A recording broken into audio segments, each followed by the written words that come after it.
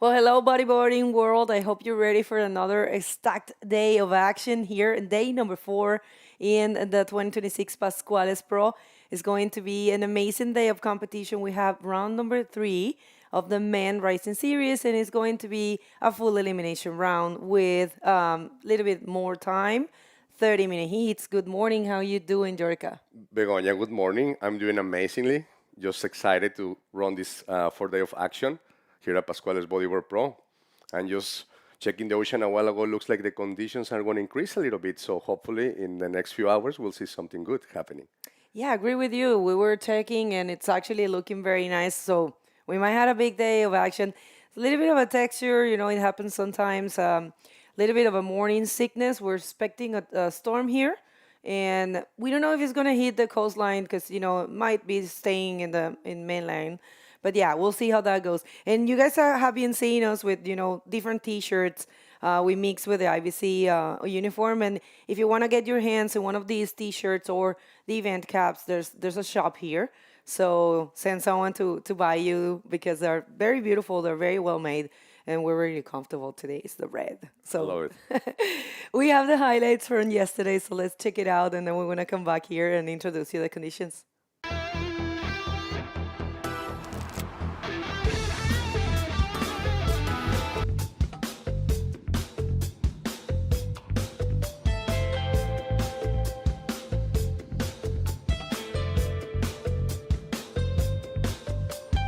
Times like these when I'm on my way out of the woods.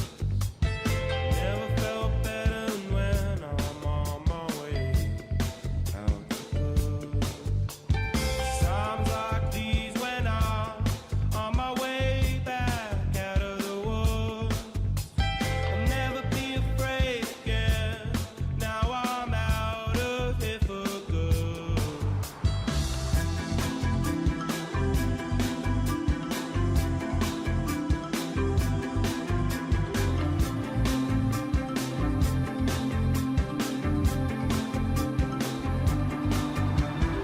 It was just a dream, the most beautiful place I've seen. The white caps and the palms, red carnations in the sea. Times like these when I'm on my way back out of the woods. I've never felt better than when I'm on my way out the good. Now I finally found all my friends are in the clouds. Alone now in my head, now all alone now in my head.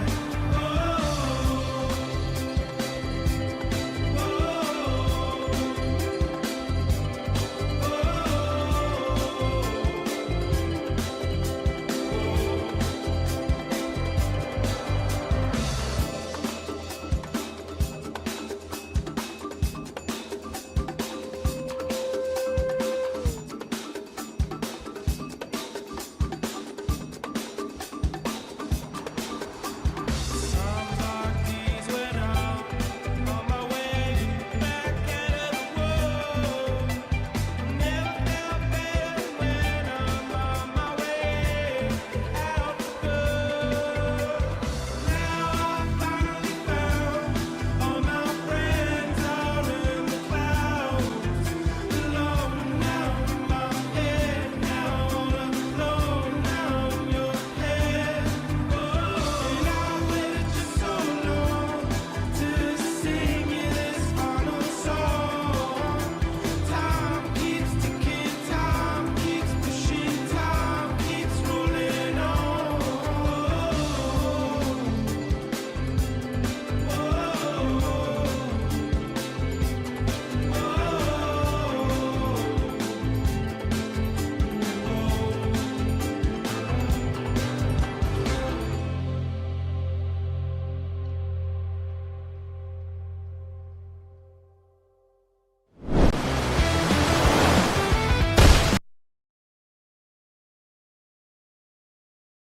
Day number 4 of action.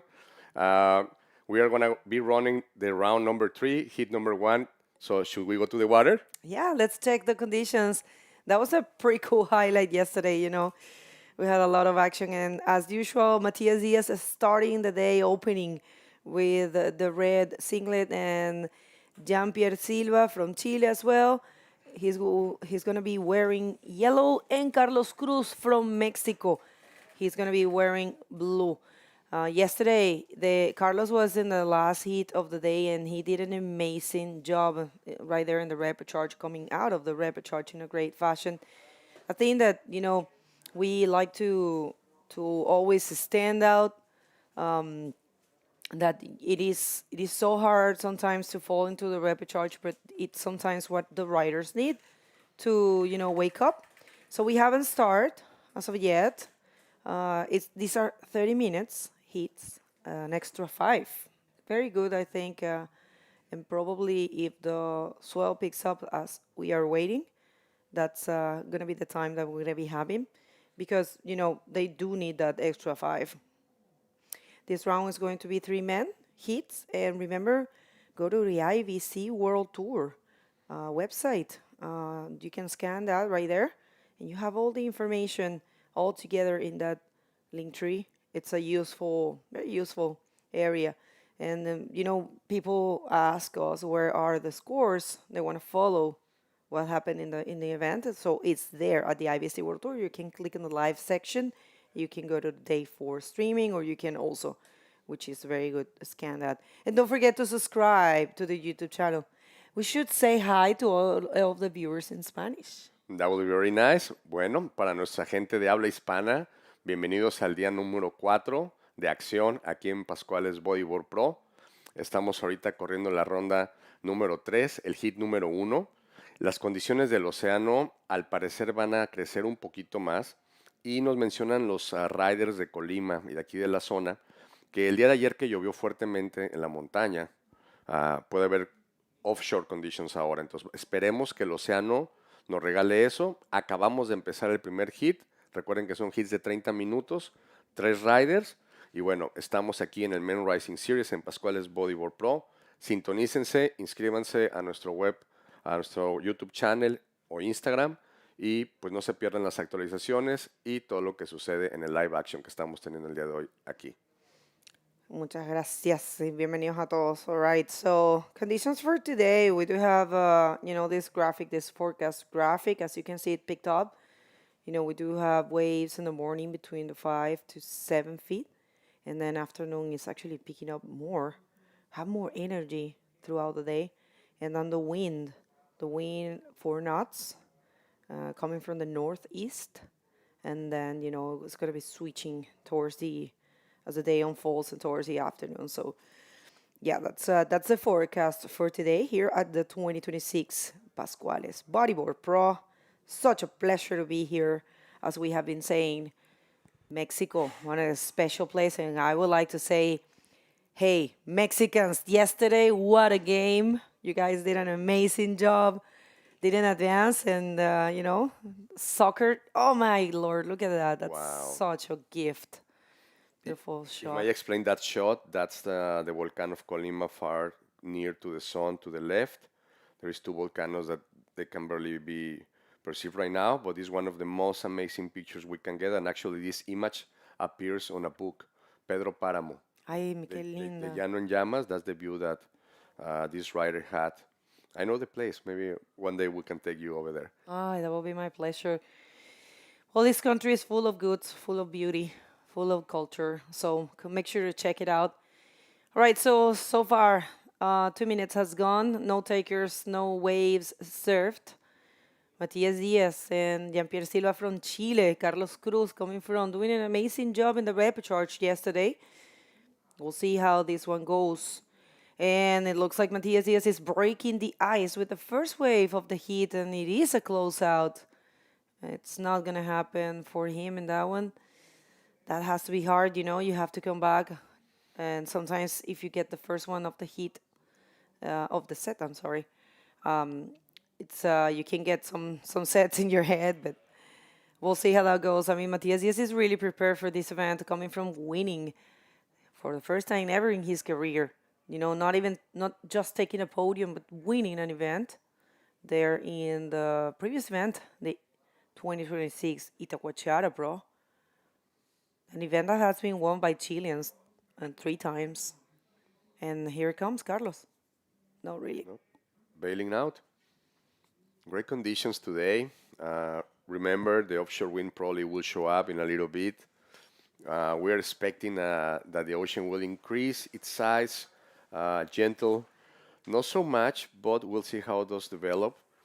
And remember, this is the Bodyboard Pro Pascuales. Synchronize us through our social networks and stay tuned. Go to our websites. And right now we see a wave getting formed, and I can see Carlos Cruz kind of too far in. No, they are not taking it. They're going to let it pass. It's very important for all you that are watching this event that this wave is so hollow and it can get up like a very large pipe that if the rider doesn't choose properly where to set themselves to start the wave, they won't be able to come out of the tube. So this is a very interesting wave, one of the heaviest we have in Mexico, and one of the most beautiful tubes ever shaped in the whole Pacific area. This is Pascuales Colima, and if you haven't been here, you gotta visit. And if you don't know much about it, give it a look on the internet, and I think you'll find some very interesting information, gastronomic, places to go, waves to ride, and all kind of services. Colima State is wonderful, and taking advantage thanks to the authorities that are making possible this beautiful event as well. Yeah, I was gonna say that. Thank you so much to Club Perla Negra, el socio profesional del Estado Unido, la Asociación Mexicana de Bodyboard y su presidente también del club, que es el organizador de este evento, el precursor. Perdón. Gracias a Jean Paul Blaney. Muchísimas gracias al Gobierno Municipal de Tecomán, la Dirección de Turismo de Tecomán, la Dirección de Juventud y Deporte de Tecomán y la Dirección de Cultura de Manzanillo y también nuestros patrocinadores. And Vamos a ver. we have some action. Carlos Cruz pushing down to the bottom of the wave. Is it going to? No, not able to catch up back. This is what we were mentioning. It's getting a bit hollow, the wave, and the riders got to identify where exactly to position themselves to be able to pull out a barrel or a maneuver that the judges will score on their favor. So far, 24 minutes on the clock.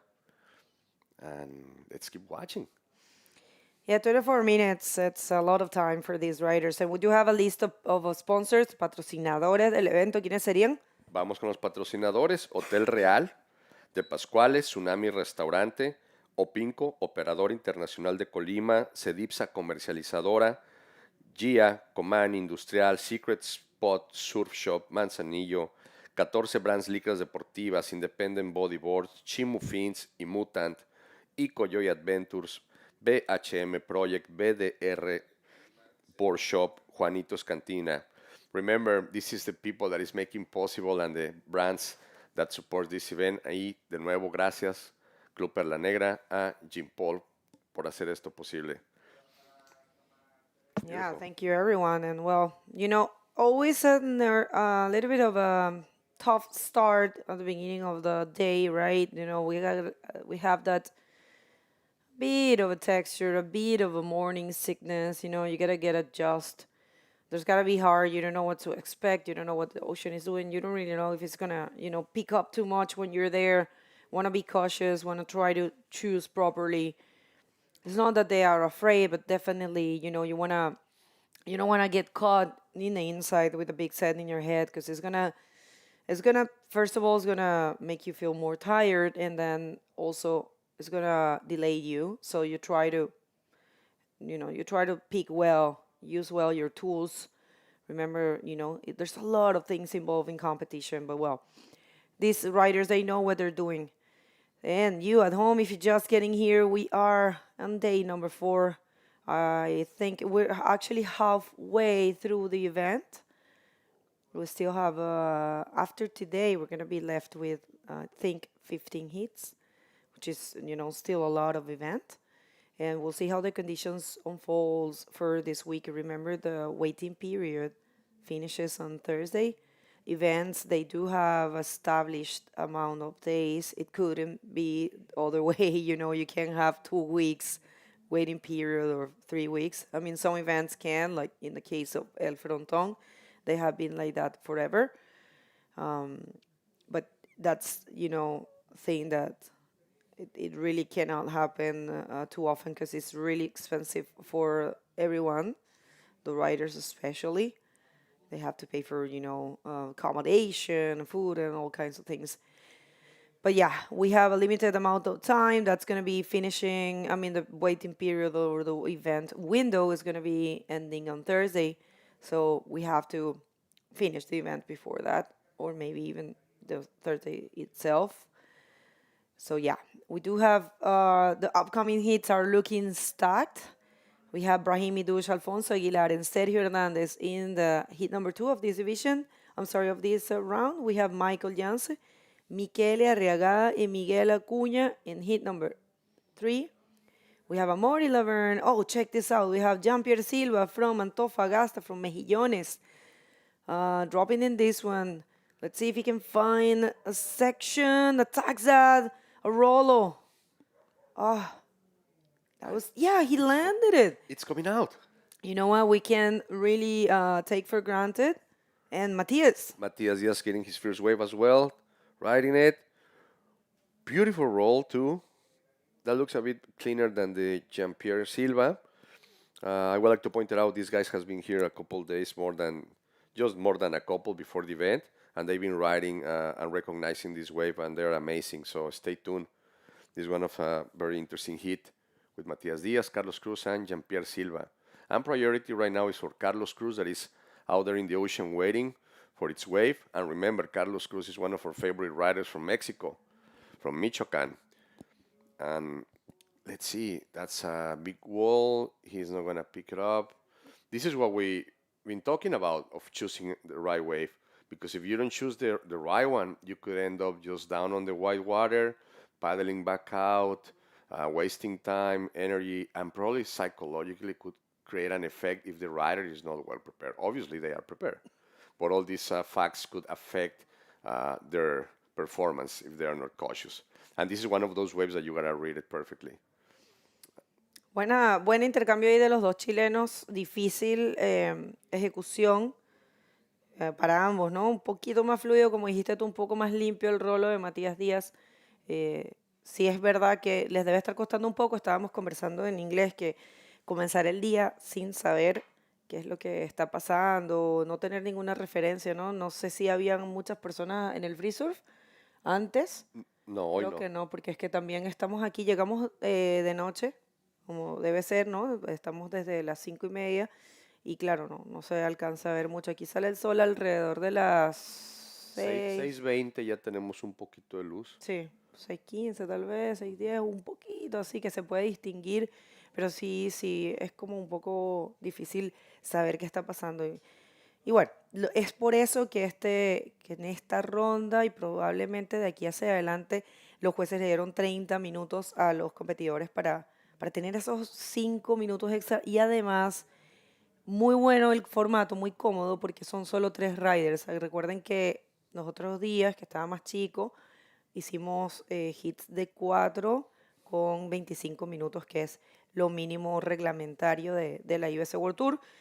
Pero ahora pues tenemos 3 y 30 minutos. Y en la próxima ronda, que serían los octavos de finales, son de hombre a hombre, que es mucho más cómodo y probablemente también sean de 30 minutos. Entonces van a tener muchas oportunidades. Al- Something very important to consider, o algo importante a considerar, es que cuando tenemos los periodos de tiempo en el Pacífico mexicano más extendidos, como más segundos de diferencia, las condiciones suelen ser más grandes y suelen ser más limpias. Cuando tenemos periodos como más cortitos de segundos entre ola y ola, la ola no se pone tan bien, y estas condiciones son muy comunes en verano aquí en la zona del Pacífico medio mexicano, al centro. Y we are watching now some waves.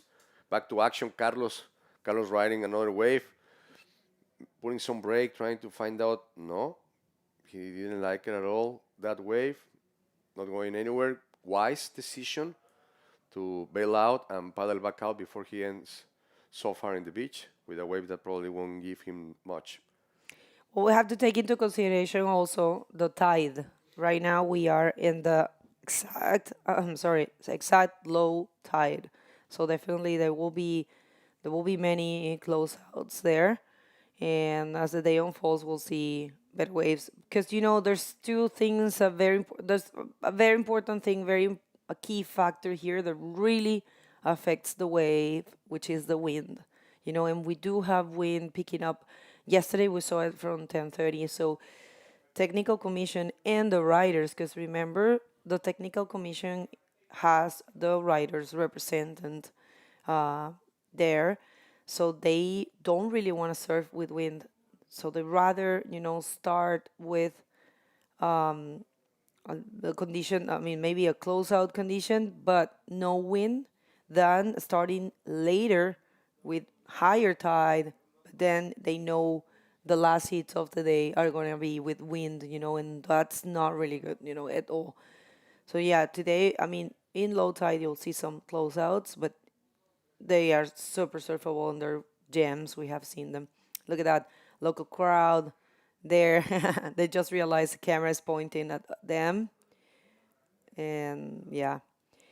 All right. So also, I really like what you said about the period, because it's a big thing here in the Pacific. And today we are looking to a 16 to 20, I mean 16 seconds period throughout the morning, and it's picking up to 20, which is a lot. Ah, Matias. Priority has Matias going into the wave, stretching from bottom up to the lip, or Yeah. that wave was kind of mushy at the end. It lost its power.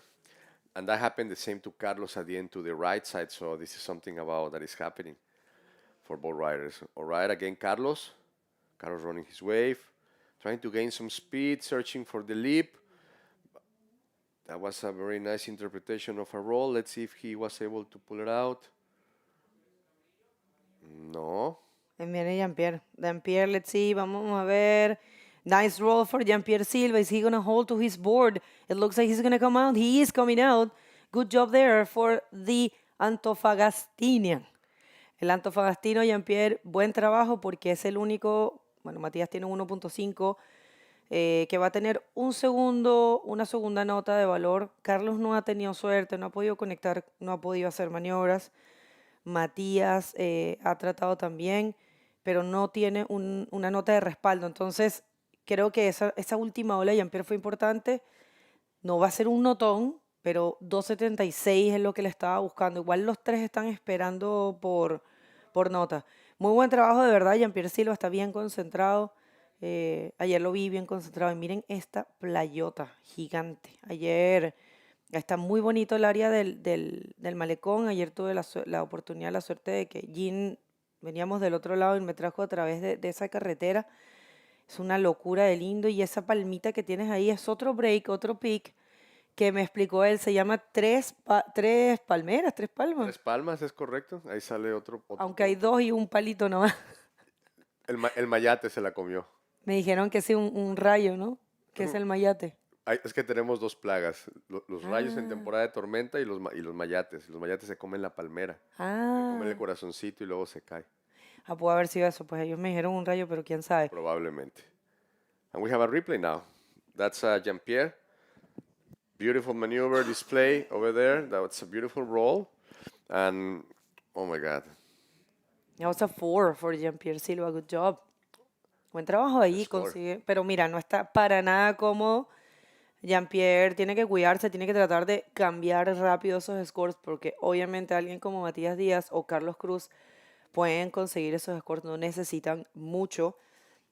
Y ahí ya estamos con el rider de azul, que es Sergio Hernández, de aquí de México, preparándose para entrar. El hit que viene será Alfonso Aguilar, Brahim Idushi y Sergio Hernández. Va a estar muy, muy bueno. Brahim tiene un nivel muy alto también de bodyboard. Ayer lo vimos aquí. Y tenemos a Carlos Cruz riding its wave. Hace un roll in the top of the lip. Beautiful, beautiful display of technique of Carlos. And it keeps running the wave. That probably is going to be his first real score on the wave. Let's see what the judges are thinking about his performance. But that was a very nice maneuver pulled out by Carlos Cruz, the Mexican. And remember, we have 12 minutes remaining on the clock. Jean-Pierre Silva, el chileno, Matías Díaz, chileno, and Carlos Cruz, mexicano, el día de hoy aquí en la ronda número 3, hit 1 del Men Rising Series en Pascuales, Bodyboard Pro. Qué bonitas imágenes tenemos, gracias a todo el equipo de producción. Sí, muy bueno, de verdad. Esos perritos están todos los días por ahí jugando. Esas perritas son del hotel, Son del sponsor. del Hotel Pascual, o sea, real. Y les va súper bien porque todo el mundo les da comida, juegan todo el día, duermen por ahí donde quieren, nadie los molesta, de verdad, muy lindo. Vamos a ver, Matías Díaz, una ola que se ve bastante buena, limpiecita. A ver, Matías se va a ir por algo grande seguro si consigue la oportunidad. Bueno, un rolo bien ejecutado, limpio, cae en la parte limpia de la ola. Eso es muy importante, eso hace bastante la diferencia. La última de Carlos Cruz fue un 6.25 y tomaba la primera posición, pero claro, ahora Matías con esto va a cambiar las cosas radicalmente. Él está buscando un 2.75 nada más y por supuesto que va a estar ahí esa nota. Así que atención porque, bueno, han estado bastante activos los riders, han estado cambiando la situación prácticamente todo el tiempo. Vamos a ver cómo se Tenemos desenvuelve. el replay aquí de Matías Díaz, acelerando, buscando en la cara de la ola y saca ese magnífico rolo, aterriza suavemente y se ve muy bien. Veamos qué piensan los jueces con su calificación. Lo mandaron a la primera posición de nuevo Matías Díaz con 5.75. The judges give him a 5.75 score to Matías Díaz, placing him on the top of the list as a first place. Carlos Cruz in second, and Jean-Pierre Silva. These two riders, Carlos Cruz and Jean-Pierre, they are not so far down. As we are noticing, they are just switching places from one position to the second to the third, the three of it. So one wave could be the game changing. Let's see if the ocean and the riders can pull something amazing for us. But this is a beautiful day and the conditions are just getting better and better here in Pascuales, Colima. All right, we'll see how this one unfolds. Matias Diaz takes back the first position. You know, Matias is seeking for a very important thing right now, you know, in his eyes, coming from winning there in Itacoatiara. By him, you know, advancing here as far as possible, trying to even get the win, it will be very important, you know, because it's actually climbing a lot of spots in the rankings. We're gonna show you the rankings soon, the IBC World Tour 2026 current rankings. And yeah, Matias, if he takes the win, if he gets a podium here, he will be stepping a few spots up in the rankings. Very important. And we have the replay of Jean-Pierre. Makes a roll. Let's see if he makes it out of it. Yeah, he did it. That was a nice replay. Thank you so much, production. All right. Yeah, that was cool. I mean, I'm loving that they're, you know, taking waves, very active. You know, they're not. I think they woke up in the second half of the heat. And yeah, speaking about the rankings, they're there as you can see. We have Tristan Robertson first, of course. We have Amaury Laverne, who's surfing really good here, in second. Pierre-Louis third. Gabriel Braga, who's not present. We don't have any Brazilians here in this event. It is far for Brazilians, you know, to get here, and expensive too. Ethan Capdeville, who's not here neither. We have Hermías Oliveres, who's here in the sixth position. Badreddin Shashri from Morocco, he's not here. Eder is not here. Uri is not here. And your rider in red, Matias Diaz, holding the 10th position. So, you know, the fact that the other riders are not here favor him. And, my God, I'm just loving that image. It's so beautiful. But like you, Lian Salong is not here. Christopher Bayona not here. Tahir is here. Brahim is here. Lionel is here. Joaquin Soto is not here. So you see a lot of things are going to change in the current rankings right now. But you have to remember the count for the final ranking is your 4 best results. That includes the Prime Series events and the Rising Series events. So we are going to the 2026 Maldives Pro right after this, which is going to be a prime for the women, but a rising series for the men. So we'll see who's going to make their way there. And then we're going to have another rising series event for the men division, this division in Sintra. This time, Sintra, with a higher prize money, they're going to be offering $30,000 as a prize purse for both the women and the men. They equal that. That's historical. And, we're going to be celebrating that 30th anniversary. So, yeah, that's a definitely, oh, there you have it. Nice. That's the calendar of the 2026, and so far the Morocco World Bodyboard Championship has completed. Antofagasta as well, Anita Cuatiara. Nice events, both of it. I was watching at it. Such an amazing display of technique from all the riders. Right now we are at Pascuales Bodyboard Pro, and then we go to Maldivas Pro. Miss, Quebra wow, that was a word. That's beautiful. Well, that's Morocco. And Sintra Bodyboard Festival.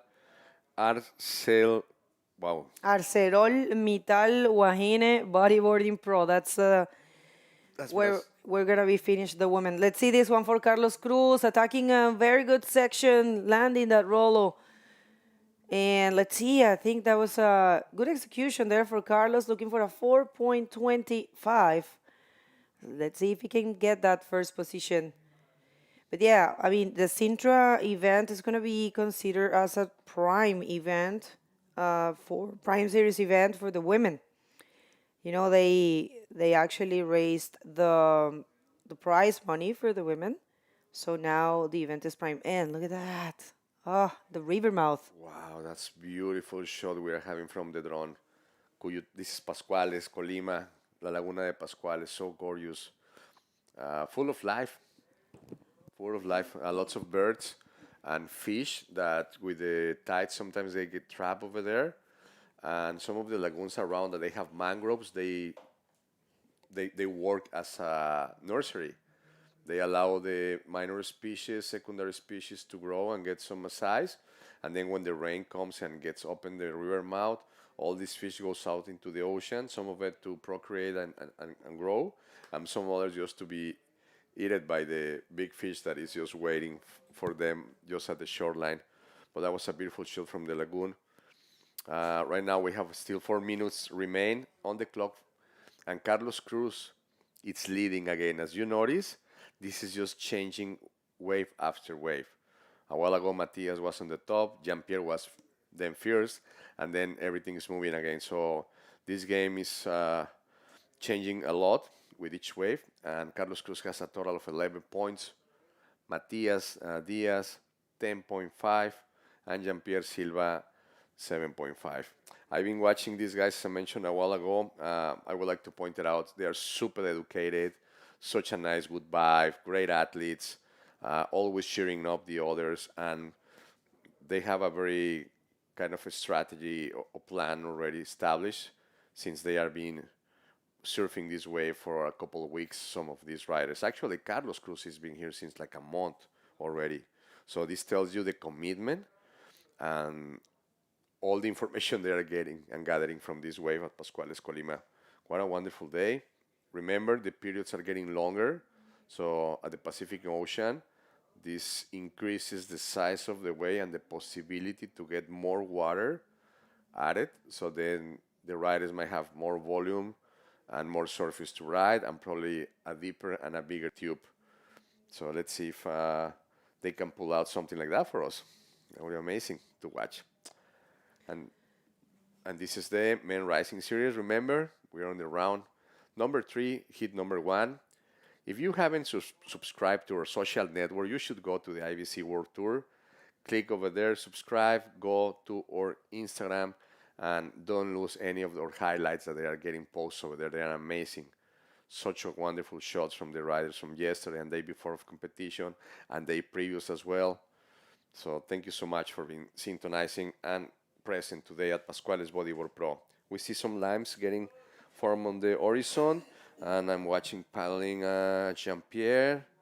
No, he's not taking it. But Matias is getting into the wave. That's a very big wall. Goes to the top, makes a roll, makes a clean land. And there is not much more to take out of that wave, but that was enough juice coming out. Good display of performance by Matias Diaz. All right, everyone, 2 minutes to go. 2 últimos minutos y se ha visto buena acción en este hit, buenos cambios, buenos movimientos, mucho activismo, la verdad. Me ha gustado mucho. Los chicos han cambiado la situación. No hay ninguno que no haya estado primero. Eso es algo bonito, eso es algo que muestra el compromiso. Pero hasta ahora es Carlos Cruz el actual campeón nacional mexicano en la primera posición, pero sí estamos esperando una nota de Matías Díaz. Matías que viene con la sangre en el ojo, con las ganas, con la motivación. Está en su mejor momento en el Tour Mundial. Tantos años, saben, compitiendo, haciendo buen trabajo y no siempre consiguiendo los resultados que... Oh, ¿qué pasó ahí? ¿Perdió la tabla? ¿Será que Carlos perdió la tabla? No nos dimos cuenta, parece que sí. Parece que Carlos perdió la tabla y ya lo van a sacar. Igual con 1 minuto no queda mucho tiempo. Momentos, estrés, cambio de situación. En este momento, la última de Matías Díaz, 6:70 y viene Jean-Pierre Silva, no. Jean-Pierre que tuvo la primera posición, ahora está un poco más complicado, está tercero buscando un 7. Es una nota alta, tendría que conseguir un tubo o algo grande ahí para poder... Miren, esta es la ola de 6,70 de Matías Díaz. Súper buen approach ahí en el pocket, recordando que esa es la sección que se quiere siempre, porque es la sección limpia, es la sección que entrega la mayoría de las notas. Y ahí lo pueden ver, es la nota más alta del hit, con lo cual Matías Díaz consigue de vuelta la primera posición y con 27 segundos, y no vemos muchas cosas ahí, solamente esa ola tal vez tiene cara de que Matías se va a quedar en esa posición. All right. Nice. Very nice display of technique by Matias.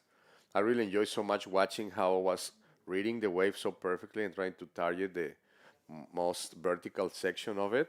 And that's the way to make it. You can see it, the score just got better for him. And Yeah. It's a sealed deal for Matias Diaz and Carlos Cruz. Congratulations to them and also to Jean-Pierre Silva for a great performance. We're going to go to a quick commercial break and we will come back right after that.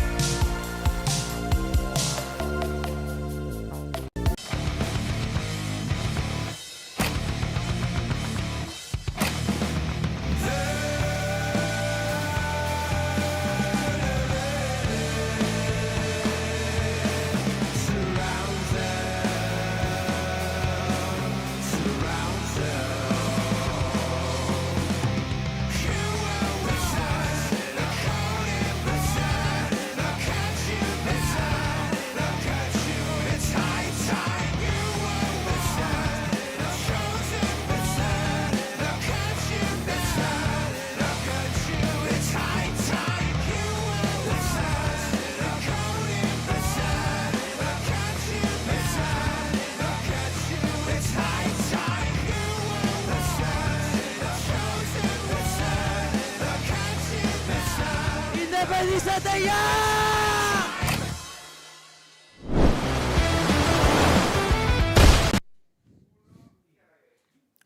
welcome back to Pascuales Bodyboard Pro. This is our day number 4 of action. Hi, Brian. Welcome back.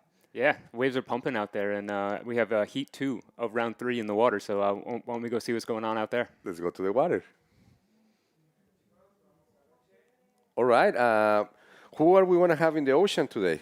Yeah, we got our rider from Morocco in the red jersey, Brahim Idouche, and in yellow, Poncho, Alfonso Aguilar, and in blue, we have Sergio Hernandez from Mexico. So it's going to be a pretty exciting heat. You know, Brahim's one of the international riders that everyone knows and really puts on some great performances. And then, of course, we have the local boy, Poncho.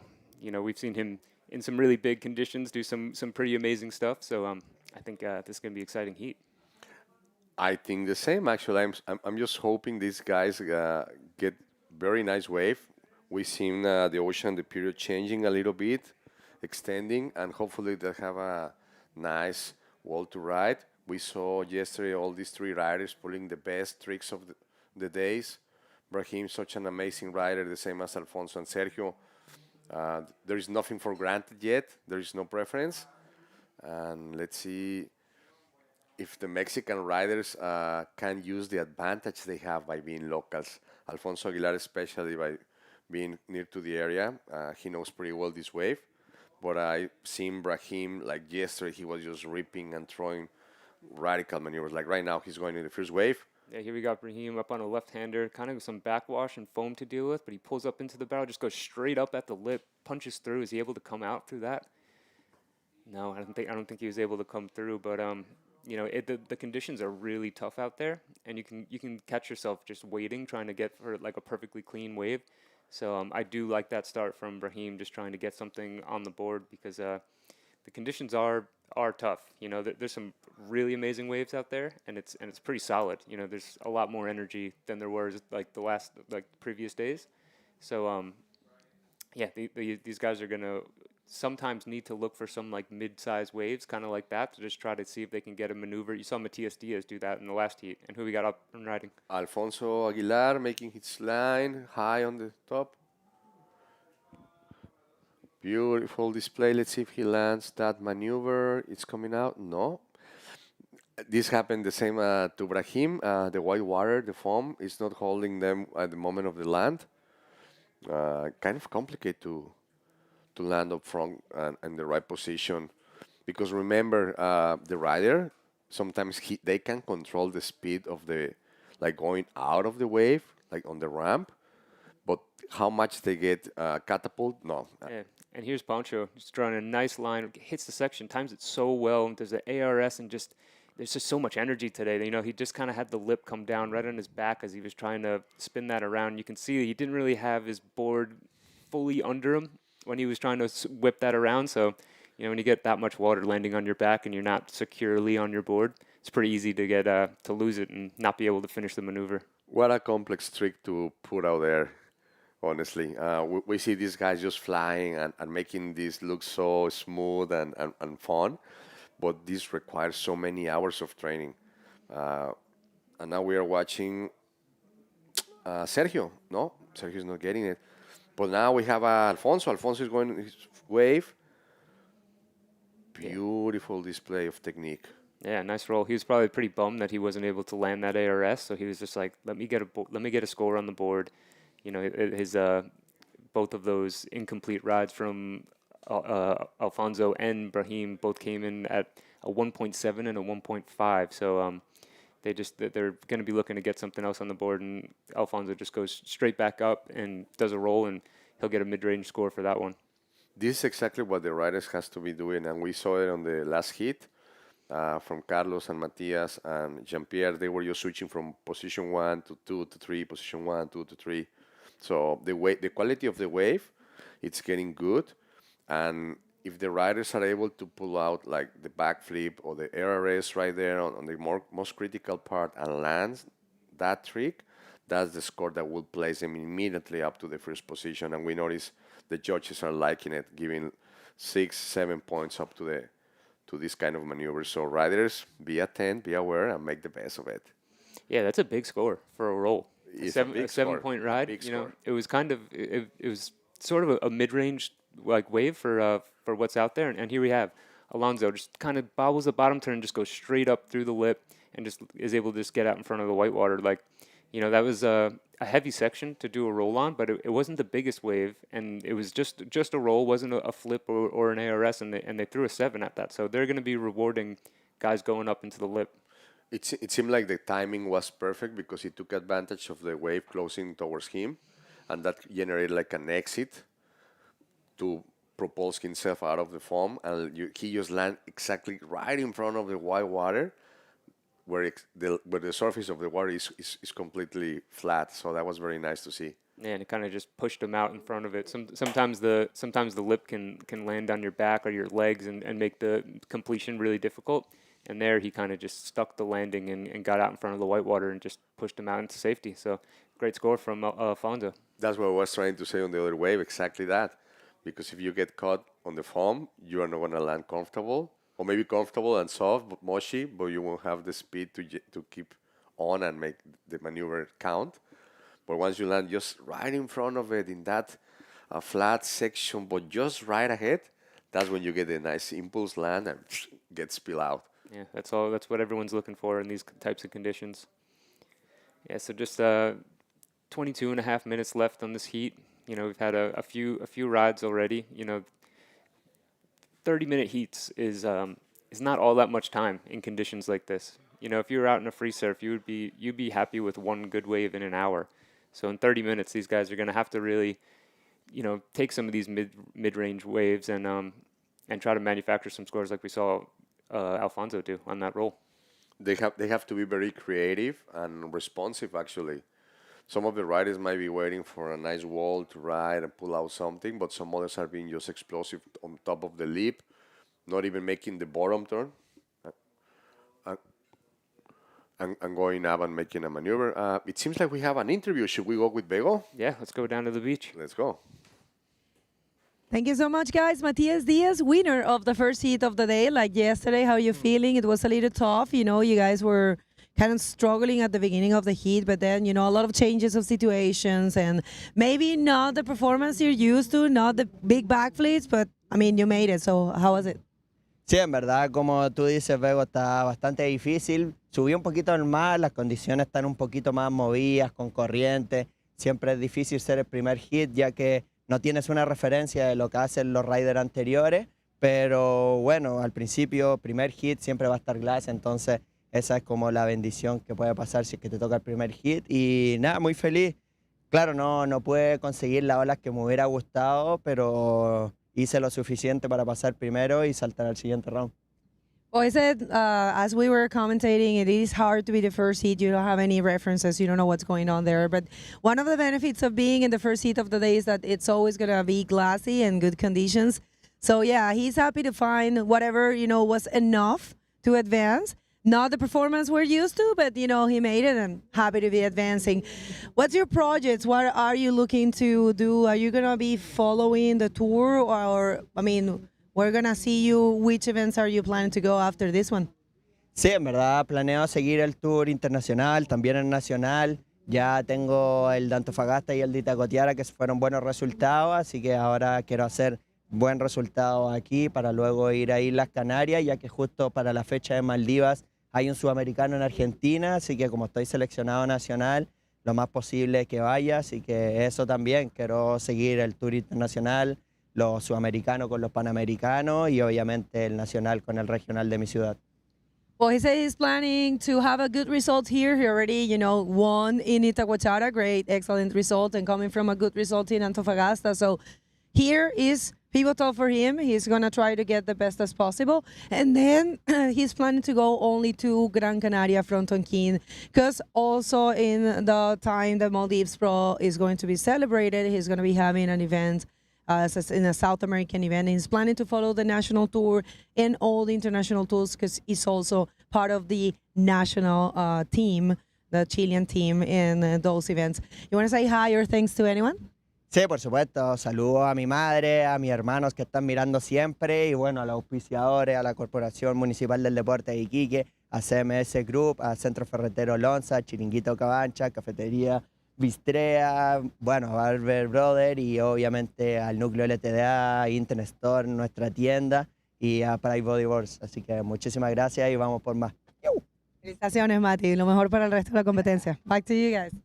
Yeah, thanks, Bagel. And congrats to Matias Diaz. You know, he put on a good performance there. You know, you can see at the beginning of that heat, he kind of seemed like he was looking for the bombs. He had that first right-hander that was a solid wave, but just it didn't really have anything for him. You know, he kind of had to straighten out, and then you saw him in the later half of that heat kind of opt to take some smaller ones and do some maneuvers. So good competing, good strategy, and he's on to the next round. Yeah, Matias Diaz, great rider. Right now we're watching Sergio Hernandez, the Mexican, taking its wave.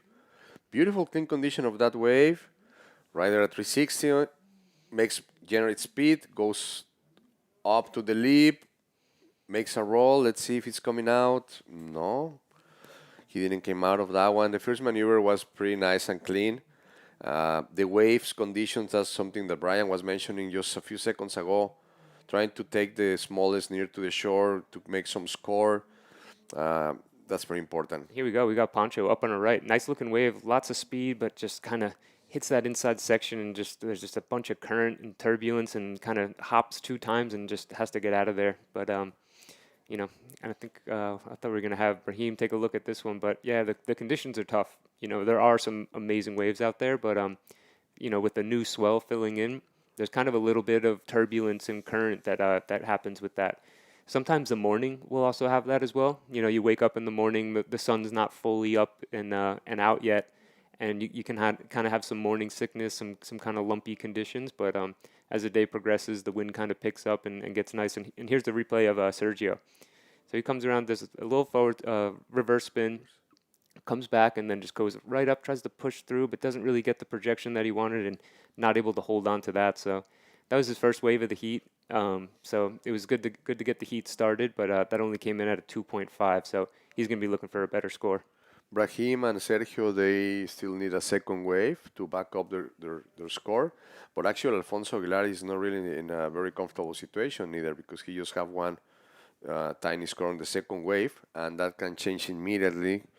So these riders probably are experimenting a lot of emotions out there, just trying to get the best wave possible, but at the same time don't getting caught inside. If you're not an athlete and you haven't compete, some of those aspects are out there on their mind of the athletes. You know, the time, the positioning, how good are they doing the others, and sometimes you don't even care. We didn't even care what the others are doing, but the fact is out there, and this is a mental game as well.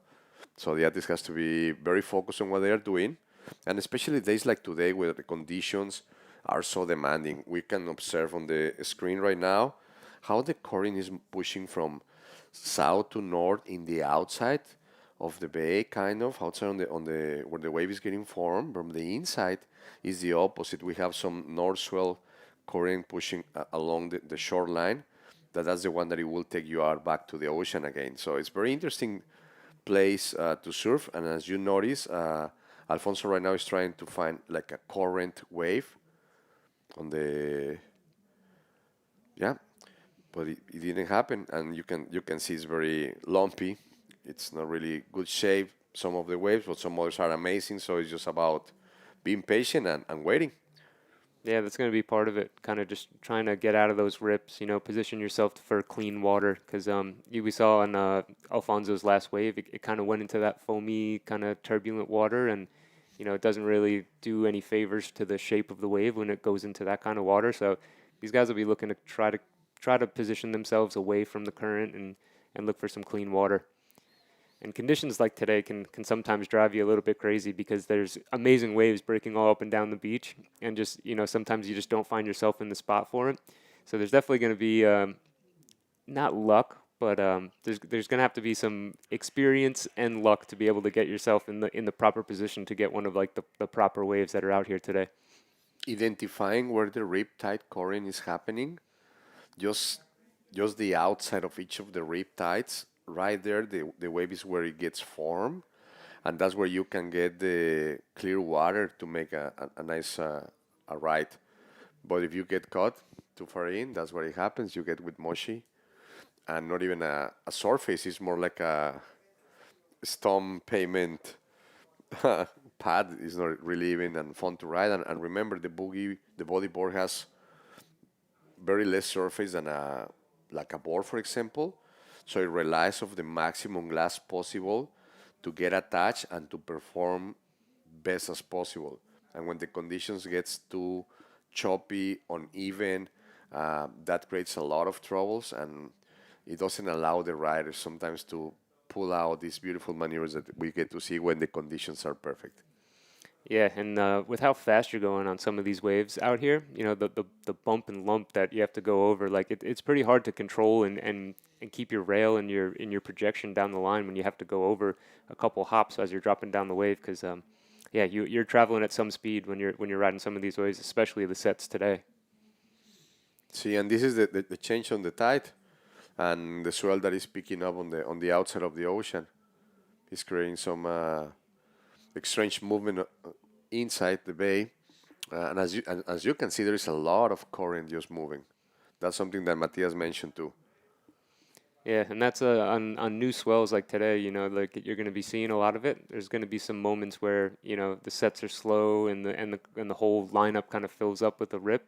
But then you just got to wait for that stuff to clear and try to sniff out another wave. Yeah, with just 12 and a half minutes left to go, Brahimi Douche only has a 1.5 for that incomplete roll. So he's running out of time to be able to get through this heat, and this is an elimination heat. So one of these riders will be going home after this heat. So we got fingers crossed that we get some more sets and some more action coming in. We can see far out a couple of waves getting shape. Let's see if one of the riders can get it with the priority. This is Brahimi Duch. Hopefully he can use it properly. Alfonso Aguilar and Sergio Hernandez with the second priority and Alfonso in the third. Remember, this is the Men Rising Series. This is round number 3, hit number 2, and we're at Pascuales Colima Bodyboard Pro. Let's see the action. Let's see the waves. Yeah, it looks like Alfonso's taking a look at this one, just opts not to go, kind of close out, running away. But we know that Alfonso can take a wave like that and boost. You know, sometimes you see him, doesn't even look like he has enough speed or to be able to get to that section, and he somehow does and somehow launches. So, you know, if he links up with the proper one, we're going to see some fireworks. And here we have Brahimi Douche up on a nice left-hander, scoops in, kind of looking up at the section. He's going to try to time it, and nice roll. Good roll. So he'll be happy with that. We saw the last roll from Alfonso was a 7-point ride, and you know I think that was probably a pretty similar ride. So he's going to be happy with that. Pretty similar and probably a bit leaner I won't say better, but leaner the land on the board, and actually the shape of the wave was cleaner. Yeah. Let's see what the judges think, because if Alfonso got a 7, maybe that will be a similar score. Yeah, and that should take him into second position. You know, with Sergio Hernandez only holding a 2.5 and holding second position. So I think it's safe to say that Brahim will definitely take second position, and we'll see if Alfonso can back up another one of his scores, just because he's holding a 1.7. So I know he'll be looking to get rid of that, and if he does, he can be leading with a pretty high heat total with another roll like that. So yeah, here we have a Maori checking out the conditions, probably trying to figure out where he wants to sit and making a game plan for his heat today. What an amazing rider, a Maori. One of the most professional rides I have ever seen in my life. Great performance. Yeah, he had a big day yesterday with a 16-point heat total, you know. And here's the replay of Brahim. Brahim making his way on the wave, charging at it, making jet speed, rolls, beautiful land on the face of the wall. That's something that the judges definitely will appreciate. Brahim, as you mentioned, went to the second position. They gave it a 6.25 for this wave. Sergio Hernandez needs to pull out another score to back it up, as well his second wave. And Alfonso Aguilar, let me tell you, he's not really safe yet. Poncho needs to get another wave. It's probably similar as the Brahim just pull, because if he doesn't, maybe he's going to end up in second place. And remember, one wave will give us immediately the chance to switch the conditions and the position of the challengers. With one wave, they can get at 8 or 9. Actually, we saw already a 9.5 2 days ago on the juniors. So the wave has the capacity to provide great points to the riders. So good luck to all of it, because it's just moving so much the positions right now on the score. Yeah, we can see the judges are really rewarding like a heavy section of you know, a heavy closeout section roll. You know, with Alfonso's coming in at a 7, and he kind of had a little bit more meat on the section and kind of like a heavier, just closeout section that he did a roll on, where Raheem kind of did it out of like the mouth of the barrel and then kind of landed out in front into clean water. So yeah, judges are going to be rewarding kind of like the magnitude of the section and And how heavy is the lip probably folding, eh? yeah, Alfonso's was a pretty heavy section. So yeah, but that's a great score for Brahim. You know, with only just over 8 minutes left in the heat, you know, he was kind of had a slow start, and here he might be taking a look at this one. Smaller wave. We got Brahimi Douche up on the left, trimming down the line. He's going to be looking up. Just hits the roll. Okay.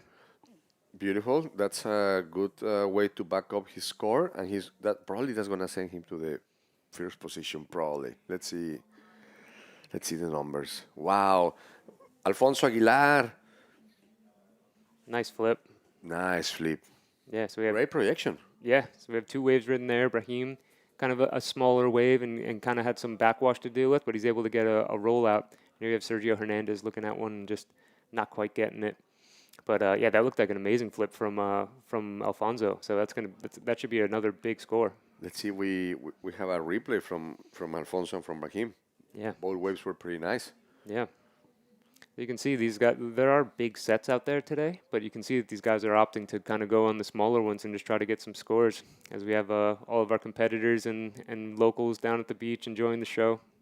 When the waves at Pascuales get so big, the center of the wave, or where usually it's like the part where you can start your wave, your pop up or your drop, right now is amplifying the distance between the left and the right sections. So now the riders, if they choose a big wave, they gotta get wide open more on the back, or stay on the short line and find like the smallest or the medium size. Those are the ones that are pulling up this type of scores, because the big one or the big waves, they are not really good to ride. But the medium size or small size, they are the ones that are providing enough space and speed for the riders to pull out these maneuvers. Yeah, and we had some scores drop. Brahim dropping a 3.75 for that roll, and Alfonso dropping an 8-point ride for that ARS flip. Yeah, that's a big score, and now he's got with a 15 heat total. That's a pretty good place to be sitting with 6 minutes left in the heat. Great projection, Alfonso Aguilar, with that maneuver. That was very solid score, 8 points. That's what they give you the judges. And remember, this is the Men Rising Series today, day number 4, round 3, heat 2, and we have still 5 minutes remain on the clock. Beautiful day, beautiful conditions. Hopefully through the day we'll see bigger sets coming into the bay as the day gets developed. Yeah, it's supposed to keep filling in over the next few days too. So this is just kind of the beginning of what we're going to see. And there is quite a bit more energy than there was yesterday. You know, we saw some really good conditions, but you know, this morning the ocean looked quite a bit different. A little bit of turbulence, but you know, when those sets come, there's some really, really solid waves. Another beautiful day here at the Paraíso of Pascuales, Colima. Muchas gracias a nuestros patrocinadores y a toda la gente que hace posible este evento. Now we are watching Sergio Hernandez on the way making, no, he decided it wasn't good, too mushy, choppy. As you notice, he wasn't able really to go down on the line of the wave. And this tells you that probably the ocean is filling up with some water, because we noticed that the lip is getting not really shaved evenly, properly, just breaking in one section. So this is becoming more tricky for the riders to position themselves in the right spot to make a maneuver. Yeah, we feel like we see a little bit more backwash today than we have in other days. And when you look at the beach, there's a huge bank on the beach. And sometimes when you have a bigger swell, there's more water rushing up the beach. So that water's hitting the bank and going back out to sea. So that's why you're seeing some of this backwash. You know, we saw on Brahim's wave, you know, he had on that 3.75, just before he hit the roll, there was a little backwash there. And then as Sergio was paddling into that one, kind of had some weird backwash and not really letting him get into it. So that's going to be another element that these guys are going to have to deal with today. So many variants on the ocean to consider. Oh yeah. The variety of things gets involved to ride a wave. wind conditions, the surface, the size of the wall, how thick is the wall, how thick is the leaf, where to position yourself, the size of the board, the stringers of the board, and all those things that sometimes probably the audience doesn't even notice, but those aspects gets well considered to ride a wave. Yeah, and here's the forecast for today. Today we have 5 to 7 foot from southwest swell with 4 knots of northeast wind. So nice, clean conditions. And then in the afternoon, as we see, the swell is going to rise and it's be 6 to 8 foot. And the wind will go onshore. I think everyone's hoping that we maybe get some afternoon rain and maybe get those offshores in the afternoon. We've yet to see that yet since this event kicked off. But around sunset time, everyone's still looking, everyone's still hoping. So yeah, we'll see what happens. But yeah, conditions are going to increase as the day goes on into tomorrow and even into the next day. The locals were very excited this morning because we were talking at the bungalow before we came down, and they were saying about the rain at the mountains that will bring the offshore wind probably like around noon. So hopefully the conditions gets better, and with the offshore, we might be watching beautiful glass conditions. Yeah, that would be. I think we'd all appreciate that too, right? Be nice to get in the water in the afternoon. We've been waiting for it, actually. So 2 minutes remain on the clock. Round number 3, heat number 2, men rising series. And right now on the screen we have Sergio Hernandez looking for his second wave. He hasn't been able to pull out a second score for his second wave. Sergio Hernandez is a little bit caught behind. We don't know exactly what's happening. Getting focused, probably trying to find a wave. And right now, Here we go. We got Alfonso up in a beautiful looking wave. Tons of speed, drawing a nice line. Is this section going to stand up for him? It looks like he's got an end bowl on it. And will he hit it? Nice reverse. Is he able to hold on and ride out? You see him bounce there in the whitewash. Is he able to kick through? Oh, and he just gets stuck behind. Oh, that would have been a great move. probably a big score, but he didn't make it. Those conditions are very complicated to make the trick fully complete. Yeah, but we see that he has that move on lock. If you see his social media or any of his video parts, that reverse is It's part of his signature. Oh yeah. So he'll be bummed that he wasn't able to hold on to that one. But with just a minute and 15 seconds left, he's holding a 15-point heat total with Brahim in second place with a 10-point heat total. So unless Brahim does something crazy here in this last minute, I think he's pretty safe of getting through to the next round. Well, let's see what happens. We saw a couple scores change in the last 20 seconds, the last few days. So maybe that could happen right now for Brahim. Alfonso Aguilar is still leading. Brahim requires 8.75. We have the replay of Alfonso Aguilar. We can see this beautiful wave and size. And he's trying to look for higher section of it right there. Beautiful maneuver. But sadly, he wasn't able to make it clean. So let's see what the judges are thinking about that wave. Yeah, he drew a nice line through there, and that was like The wave was beautiful, eh? Yeah, he did a good job identifying one that was going to kind of have a section that was bending back at you. Sometimes we've seen like the wave like Matias Diaz that he had to go straight on. It was kind of bending back out to sea.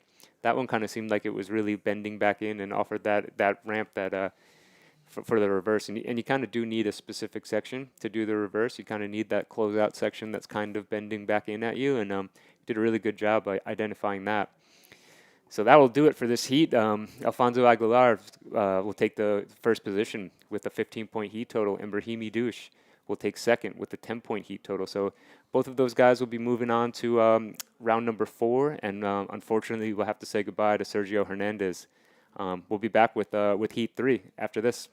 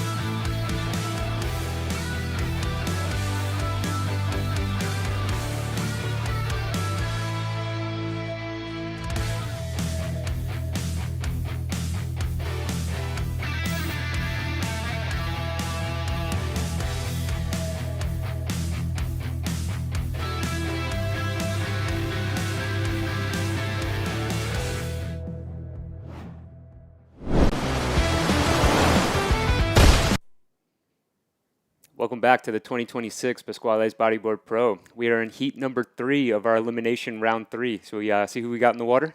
Yeah, let's hit it now. I'm curious. All right, Michael Yance right there from Peru, wearing the red rash guard, and Michele Arriagada, he's wearing the yellow rash guard from Chile, and Miguel Acuña wearing the blue one right there. I mean, Michele and Michael Yance, you know, they're pretty young still.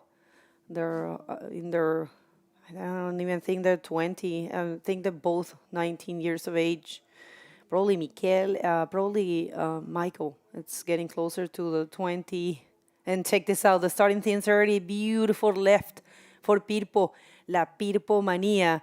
Let's see if he can find a section. I think he will, because it's shaping for him. And maybe not. Where is it? I thought he was going to hit it on the very first section, but maybe he took too long. What do you think? Yeah, Was there a chance? He probably could have maybe stalled a little bit and then just kind of forced a roll through the lip or something like that. But the wave never really, he never really linked up with the wave. You know, he kind of seemed like he was between, had a lot of thoughts on that one and just maybe waited too long to commit to a section. Yeah. Well, they know better. They're there.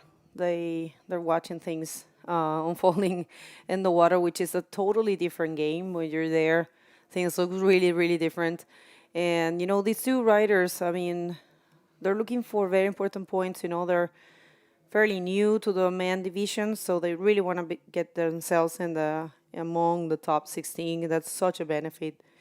And in the case of Miguel, you know, first appearance in the World Tour here in this event, doing great of advancing till this point, you know, regardless of the results. Just the fact of being here in round number 3 is an achievement, especially if it's your first appearance.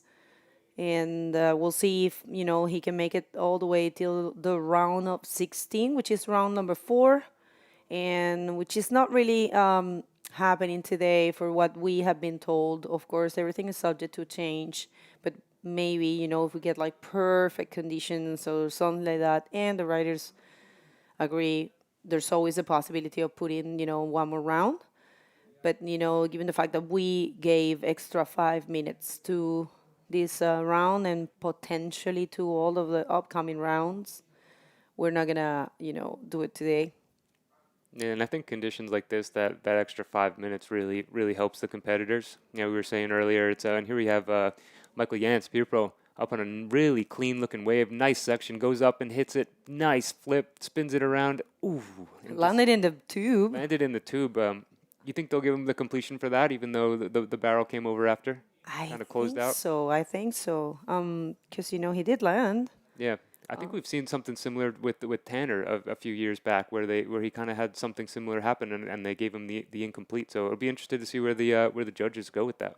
Well, we have to keep in mind at all times that, you know, judgment kind of resets every heat.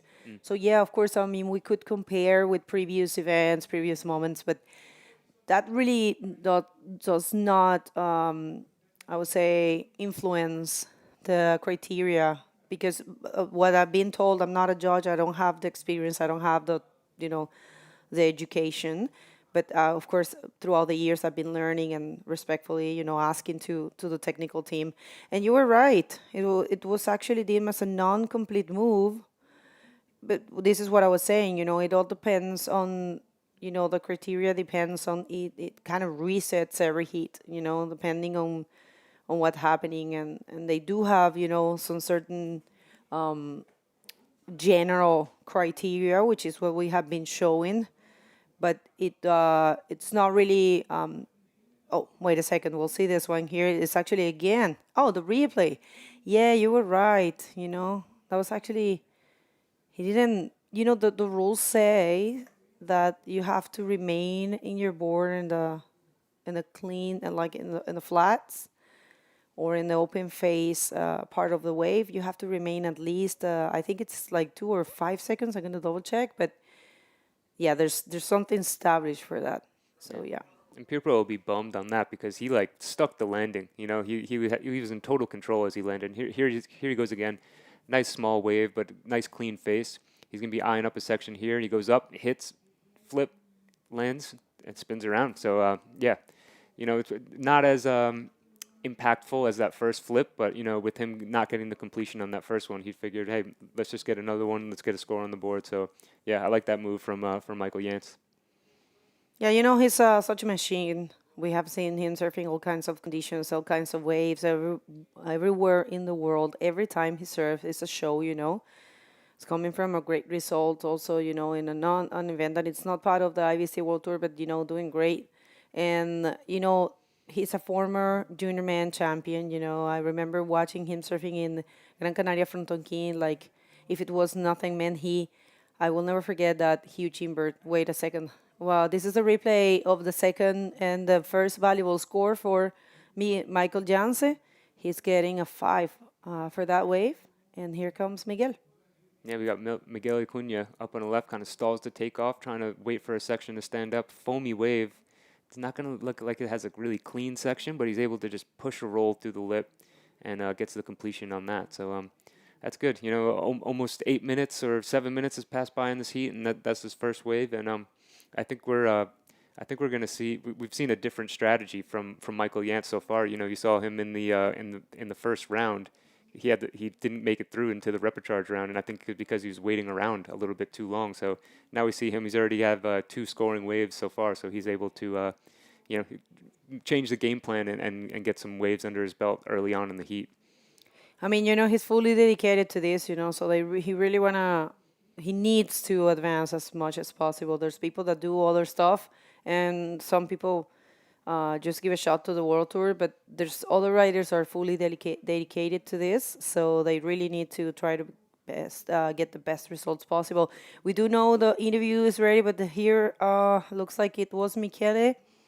We'll see if Michele is going to take one of those rolling waves that I saw. No, there's nothing on the horizon, so please take it away, Jorka. Thank you so much.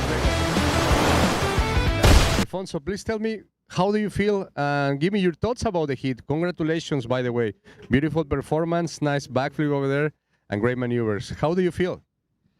Pues se vino a la mente y pues bajé la ola ya cuando pensé arriba del labio dije no, pues hay que intentar arriesgar todo más que nada porque pues de eso se trata, que quieren los jueces ver todas las maniobras en lo crítico y pues intenté nomás que lástima que la ola me cayó al terminar el truco me cayó en la cabeza y pues eso abajo pues el cardio y todo se siente la vibra, puede salir y no llevar nada de nuevo y lo bueno que me salió una izquierda y pegué un buen rolo. Con eso me tranquilicé un poco, pasar esperando otra buena ola. Ya de ahí pues se me dio un buen baffle que con eso aseguré ya para posicionarme en primer lugar. Pues las maniobras sí, pues más que nada la presión de mis otros compañeros también, de Brian Indu, de todos, pues se siente en los hits ahí adentro en el agua. Well, Alfonso is sharing with us that definitely he was feeling the pressure inside the water, especially with the riders. He was sharing the ocean, and actually he was able to pull out some great maneuvers. He felt one of the lips on top of his head, trying to pull out a backflip that wasn't possible to make it, but he was able to pull out a roll, and he's very happy with the result. Alfonso, ¿te gustaría mandarle saludos a alguien más? Pues mando saludos a todos los que nos están viendo y a mis patrocinadores, Boogie Line, Club Perla Negra, Jubar y Circa May, Silver Sur. Y pues saludos a mi mamá, a mi familia. Muchísimas gracias, Alfonso. Thank you so much. This was the interview with Alfonso Aguilar. We are back to you guys at the studio. All right, congratulations to Alfonso. Great performance so far, advancing both of his heats in first position already in the round of 16. Mexico lost yesterday in round of 16, so I'm pretty sure he wants to do better for his country, for his flag right here in his country. What an extra motivation to be here. For some, it's a little bit of a pressure. He said it on the interview that I actually that we did yesterday. He said he felt the pressure of being home. Sometimes sometimes it's not that positive, depending on your mindset, depending on the person. Everyone's different, of course. Some people get an extra fuel for being at home, but some others get to a lot of pressure and feel better to compete outside of their country. Yeah. What will be your case? I don't know. I guess if I had a lot of wave knowledge of like my home break, then I would feel more comfortable, especially probably some guys like surfing fronton. And here we have Michele up on a nice looking wave and just gets out of there. Kind of just looked like it was closing out down the line. He just says, no, I don't want to paddle back out. I'm just going to get back out and see if I can find a better one. That's a good call. Yeah, but I mean, I guess more like reef breaks, you can really get experience and have these spots where you take off. And here we have Miguel Acuna up on a nice clean wave. He's going to be eyeing up this section. Ay, madre mía. Kind of just got dug a little bit of a rail on the bottom turn and just wasn't able to maintain the speed to get the projection out of the roll. Yeah, that was tough. Fortunately, there's no sets coming, so he'll get back there fast. But yeah, I was actually expecting to have a bit more size in the waves. There's still some bumps, and of course, this is what Pascuales and this is what the Mexican Pacific does. Let's check this one. It will be the second wave for Michele Arregada. The first was nothing and attacks that section with the roll and continues. Let's see if he can find something else at the very end of the wave. Not really happening, but yeah, just to shake things off, and try to get something with a 1. It's stressful. And, well, I mean, he has a 1 and a 0.50, so he's going to get rid of one of those scores for sure, potentially the 0.50. And 3.50 is what it's looking for. So, yeah, only starting here. Not only starting, it's been already we're almost halfway through of this heat. It's a tendency. We have seen it.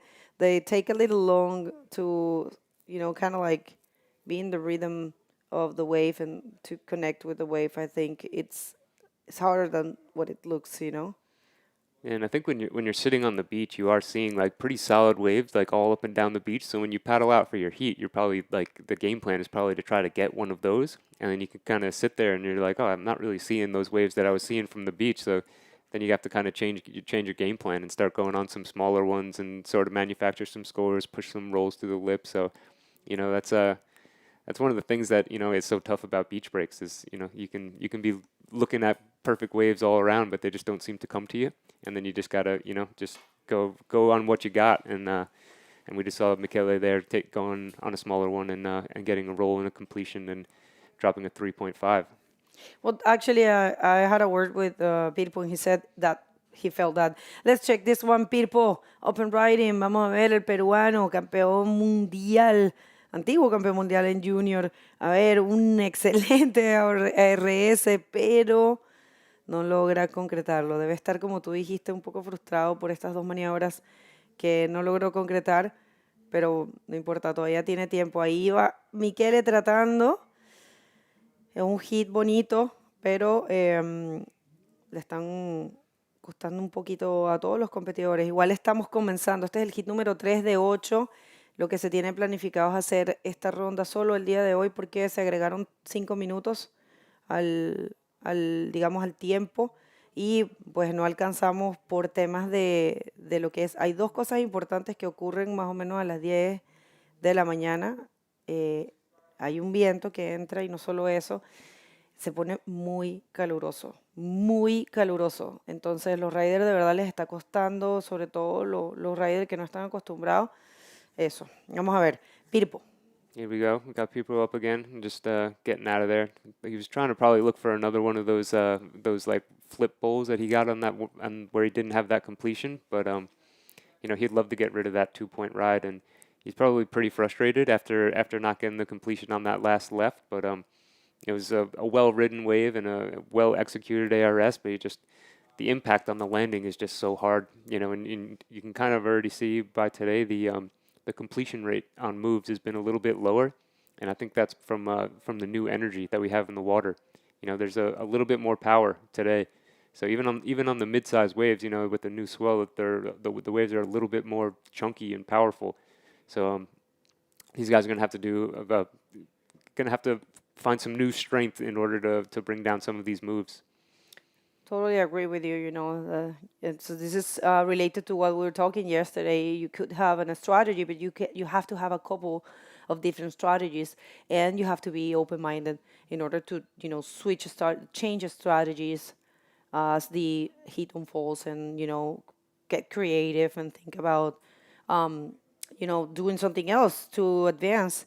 And people, stay tuned with us with scanning that QR code. I know people has been asking where to find the scores. If you go to the IBC World Tour, if you click there in the live section, you'll find the scoring system and the live feed, this streaming. But also you can just grab your phone easy, grab your phone, scan that, and you'll find the link to, watch live and see the live scores en español. Si necesitan ver los scores, si les gustaría, que para mí es una cosa excelente de hacer para poder seguir bien el evento, escanean este código con su teléfono y los lleva a nuestro Linktree, que tiene todos los links y además hay una parte que te lleva a la parte de la página de la IBC que tiene el en vivo junto con el sistema de puntuación. Si no quieres escanear, pues puedes ir directamente a la página de la IBC World Tour, ibcworldtour.com, darle al icono de live, que es en vivo, y ahí vas a conseguir la transmisión completa con los sistemas de puntuaciones abajo.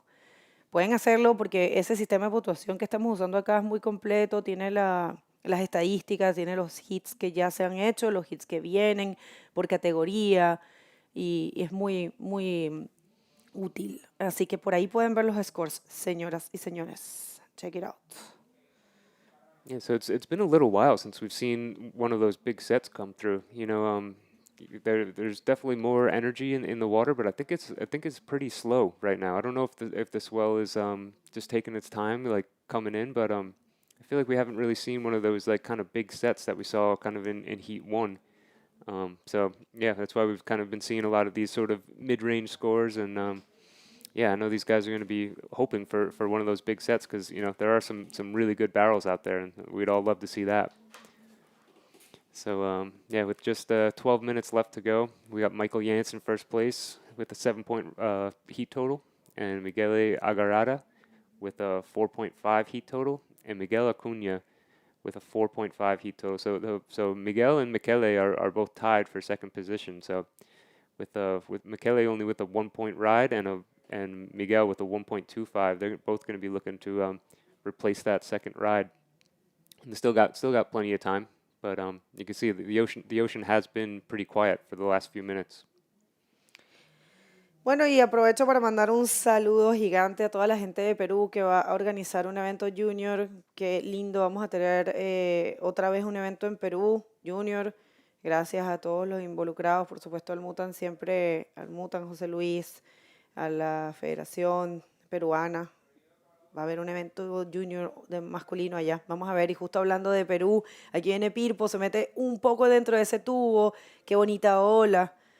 Y la concreta con un rolo ahí en el pocket y continúa con 2 360 y tal vez algo más y al final una ola completa, no gigante, no de las del set, pero una de las más bonitas, alineadita, bien leída, realmente una ola bonita para Pirpo, seguro va a conseguir algo mucho mayor que el 2 y ahora sí va a poner un poco de distancia entre Michele y Miguel. Importantísimo hacer eso porque pues los otros riders no necesitan casi nada.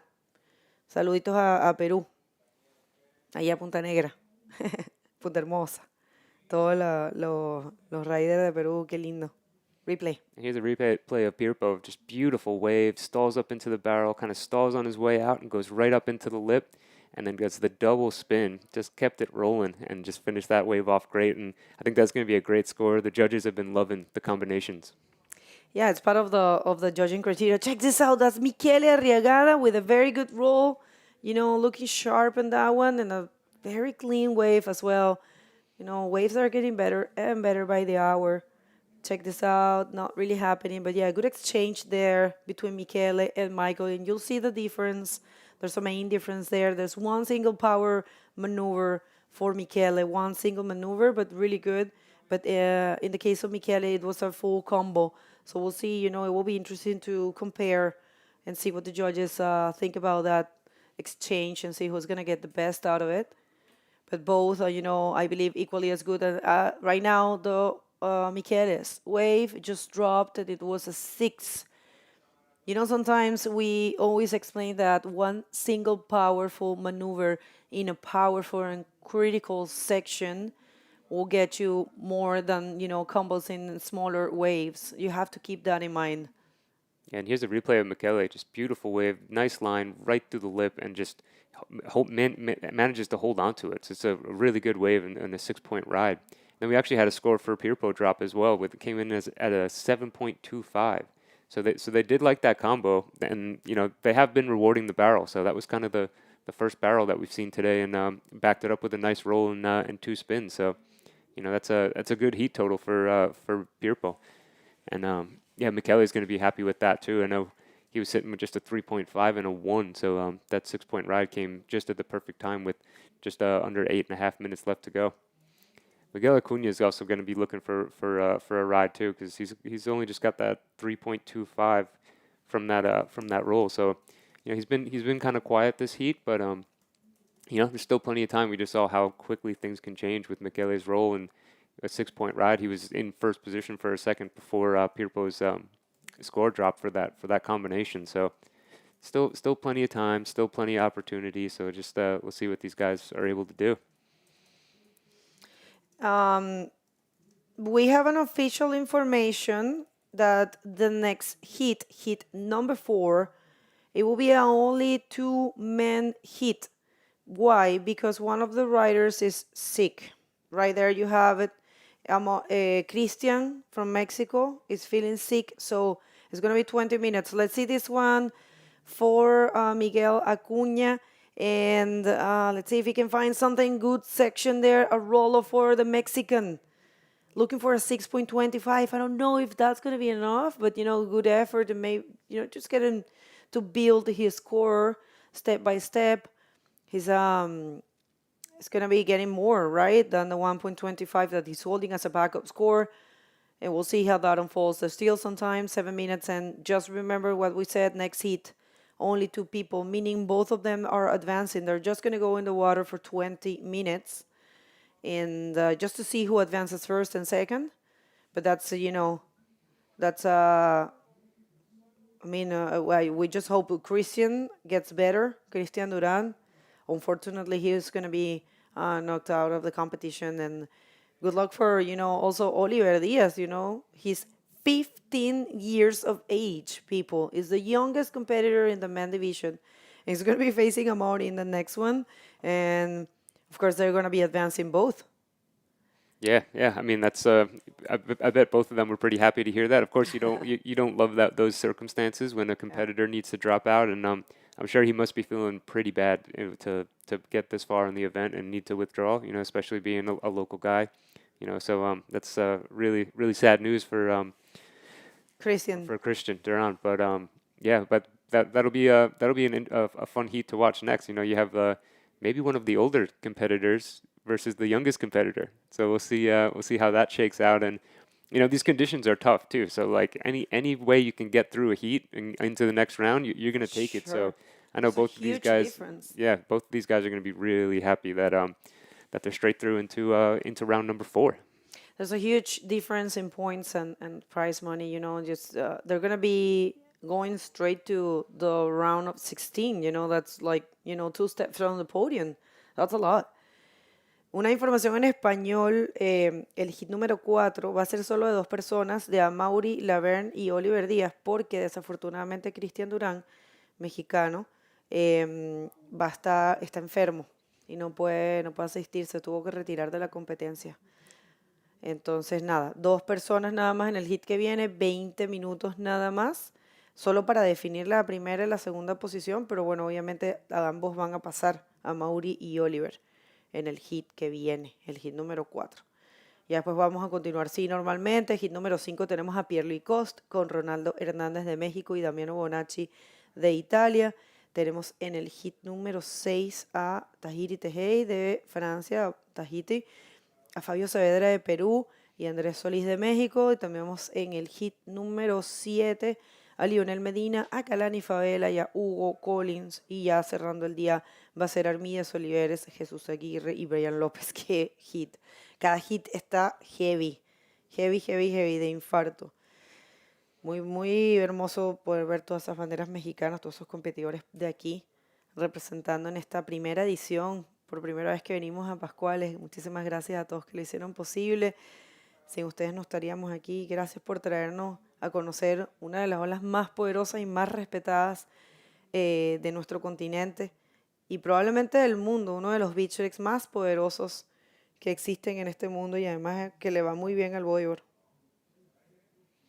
Yeah, so just under 4 minutes left, and you can see the current through there. You know, Miguel Acuna really needs a score, so he needs to kind of try to find some clean water and see if he can find a better wave, because if he doesn't get through this heat, we'll be saying goodbye to Miguel Acuna. So you can see Michele kind of trying to position himself to look for a wave, and yeah, it has been slow. You know, those big sets, we haven't really seen that many big sets yet this morning. You know, we know they're out there. We saw them at first light, but it's been a few heats since we've seen one of those, you know, solid, you know, 8-foot, 10-foot waves, you know. So we'll see as the day progresses. Hopefully we start seeing a little bit more action. You see that left-hander just spit with the backwash in the foreground. So yeah, this is we definitely do have a swell filling in, but it's been slow. But you know, these riders are still able to find some mid-sized waves and perform. You know, Michael Yance is a pretty good performance, even with those 2 incomplete rides. He's holding a 7.25 and a 5-point ride for a 12.25 heat total. So, you know, it's a pretty good performance, and he did get busy. You know, which was what we saw in his round 1 performance was kind of waited around and didn't get the heat started until, you know, he only had about 8 minutes left, I think, and had to get those 2 4-point rides. So. And here we have him, up again, Michael Yance. Nice looking wave, lots of speed. Let's see if this section stands up for him on the inside. Eyeing up the lip, and nice invert. Nice, and I think he got the completion on that. Is he able to hold on? Yeah, He's still kicking, and he gets out of there. So yeah, good variety from Michael Yance. We haven't seen an invert yet today. No, first one of the day, and loving it. You know, maybe he's gonna get more than that 5. Yeah, solidifying that first position. Michele is searching. Kelly wants it so bad, right? We have been talking to him, and he really wants to do well. He really wants to, you know, shine in the men division. He did a great job in Itacoatiara. And I would like to say hi to everyone in El Quisco, especialmente María, la mamá de Michele, que es tan linda, siempre está sintonizando, y su papá, y todo el mundo allá en El Quisco, en Chile, y todas las personas que están sintonizando para apoyar a Miguel desde acá, desde México, y también, por supuesto, a Michael Yance desde Perú. Saludos a toda la gente de Sudamérica, de Centroamérica, de Latinoamérica. Es un gusto, de verdad, ver estas banderas. Y bueno, nos queda un solo minuto. Vamos a ver esta ola de Michele Cuentas, una ola que tiene buena forma, a ver si consigue lo que él busca. Él me dijo ayer, me quiero tirar las más grandes, quiero pegarle un rampón, pero no ha podido conectar con esta, desafortunadamente. Todavía no ha caído la nota de la última ola de Pirpo, que yo creo que lo va a poner sólido en esa primera posición. Y ya cayó, 6.50, sólido. Pirpo ahí primero, right? He's 6.50 for the last of Pirpo, and replay here for that one. It was very powerful, you know, bumping a little bit, but he was full in control, you know, releasing one of his fins and performing that invert that, like you mentioned, was the first of the day so far. And it was such a tricky thing to do, to get out of those crazy white waters. But yeah, he did. He kicked till the end, which is great. You know, this is what they have to do. The judges know that that's kind of like the technique, right? It's over. Yeah, so the official results, we have Michael Yance in the first position, and Michele Agarrara just getting through as he's taking a straight-hander straight to the beach to celebrate his passing on to round 4. So we'll be back after this commercial to bring you Heat 5 of round number 3.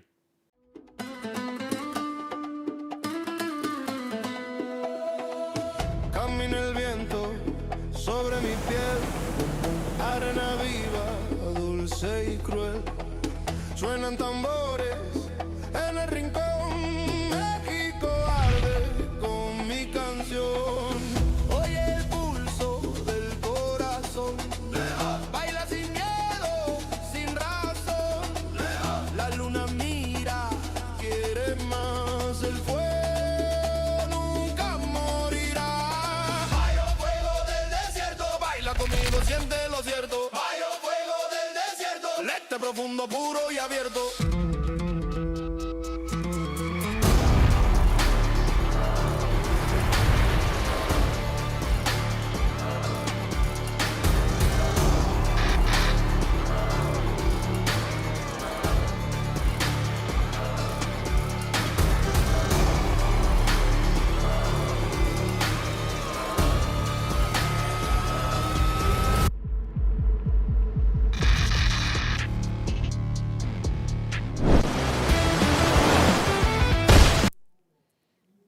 Welcome back, everyone. And this is day number 4 right here at the 2026 Pascuales Pro, an event that has been giving a lot to talk about.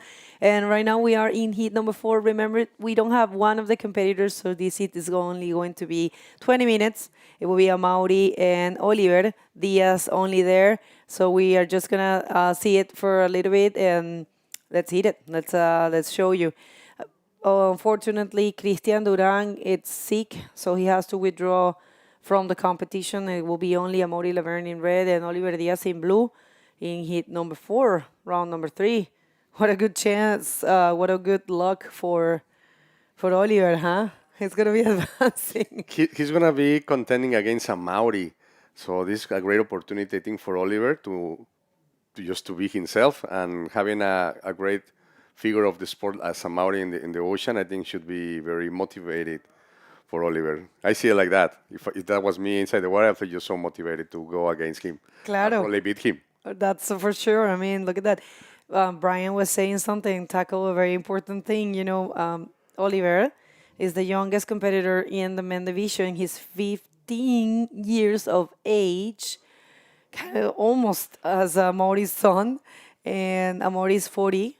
So he's one of the oldest. He's not the oldest, but one of the oldest in competition. So very interesting. This is the things about the World Tour. And let's see who's going to break the ice. Is Amaury Laverne taking off in this one? Is he going to find something? Big bottom turn to connect with that pocket and perform a very good roll. Maybe something else in this second pocket. Second roll. And it is a complete combo for Amaury Laverne. That'll be good too. He's just having fun out there. I think Oli might do the same thing. Yeah, having probably one less competitor in the ocean, he might release probably a little bit of tension from the riders because there is many chances to get knocked out from the podium, right? Yeah. But right now, these two guys, they already kind of have a chance, so they are just enjoying the moment, which is super fun to watch.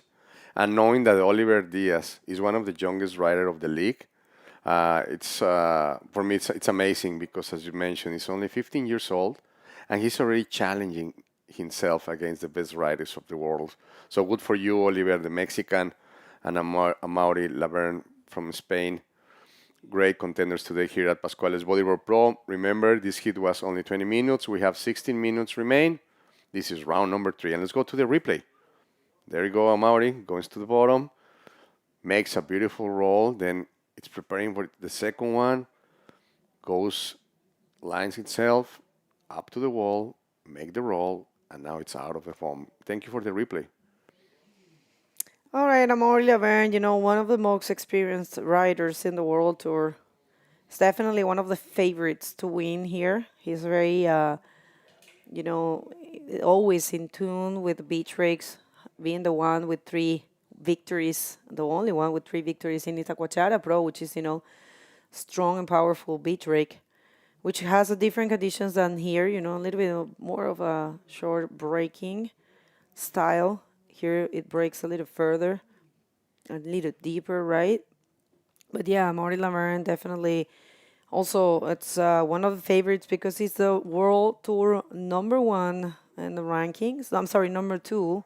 I got distracted because Oli, I don't know if he was taking off, but he is taking off in this one, finding a very good backflip on that amazing left, looking just as he was playing games, And it seems like probably Oliver got a wave too because we're not watching him at the screen. Let's see if we have any replay out there. But so far, Amaury had a great wave that we just saw on the screen. Beautiful display of technique. And 14 minutes remain on the clock. And Amaury is paddling back already to the line up. So we are waiting for the scores, but the first wave of Amaury was a 7.0, and Oliver Diaz hasn't scored nothing yet, and Christian Duran, he didn't feel good today, so he's not present in the competition. We hope you feel and you recover very soon, Christian. All right, so 7 points for the first of Amaury, and he's gonna get another.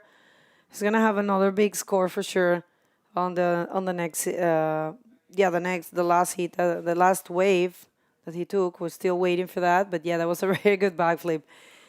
Super good reading. You know, sometimes some days we have had better conditions to the right, and I think maybe today we're looking at better conditions to the left, or at least Amaury is making it look easy.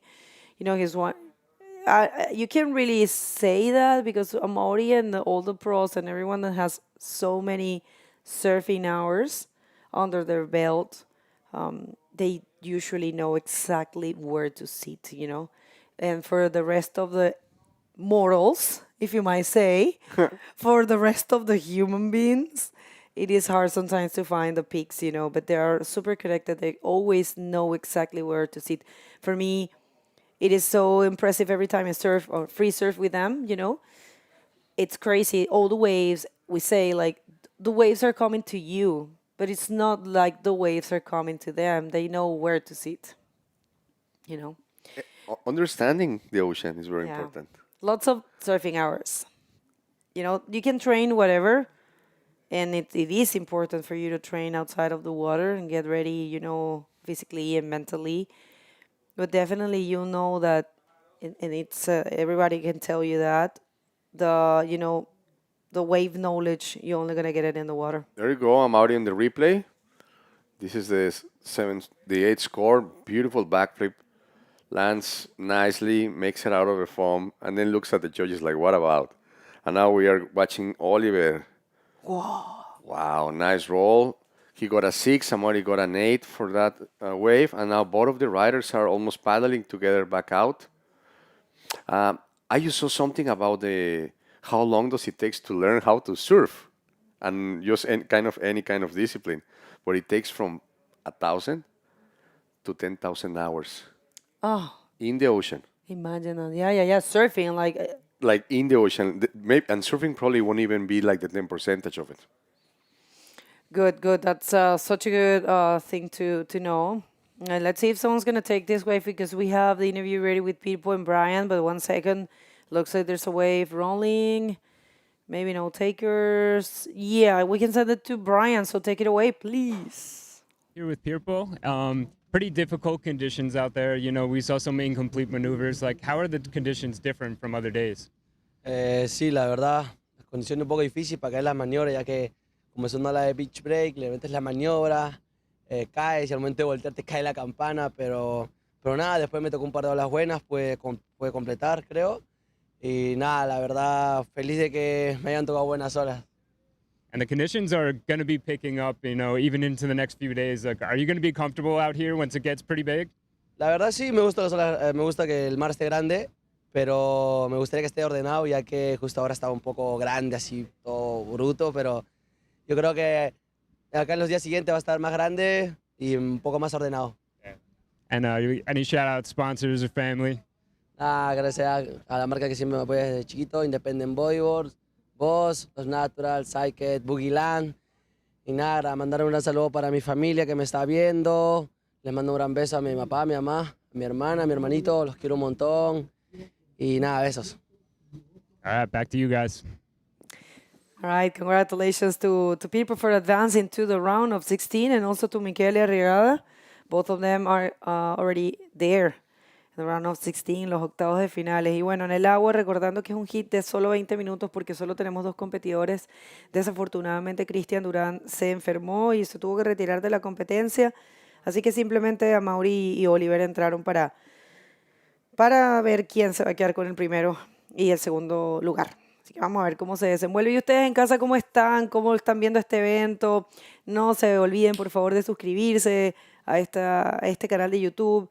Esta es una instancia súper bonita, súper importante para la historia del bodyboard. Estamos escribiendo historia en este hermoso país que es tan importante con tanta cultura tan importante para nuestro deporte, con tantos bodyboarders increíbles. Solo basta con revisar la cantidad de banderas mexicanas que tuvimos en este evento, tanto en Junior como en Men, y nadie surfeaba mal, gente, nadie estaba comenzando, nadie estaba básico, todos surfeaban muy, muy bien, vienen de diferentes estados de México.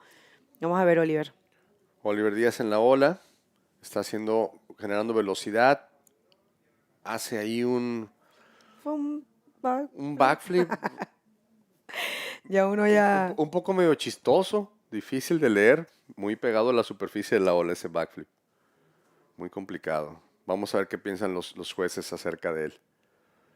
Fue bonito su primer rolo, sí, un 6, la verdad que es. Ya yo conocí a Oliver por las redes sociales, pero es impresionante verlo surfear acá, tiene un potencial gigante. Va a ser grande, va a ser grande. Ojalá que pueda conseguir los apoyos. Vamos a ver a Maury Laverne. Amor is riding the wave. No, not a good section to go at it, and he decides just to go back. Not much right now on the ocean. It seems like the conditions changing a little bit. Maybe the tide is moving because the last hit we have beautiful waves for the riders. I was watching them on the outside after the interview, and I got very nice waves coming in the bay, just right here on the shoreline. Well, you never know what to expect, You might see the forecast and you think it's accurate, but you can't really predict what Mother Nature is going to do, Sometimes, like the other day, the day that I flew here, I was in Mexico City and we didn't have a forecast for rain, and it was a crazy storm, like with, thunders and it was like crazy there. Our flight was delayed, and you never know. Oh, look at that bomb! Only knew exactly how to duck dive. I mean, he's very used to that coming from Puerto Escondido, right? But yeah, we can't control that. We're trying to bring you the best conditions, and I remember having a word with the locals yesterday, and they saying that today it was going to be one of the best days, but it's not really one of the best days so far. I mean, we have only been here for a while, and only, couple.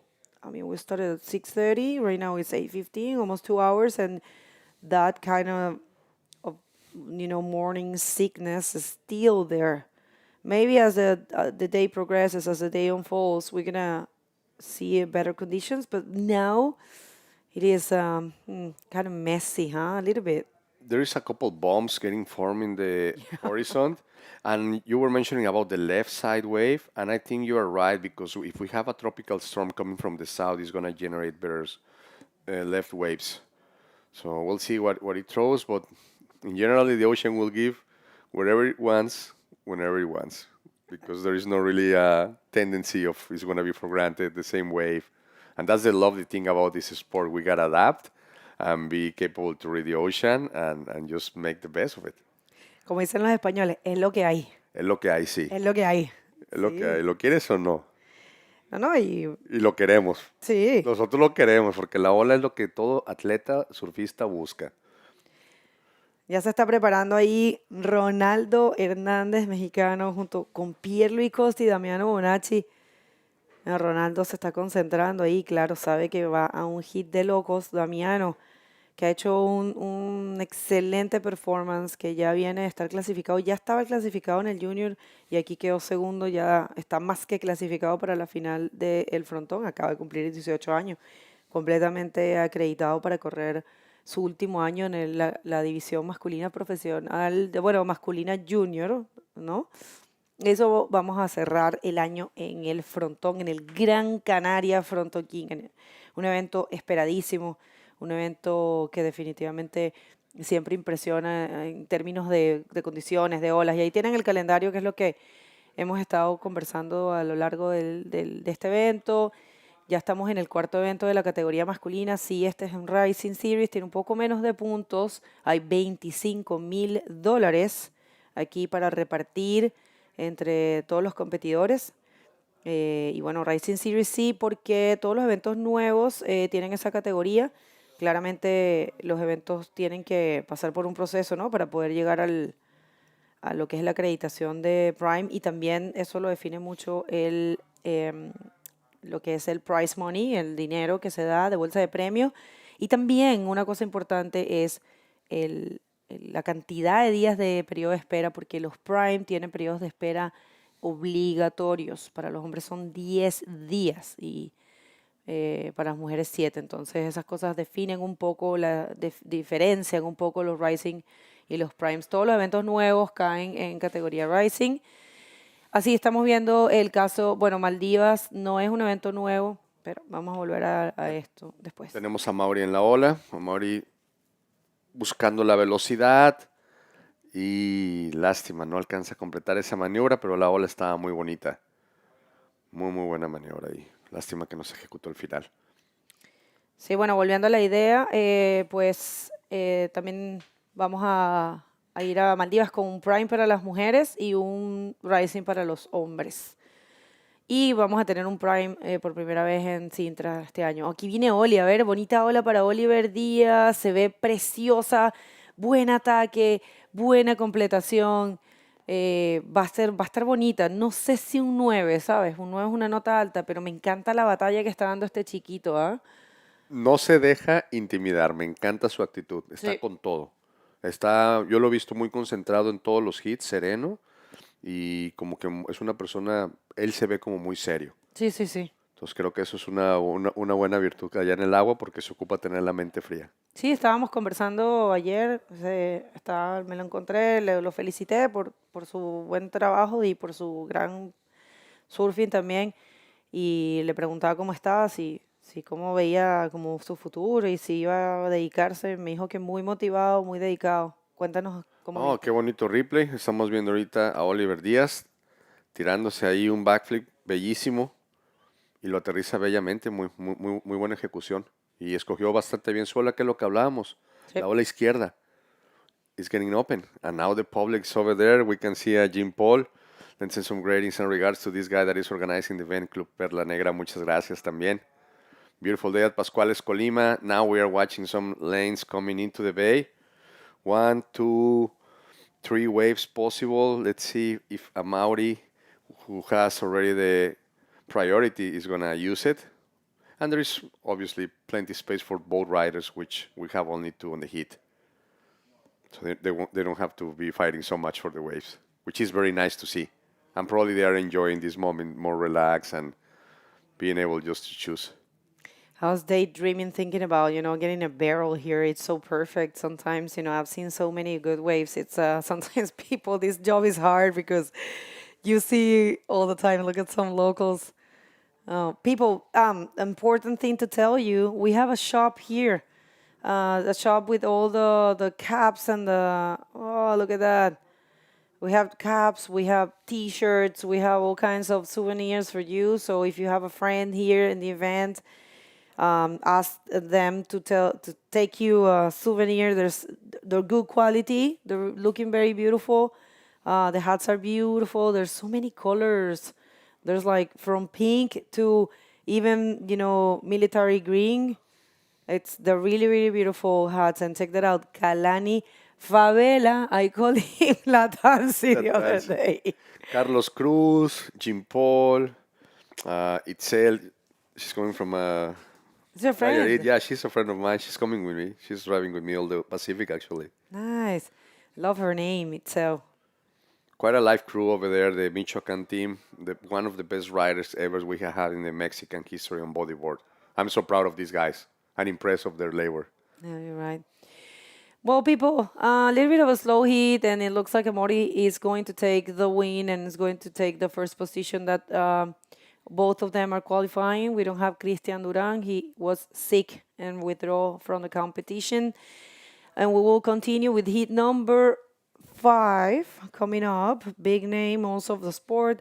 Pierre-Louis Cos, who is seeking an important thing in his career. If he wins here, he's going to be... No, if he gets to the podium, he's going to be breaking a record in this event. He's going to have 60 podiums. That's crazy. Wow. We'll see how that unfolds, but yeah. All right, so heat it's over. Official results is about 11. I have to say, round of applause to Oli for an amazing performance. We're going to continue right after this commercial break.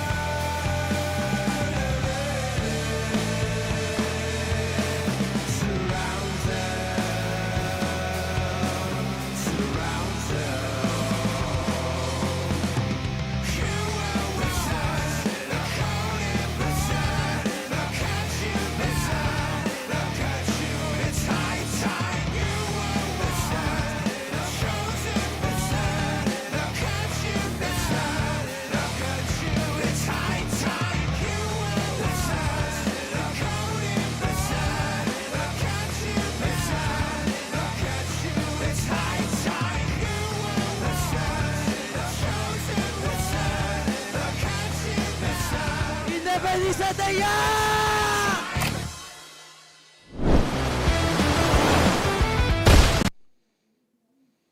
Welcome back to Pascuales Bodyboard Pro. We are just about to start our round number 3, hit number 4. Remember, this is the men rising series. Let's go to the water. And here we go. Who we have in the screen for today? Yeah, we just had Ronaldo Hernandez up on a wave right there. It looked like a roll, but not sure if he got the finish. But in the red jersey, Pierre-Louis Costas, from France, everyone's favorite. And in the purple jersey, yellow jersey, we got Ronaldo Hernandez from Mexico, and in blue, Damiano Banazzi from wearing the Italian flag, but from Fuerteventura in the Canaries. So another international heat. What an amazing heat we have in the water. After watching Pierre-Louis yesterday and Damiano Bonacci on their performance in each heat, and the Mexican Ronaldo Hernandez being there challenging these two professional riders as well, is so amazing. Right now we're having Damiano Bonacci on the section of the wave, generating speed, almost a cover-up. Covers, not much than that, but that was a lot of speed to handle. I think maybe he had a little trouble trying to handle it. Not sure if he was mispositioned on the board. But yeah, and we were just talking about Pierre. If he wins, if he goes to the podium, he'll be earning his 16th victory, right? Yeah, his 60th podium, 60th podium on the World Tour. So that's a really, really impressive milestone, and I think that shows how dominant he's been. He's often make the podium. And here we have the replay of Ronaldo. Really nice wave, clean wave, goes right up into the lip. Nice roll, and he was able to make the completion. So really good start to the heat with and the score actually came in for that with a 7-point ride. So that's a great start to the heat, And as you see Pierre kind of just popping out on that last one. We'll see if there's anything was done previously, but good score from Ronaldo Hernandez. Getting the heat started strong with a really clean wave and a nice projected roll. So it's great score. That was impressive. He pulled it out very nicely and clean. I really enjoyed the landing, and probably the judges as well. That's why they give it the 7 points of the score. Damiano Bonacci just under him with 1.75. And Pierre-Louis, we are waiting still. He just got a 0.75 for that tiny wave. Remember, these are some of the best riders of the world that we have today here at Pascuales Bodyboard Pro. Remember, tune up, stay tuned, follow our channels, YouTube, Instagram, ibcworldtour.com. Don't miss any of the details. We are posting daily, and actually minute after minute you can find out updates over there. And we have 26 minutes remain on the clock. Ronaldo Hernandez leading the Mexican with 7 points on the score. Yeah, so in this elimination round, we're going to be seeing who's going to get to the pointy end of this competition. Because after this round, we'll be going to man-on-man heats, and then that's the path to get through into the quarters and the semis and see who's gonna be battling it out in the finals. But yeah, so this is some of these guys' last chance to try to get through up into those man-and-man heats. So yeah, good start from Ronaldo. You know, Damiano on that first wave just kind of never really felt like he had the rail totally engaged and in control on that first one, and just dropped a 1.75. So, you know, he'll get back out there, and with 25 minutes left to go, still got plenty of time to wait for some of these sets to come in. It seems like the left wave, it's a little bit more open right now, considering that the swell is coming from south. And as we can see right now on the screen, that looks a bit more obvious to me. Left wave, it's a little bit leaner and cleaner than the right side. We can see the white water pointing on the left side of the screen. So that will tell you that the rip tide is almost over there, just happening. And if you look at the right side of the screen where the riders, like the red and yellow color rider, it's located, that's kind of the end of the rip tide that is pushing into the ocean, at least here in front of the booth where we have the judges.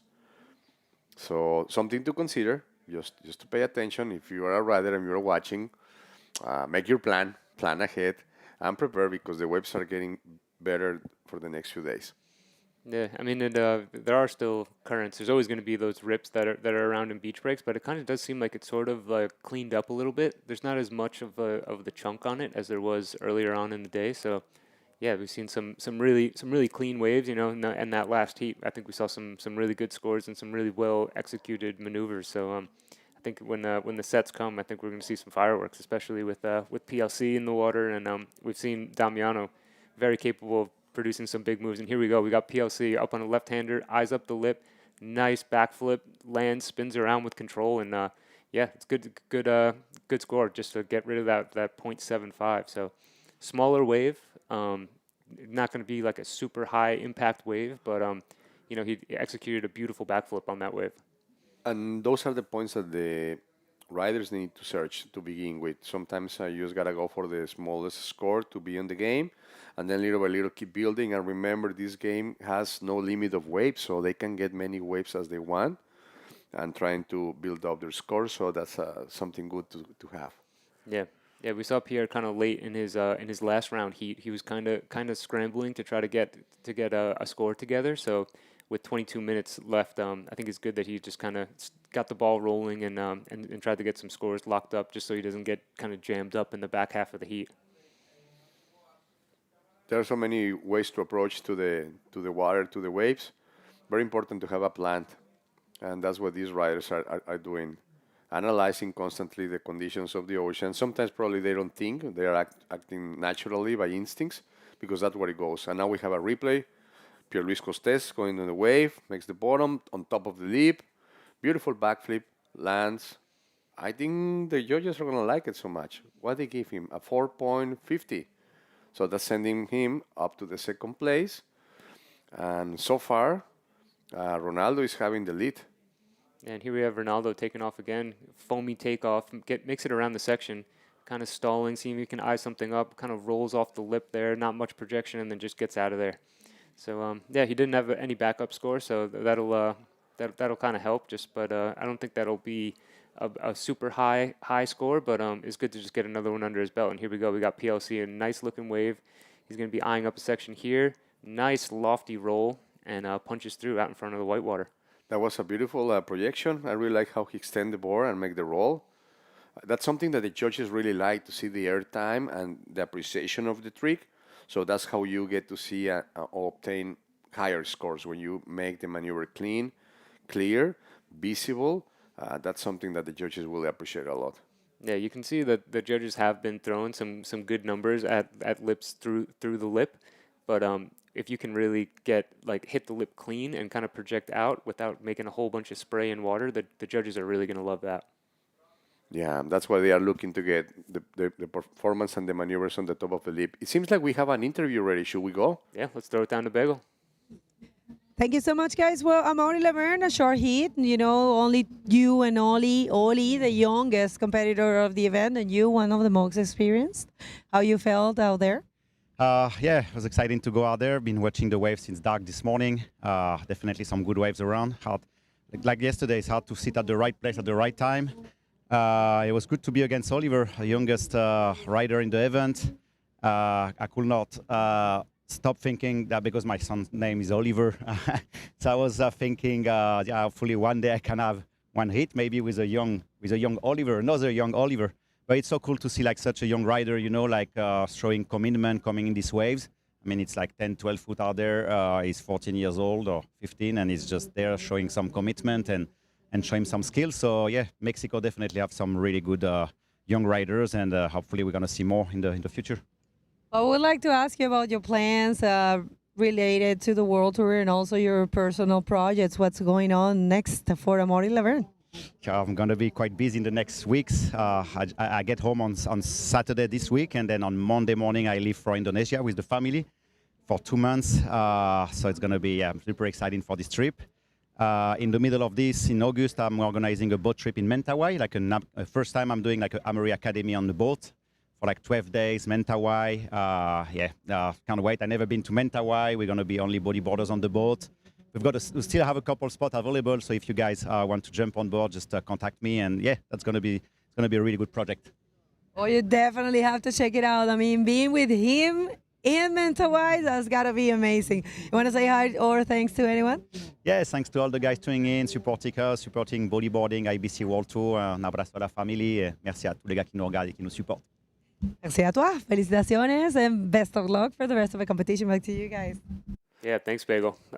How amazing would that be? A boat trip with Maz around the Ments. That would be insane. You know, like get some eyes on, hands on training with the world champ. You know, that would be insane. Where do I sign for it? You just contact him. Just contact Amaury. What an amazing display of technique and maneuvers today here at Pascuales. Great conditions out there. That was a great interview. Thank you so much. Vego. And now we're watching Pierre. No, he didn't like it. The waves look like getting a bit smaller. Maybe more change on the tide. Who knows? Sometimes remember, the ocean, it only takes 10, 20 minutes to change from one way to the other and get back again. So this is the game of surfing, bodyboarding, and we rely on the ocean conditions all the time. Pierre is trying to get a wave, making a nice line, observes where he's going, goes to the middle section, gaining speed, great roll, finishes second, back. That's a backflip. Nice, very nice. I thought he was going for a roll and just ended up pulling a backflip. Yeah, great ride. And then we have Ronaldo taking a look at this one, just opting to let that one go. But yeah, that's a great ride from PLC. A good combination there. Yeah, absolutely. Very smooth.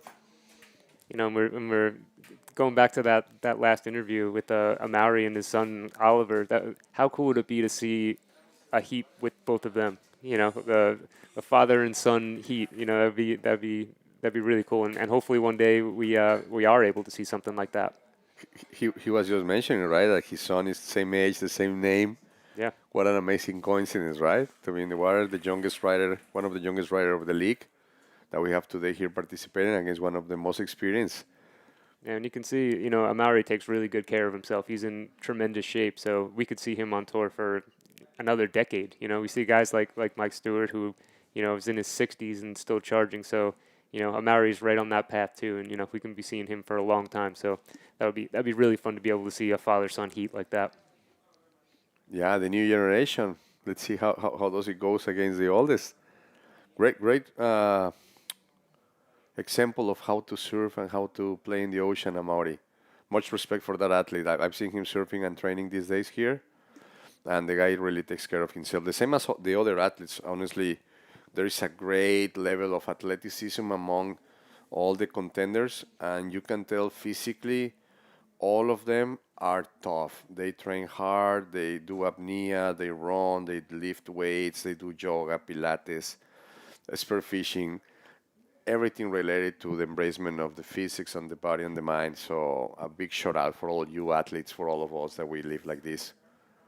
And the scores are in for that last combination ride from Pierre Luis Costas, and it came in at a 7.25. So great score. You know, he's been kind of just taken off on these like kind of mid-range, like mid-size waves, but he's been able to perform and put together a really nice heat total so far with still 15 minutes left to go, still more than half the heat left to go, and he's holding a 13-point heat total. So really good performance from PLC so far. 3 waves getting shape out there in the ocean. Let's see one coming in right now. 2 or 3. Let's see one of those. Damiano tried to charge at it, but he didn't like it. It was too far back on the top of the shoulder of the wave. Ronaldo Hernandez. What's going on? He's going out right now. Damiano Bonacci. Beautiful wave, big wall, makes to the bottom, gaining some speed, going back. No, I thought he was going to make a tube, but the wall just closed out on top of him. Yeah, maybe he was just seeing down the line that whole wave was going to shut down, so just opts to get out there and try to have an easier time getting out the back as you see this set rolling through that he'll be wearing right on the head.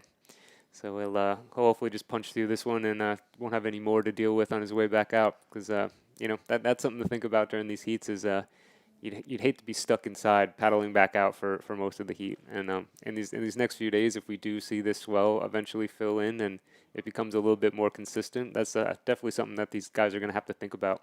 Yeah, the foam cake down there. You don't want to be on the foam cake area. That's mushy. You cannot go out easily. Then it's the shallowest part. There is more current. Yeah, something to think about and consider on the decisions of which waves are we taking. Very, very important to decide which wave is worth it to paddle, which one not. What a view, Brian. What a beautiful place we are today here in Pascuales, Colima. I really am enjoying so much the scenario we have today here. Yeah, and the town has been alive, for the past few days. I've been here in the past, and it's a kind of a sleepy place. There's maybe only a couple little spots open for food, and there's maybe a couple other traveling surfers around, but it's a pretty mellow place overall, and the whole town has been alive over the past few days. You have multiple food stands set up. We all got together and watched the Mexico versus England World Cup game. Unfortunately, not able to win, but some really amazing energy there, and yeah, it's been a great contest area, and yeah, it's been a lot of fun hanging out in this town and kind of seeing Pascuales a little bit different than your normal surf trip.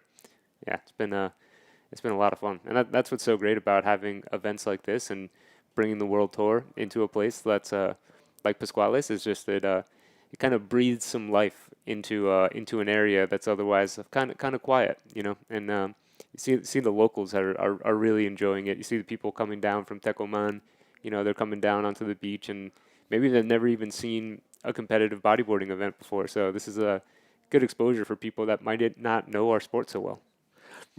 I noticed a few of the local riders, and I will say some of it are kind of pro riders because they are pro riding these waves, and they came to observe the pros. Actually, they are just here to observe and enjoy the time because it's something that they don't do, but they do really appreciate the locals. And we have some locals that they really charge at the tubes. Maybe they don't do maneuvers that radical, but they do charge tubes of 5-6 meters, like without fear and just regardless whatever is happening, they are just committed to it. So it's a great place to come just for the show, but it's good that that this is a place that is peaceful. There is not much to do at night, and definitely you're going to be surfing, eating, sleeping, and repeating probably. So get prepared for that if you come to Pascuales, Mexico. Yeah, it's been fun, and who knows what these kids are absorbing with having all the pros here. Like we could see in 10 years a new prodigy come out of this area just from holding this event here this week. So yeah, it'll be exciting. We've already seen a lot of the young Mexican riders, and they're really pushing the level, and they're really performing well, and I think this is potentially just the start for a big scene here in Mexico, especially in the central mainland. If we haven't seen something else before, it's how we start kind of putting the idea right. This is the first time we have an event like this in the actual times with technology, with all the cameras, and this is beautiful. We are watching a Damiano Bonacci making its way on bumpy pad on the way. That was like a small jump, trying to define its line, but nothing happened. The wave wasn't really good. Damiano Bonacci trying to put a nice performance out there, but it wasn't good, the wave. So paddling back out and try to reset and do it again. Yeah, he's had a couple of those types of rides this heat. You know, he's kind of just a little maybe out of sync with the wave. You know, and also that backwash didn't make things easy for him. But you know, he's kind of not been able to really link up with the section. And you know, sometimes it's difficult. Sometimes you're waiting and maybe you see something all the way at the end of the wave, and you're waiting like, oh, maybe I'm gonna have this like closeout bank reverse section or something at the end of it, and it just kind of doesn't materialize. But yeah, he's gonna get back out there. Still 10 minutes left. He only needs he needs a 6 point ride, but and we've seen those kind of scores drop for just like a good roll on some waves. So, you know, he very easily can get that score and jump up into second position, with Ronaldo Hernandez holding a 7 for a great roll, and then a 2.75. So yeah, some low scores as the second wave, but yeah, there's plenty of opportunity out there as we have Pierre taking a look and opting not to go. But yeah, the conditions are great. You know, there is a little bit of that backwash, a little bit of current, but we have seen some really clean waves as well. So we have our rider in yellow, Ronaldo Hernandez, taking a look at this one. Just kind of airdrops and kind of not able to hold the speed around the section. But yeah, you can see that backwash kind of coming into play again. You know, sort of as he was dropping into that wave, it kind of bucked him up in the air and kind of disconnected from the wave and wasn't able to get the rail in the water and project down the line. Yeah, the conditions of the wave sometimes changes too much from one wave to the other. You can have a very nice and glass wave, and then the next one could be a little bit more choppy. This is the art of surfing, the art of bodyboarding. You gotta adapt to the surface, the wave, and make the best of it. And so far, so good. 8 minutes, 40 seconds remain from this men rising series, round 3, hit number 5. The contenders, the riders, are paddling back out, trying to position themselves. It seems like this is like a barredora. We call it barredora because it's a large wall that just closes out. Let's see if someone on the left, no, Pierre was trying to go. I think we have some space for the sponsors. I'm going to mention some of it if you don't mind. Muchísimas gracias. Club Perla Negra, Surfing Profesional de Estados Unidos, Asociación Mexicana de Bodyboard. Muchas gracias, Jim Paul, Blaney, por tu apoyo y por fabricar estos eventos. Al Gobierno Municipal de Tecomán, la Dirección de Turismo, Dirección de Juventud y Dirección de Cultura. Muchas gracias. Tanto de Tecomán como de Manzanillo. A Melenuda Vision, muchas gracias. Budeo Bodyboard Club, gracias por estar presente. Hotel Real de Pascuales, Tsunami Restaurante, Opinco Operadora Internacional de Colima, Cedipsa Comercializadora, Yaya Comani Industrial, Secret Spot Surf Shop, muchas gracias por tu apoyo siempre. 14 Brand Licras Deportivas, Independent Bodyboards, Chimu Fins y Mutant, EcoJoy Adventures, BHM Project, BDR Board Shop y Juanitos Cantina. Thank you so much to all the sponsors that make possible this event, and to all the riders, obviously, and the visitors that are here as spectators. All right. It seems like we have an interview. Okay, yeah, we throw it down to Bego. Yeah, let's go with Bego. Are we ready? All right. Okay. Yes. Oh, that's a proxy. Sorry. Yeah, we don't have an interview. All right, guys. Well, it seems like we have already the next competitors for the next heat. Can you mention those, Brian? So we have our rider from French Polynesia, Tahiri Tehe, and our rider from Peru, another rider from Peru, Fabio Saavedra, and then another Mexican, Andres Solis. So you know, we've seen a lot of these kind of heats where it's been you know, a full international affair with the Mexican rider and, you know, maybe 2 Europeans or something like that. So yeah, it's we were seeing a lot of our Mexican riders, you know, almost full Mexican heats early on in the event, and now we're starting to see a good mix of international riders and local riders. So yeah, it's been cool seeing a lot of names that we maybe haven't seen before, and then kind of mixing it in with some of these household names. You know, it makes me so... Oh, there you go. Ronaldo Hernandez, searching for a high line. Great roll on top of the lip, but I don't think he made it.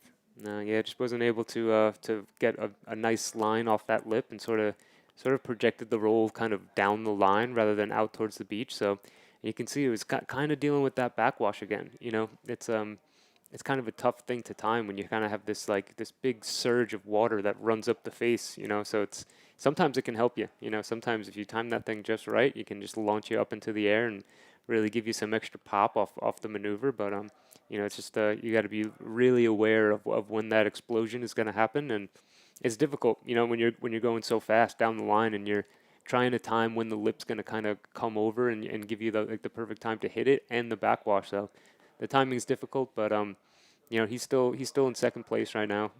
That 7-point ride was a great start to the heat, and yeah, he's got 5 minutes left, so he would love to replace that 2.75, but as of now, he's safe with Damiano Benazzi only having that 4-point ride and the 1.75. So yeah, we'll see. Hopefully we get a little more action to cap off this heat, but as it stands right now, we have Pierre Luis Costas in first position with a 13-point heat total. Ronaldo Hernandez in second place with 9.75, and in third position, Damiano Benazzi with a 5.75.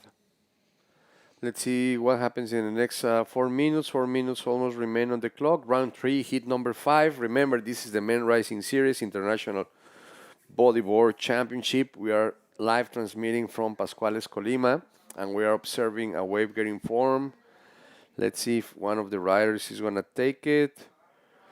It seems like we have 2 red colors. Don't get confused. Some of the riders are coming into the wave, into the ocean, waiting for the heat to begin, and some others are already actually competing. So let's see. Yeah, it's been a pretty cool event for Damiano. You know, he came second in the juniors, and it was a pretty electric final. You know, we had you know, Ilan Chua versus Damiano Benazzi in the final, and you know, it came down to those last minutes there. You know, we had I think with like a minute left to go, Damiano boosted a big invert, and I think most people on the beach thought that might have been it. That might have been the end of the heat, and then Ilan. And in the final seconds, Ilan threw a nice backflip on a right-hander and secured the win. So a Mexican rider taking home the junior title. So yeah, that was really exciting. And then that was actually on his birthday, and Damiano was able to pass his first round heat and skip the repecharge round and go straight into this round. So you know, it's been a fun event for him, and yeah, it's good to see him. Here we go. Pierre Luis Costas up on our right, just decides to let it go. Just didn't like the look of that down the line. Big wall coming on the back. That's a big wave. Let's see if anybody is going to get at it. Let's see. So far, beautiful close out.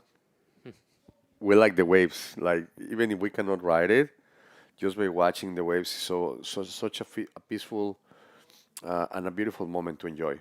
And the frequency of the ocean, it's quite gorgeous.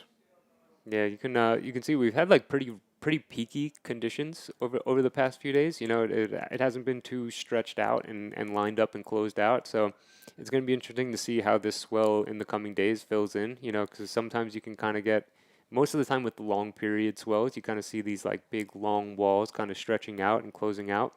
But you know, for the past few days of competition and even before the event started, we had really nice A-frame peaky conditions. So we're fingers crossed that this swell comes in with kind of a similar wave shape, because that's what we're looking for. Here we go, Damiano Benazzi up on a nice right-hander, foamy section, pushes through the lip and gets the completion. I think that was kind of a little jammer. I don't. It was hard to tell if that was a roll or an invert. Or yeah, kind of an invert, but not getting great projection. But we'll see where the judges go with that. He needs a 6-point ride. I don't know if that's gonna get him there, but you know, hopefully he can get back out the back. There's only a minute and a half left in the heat, so it's gonna be tough, you know, especially with these waves rolling through to get back out the back. But yeah, I don't think that's gonna be the 6-point ride that he needs, but we'll see where the judges go with that. Let's see. We're waiting just for the score for the judges. I'm curious about it too, and that maneuver of Damiano, there you go, is sending him with a 6.0 to the second position. Ronaldo Hernandez is in troubles now, which is not that bad, only 3 points below Damiano. But this means that the guys can be be moved in any second with any of the waves because all the scores are very similar from 7, 6. And that's a replay, Damiano. Going to the bottom turn. Okay, that was a roll. That was a roll that we're watching, but not enough projection. But that was a roll.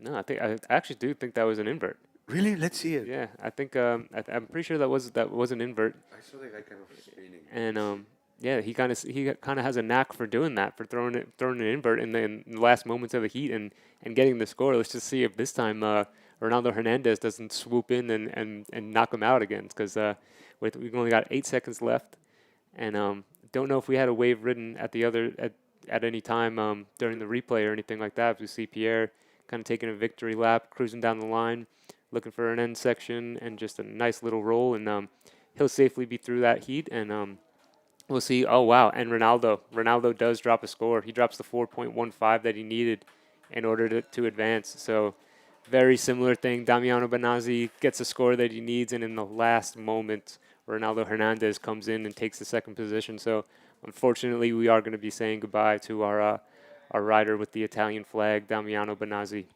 So we're going to – oh, and here's the replay of the wave that Fabio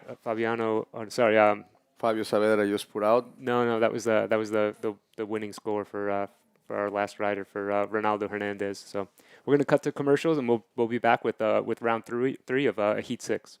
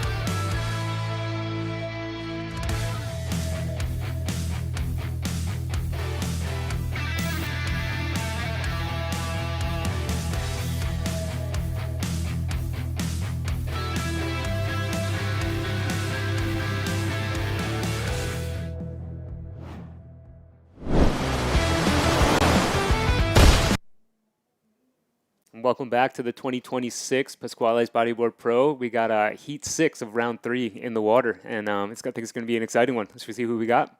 Yeah, I mean, we do have some. I want to show you because this is one of the caps that they're selling. Check the quality; it's super well done.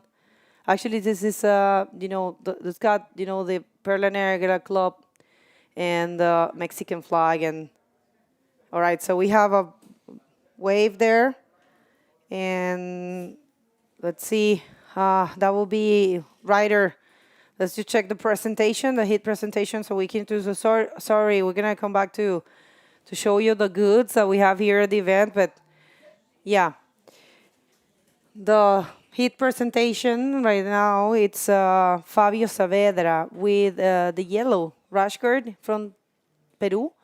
We have Tahiti Tehe from France in red, and we have Andres Solis from Mexico in blue. So that's heat number 6 out of 8 for this round number 3. And, we were checking out there. Check this out. We have the first one. Yeah, so this is Andres Solis. Nice looking wave, scoops up into the barrel, spits. He tried to do a roll on the out, and he was able to get the roll completed. So, yeah, that was a nice proper barrel roll. Didn't get much projection, but he was in the tube and just went straight up and hit it and was able to roll through the lip. So, yeah, it's a good start to the heat from our Mexican rider, Andres Solis. And yeah, so we have a rider from French Polynesia competing here in Mexico. It's a long way from home. We don't really see too many Tahitians following the tour that much. So it's pretty exciting to have a rider from French Polynesia. come in to surf the beach breaks.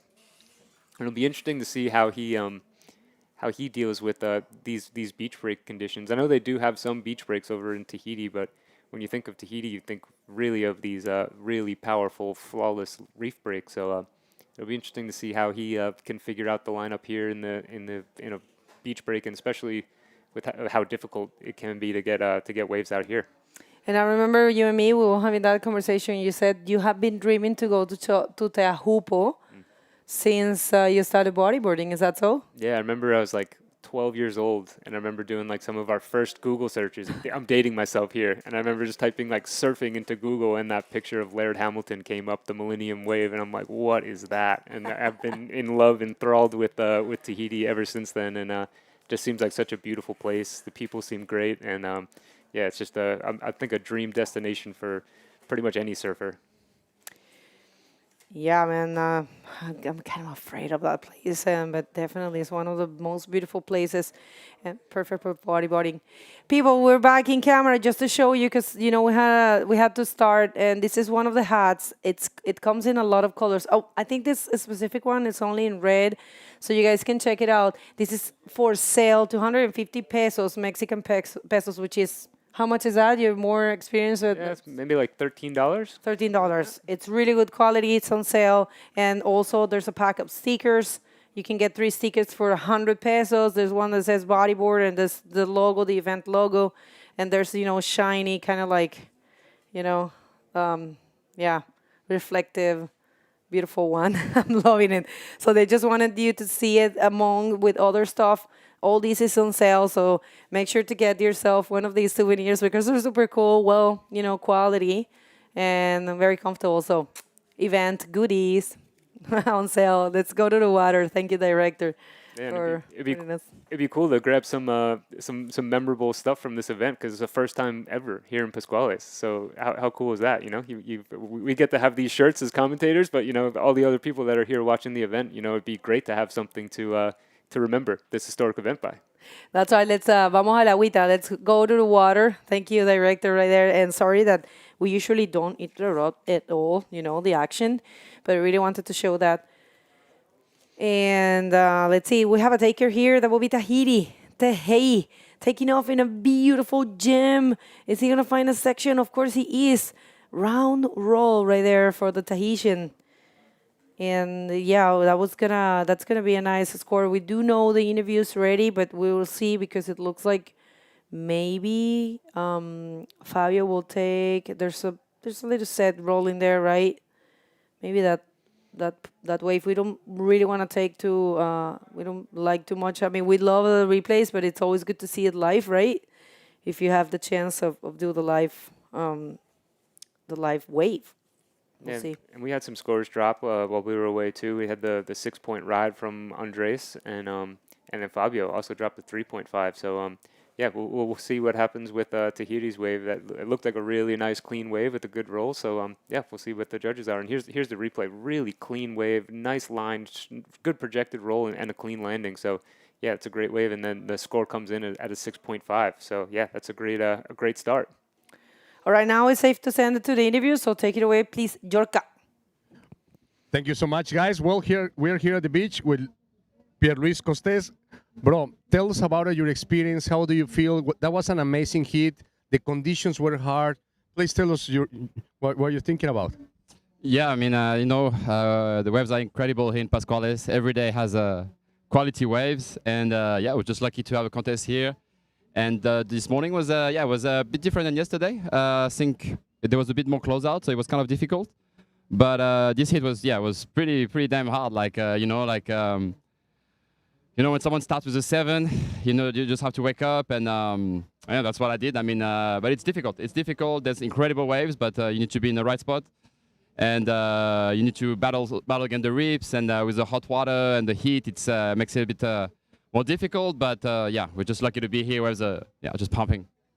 Pierre, can you share with us which are your plans for the future? What are you thinking about the circuit and the competition? What's next for you? What's next? What's next? Well, tomorrow. I'm focused on this event right now. I'm here. I would love, you know, to go as far as possible and take a win here because I really like the waves. And I have a special connection with Mexico. I don't know. I just I love the country, love the place. I had a great result in the past, in Zicatela, in Puerto Escondido, and when I saw there was an event back in Mexico, I was super excited. And I'll probably just like finish the tour, do all the events, and try to get momentum. And I love to compete. So if there is an event and I'm free, my family's free, and I'm available, I try to come for sure. Well, Pierre, thank you so much for sharing with us. Congratulations on this hit, and keep pushing, keep following your dreams, and thank you so much. We are back to you guys. All right, thanks, Yorka. Yeah, that was a great interview from Pierre, and I do remember that last competition in Mexico in 2012, and I think Pierre got a quarterfinal finish, and there were some big names there, and the waves were pumping. So, we're hoping to see something similar to that in the coming days to finish out this event, because that's why we're here. We know that Mexico can produce those types of conditions, and it is so consistent. So yeah, looking for a finish like that one as well. For sure. I mean, I think that's guaranteed. I think we're gonna have amazing finals day for sure. But right now, like Pierre said, what's next? Next is now. Next is the hit number six of this round. Let's see, Fabio Saavedra. That happened while we were in the interview. Powerful roll to the right. Not a secret that Fabio favors the rights, but he's getting better and better to the lefts. Fabio, he's an independent Bodyboards and Team Fins team member. We would like to thank that brand, a Peruvian brand that is supporting this event. Mutant, his dad, José Luis, Claudita, Janita, toda la gente de Peru. I hope you guys are tuning in, and congratulations for supporting this event, for doing a great job for bodyboarding, and also for bringing the Perla Negra event for the junior men division coming up in August, the 3rd and the 4th of August. We're going to go to Peru for that event. And, Peru has a lot of excellent riders. And, what is more important than supporting the grassroots? As you can see, that's the Peruvian flag in our juniors calendar. We're going to have the Future Pros before, which is in Australia. That event ran really well last year with Ocean Mackenzie taking the win. We'll see if he can repeat that this year. And, it's very important to have an Australian junior men event because, we know for a fact there's a lot of new riders there. And then we're going to go to Punta Negra. And then we're going to go back to Morocco for the Everyday Media. That happened last year, also with amazing results. We're going to have the Junior Man Division Rising Series for at the Maldives as well. And we're going to have another event in Gran Canaria, which is the Gran Kim. And, wave. Yeah, here we go. We got Andres up and riding, punches through the lip, able to get back out in front of the whitewater, and it's good. He's going to back up that 6-point ride he has. It was a clean wave. It kind of saw it shutting down the line, so he just kind of opted to just go straight up into the lip and punch through, and got the completion on the roll. Yeah, nice score also for Fabio Saavedra, 6.4, solid in the first position. But Tahiti has a 6.5, so he can't really feel too comfortable. Tahiti is only looking for a 3.40 in Tahiti. He serves so good, it's a dangerous contender for sure. And Andres yesterday served really good as well. So, yeah, man, we're being happily surprised by all of the Mexican. And check this out. This is the last of Andres. 6 points. Tricky one, you have to be you have to trust in your technique a lot in order to go for those through the leap or breaking the leap, through the leap rolls. Because, those are hard to pull. If you don't know exactly how to land, the things that you have to have this type of landing that push you to the flats, push you to the open face. And, yeah, he did really well on that one. So check those scores. All of the athletes have... Oh, that was actually a 7. That last wave of Andres. It makes sense to me. Yeah, so he was able to better on his high score that he had already. And sometimes when you have that much momentum going down the line and then you need to just go straight up and just punch through the lip, it can be really difficult. So he showed how strong he was by able to just that change of direction, just go straight through the lip and get out in front of that whitewater without getting. He came out of that pretty clean too. He didn't really get caught up in the whitewater all that much, and I think that's why the judges really liked that and threw a 7 at it. So here we got 16 minutes left, 16 and a half minutes left in this heat, and you know, we've seen everyone already has like a pretty good score. You know, this is a pretty tight heat. You know, Tahiti only has one scoring ride, and it's a 6.5. So you've seen him only take one wave and produced a good score. So he had he was able to pick out a really clean wave out, and you know, and he's still got plenty of time, so he'll be looking for another one of those clean canvases where he can throw a nice move. You know, I'm thinking it's actually looking better right now. You know, I was out there in the previous heat and I was like, oh, I don't know, the looks like it it's kind of closing out or something, but it's looking good this heat. We'll see how it unfolds for the rest of the competition, but I think it's Yeah, we were talking about how the conditions were like for the past few days, and even before the event was really nice and peaky, and a bunch of kind of A-frames kind of setting up everywhere, and you never really know how a new swell is going to fill in. You know, sometimes you can have these, especially if the period's a bit longer, and the direction's not great for this. You can kind of have these long walls that kind of stretch the whole beach and kind of shut down, and I think we're seeing a little bit more of that as opposed to the other days with the new swell filling in. Still plenty of open face and open sections for these guys to perform. We've seen great scores being dropped all day today, but I think we're seeing a little bit more of a stretched out look to some of these waves. So yeah, hopefully in the coming days we can kind of get some more open, some more peaky sections. Here we go. We have Tahiri taking a look, and Fabio also taking a look, but just couldn't really match the speed of that wave, and maybe was shutting down the line. But yeah, still plenty of time, and they're gonna wait for another set. It has been kind of slow, you know. When those sets come, I think it is a little bit bigger than it has been over the past few days. But those sets are just taking a good amount of time to come, and that's why you see, you know, like Pierre, I think played it really well. You know, he knew that those sets were pretty inconsistent, and he started going on a lot of like mid-size waves, and he was able to produce a nice flip and a nice roll, and he had a great heat total within like 15 minutes of the heat. So it's something that these guys are probably taking into consideration, that they would love to get one of those big set waves, but they know how inconsistent it is. So yeah, it's good to get the ball rolling and not just get stuck waiting for those big sets. As we have Fabio taking a look at this one. Got a little bit of foam on the face to go, and he drops down. He's going to be looking up at this lip to see if he can get an end roll. Nope, and is not able to push a roll through the lip there. But he's sitting good with a 6.4 and a 3.5. You know, the 9.9 heat total, sitting in second position. But you know that Tahiti's going to be looking for another backup score, and here he is, up and riding. Beautiful wave, nice long bottom turn, looking up at the lip. Is this thing going to stand up to give him a section? And it kind of just foamed. The backwash has been getting a few people today. You know, it's been a beautiful line on the takeoff, and he's just trying to line up the section, and he kind of runs into that foam and kind of a little bit of that backwash, makes it really difficult to time those sections. So luckily he's going to just get back out there, and he'll be able to put a score back up. So that score there just dropped at a 1.25. So not what he was looking for, but you know, it was a good wave though. Dean Paul right there, event promoter. And Carlos Cruz. Yes, that's his club, Perla Negra, doing great. All right, so yeah, situation in the water. We have a very solid Andres Solis, surfing really good in this heat. You know, great results.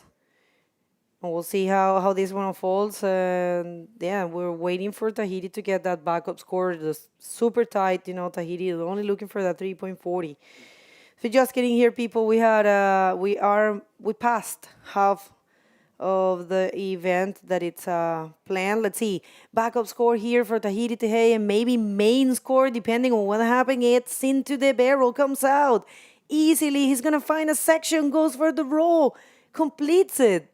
And yes, that's going to be a great backup score. Maybe even changing the main one and getting the 6.5 as a backup. That'll be very interesting. But yeah, you will never rule out Tahiti Tehei. You never take this guy for granted. He's fully capable as everyone that it's, reached this point because we are one heat before the round of 16 here. But yeah, Tahiti, he has a spot in the rankings at the moment, and he has been there for a while in the World Tour. Ever since he started, he has been making a big name for himself, Also, he has a lot of experience in competing. So, Sara, if you're watching, I know you're happy right now. And everyone backing Teahupo and Papete. Let's see this one. Here we go. We got Fabio Silveira up there and kind of just bobbles the bottom turn and just has to get out of there. Just kind of lost all his speed as he kind of dug a rail on that bottom turn. But yeah, now sitting in third place, he's gonna really need something to kind of jump back up into second at the very least, because this is an elimination round. So we will be saying goodbye to one of these three competitors at the end of this 11 minutes. So yeah, he doesn't need much. 6.61. We saw the nice roll from Andres. So we're punching through the lip and rewarded him a 7. And here we go. Andres Solis up on the left, kind of stalling the takeoff.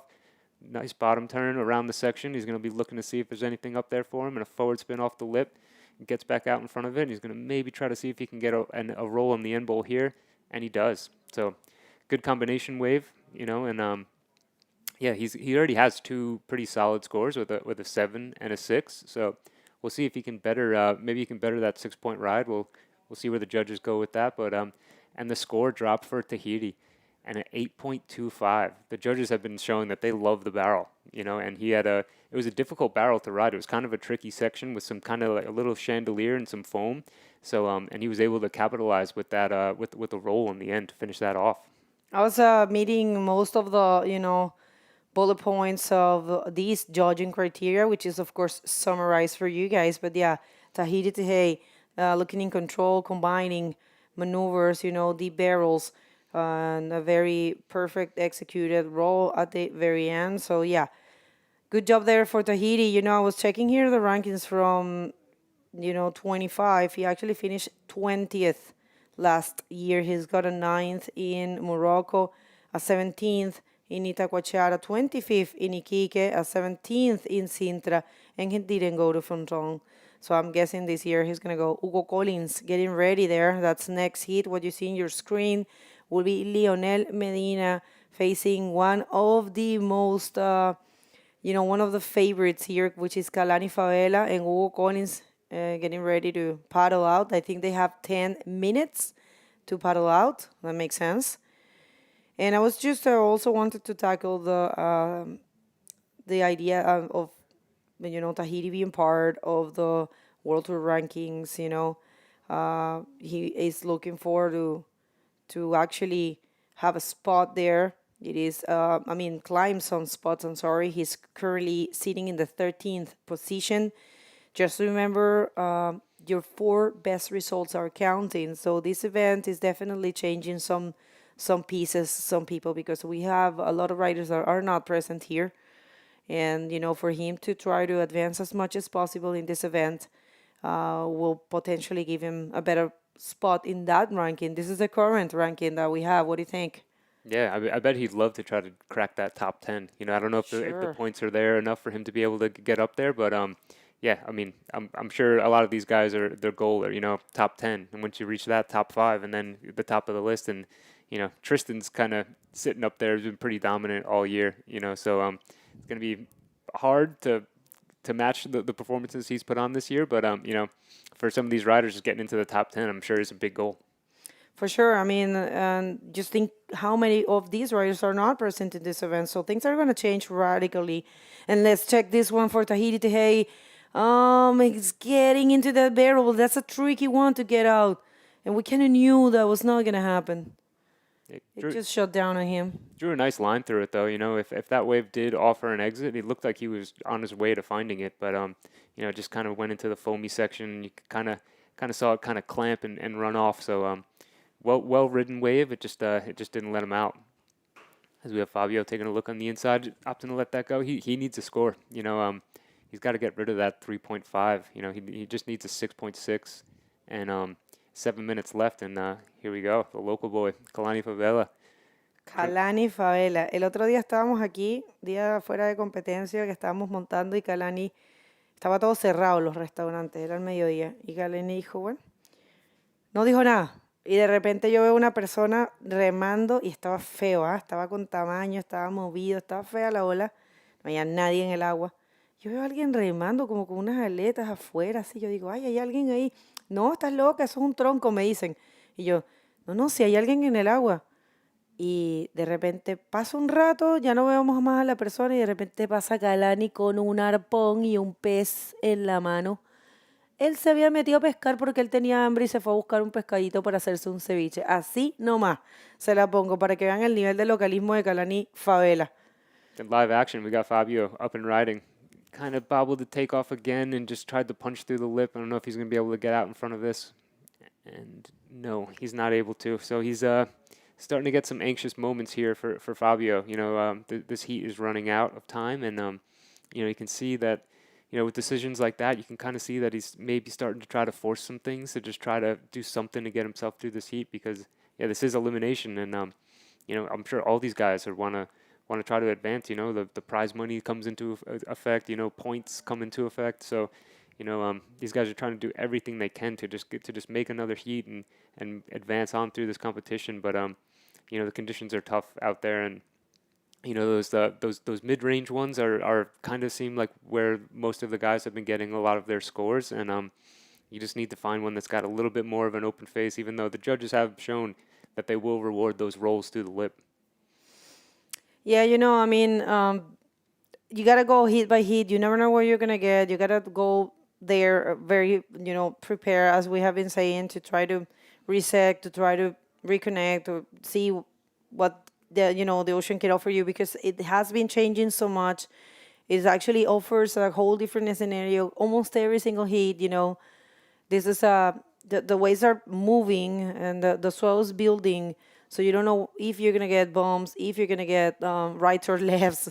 So you gotta be moving out there. Definitely have to be prepared, and you have to add to that the heat. You know, it's really hot right now, starting to be really really hot out there, and that's one of the things why also, you know, the judges are, and the technical commission, not the judges because it's a technical commission, are, you know, thinking that it is not too good to put the riders or to force things if we have time. You know, let's see, nice looking bomb here for Tahiti. Hey, you know, yeah, I saw it. I was like, that's kind of like a bar. You know, I don't think that's gonna be open. But you know, for this guy, you have to think the type of waves he serves. He serves giant waves in very dangerous conditions, and with a very dangerous bottom. You know, which is there in Tahiti. You know, it's no secret that people have died there, and you can get seriously hurt if you don't do things well right there in Teahupu, and the other ways as well. You know, there are coral reefs, and you can even get an infection if you get scratched. You know, there's a lot of like menaces a lot in that place, but also a lot of beauty.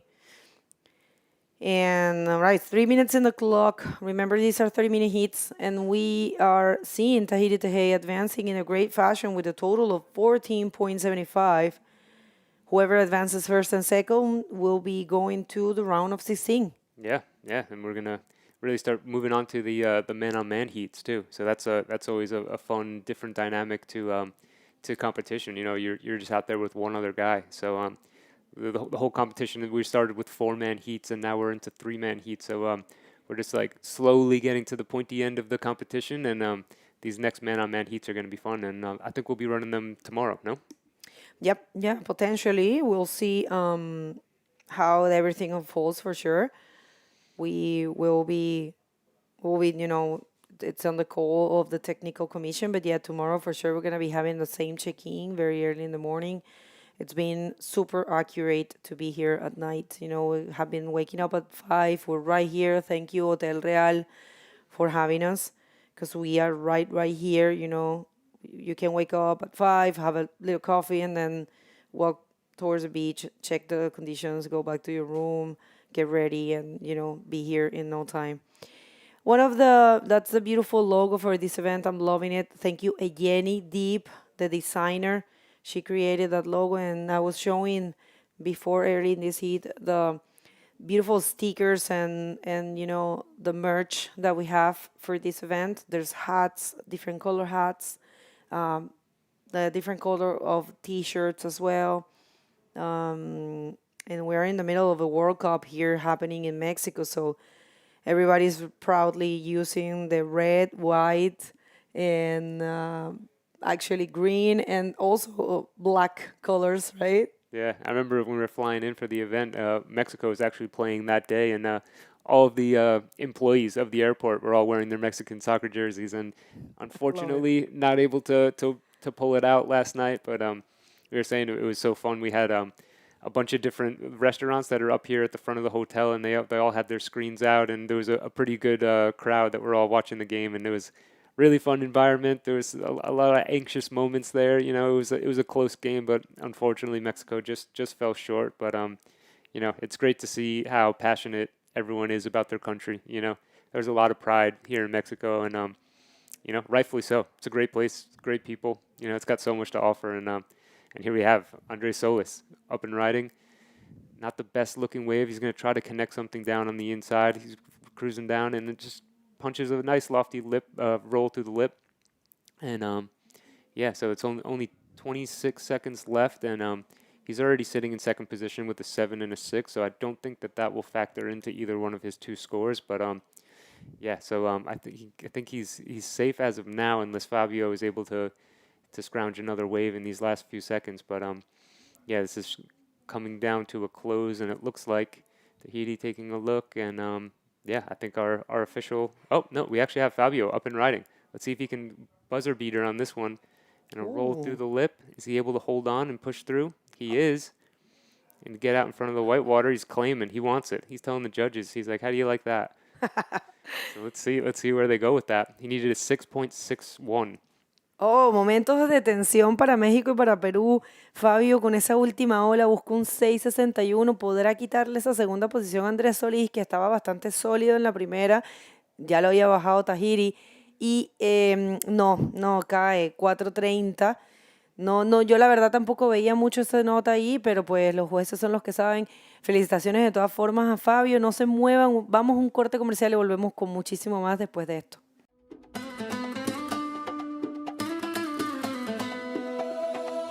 Camina el viento sobre mi piel, arena viva, dulce y cruel. Suenan tambores en el rincón, México arde con mi canción. Oye el pulso del corazón, baila sin miedo, sin razón. La luna mira, quiere más, el fuego nunca morirá. Bajo fuego del desierto, baila conmigo, siente lo cierto. Bajo fuego del desierto, lente profundo, puro y abierto.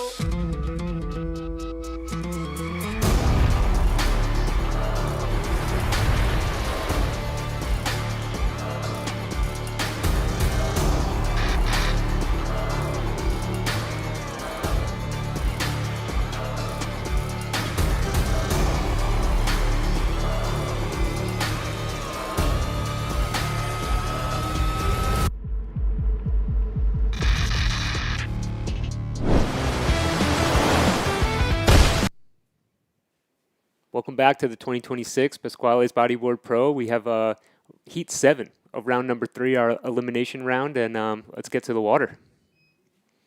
Who we got, Yorka?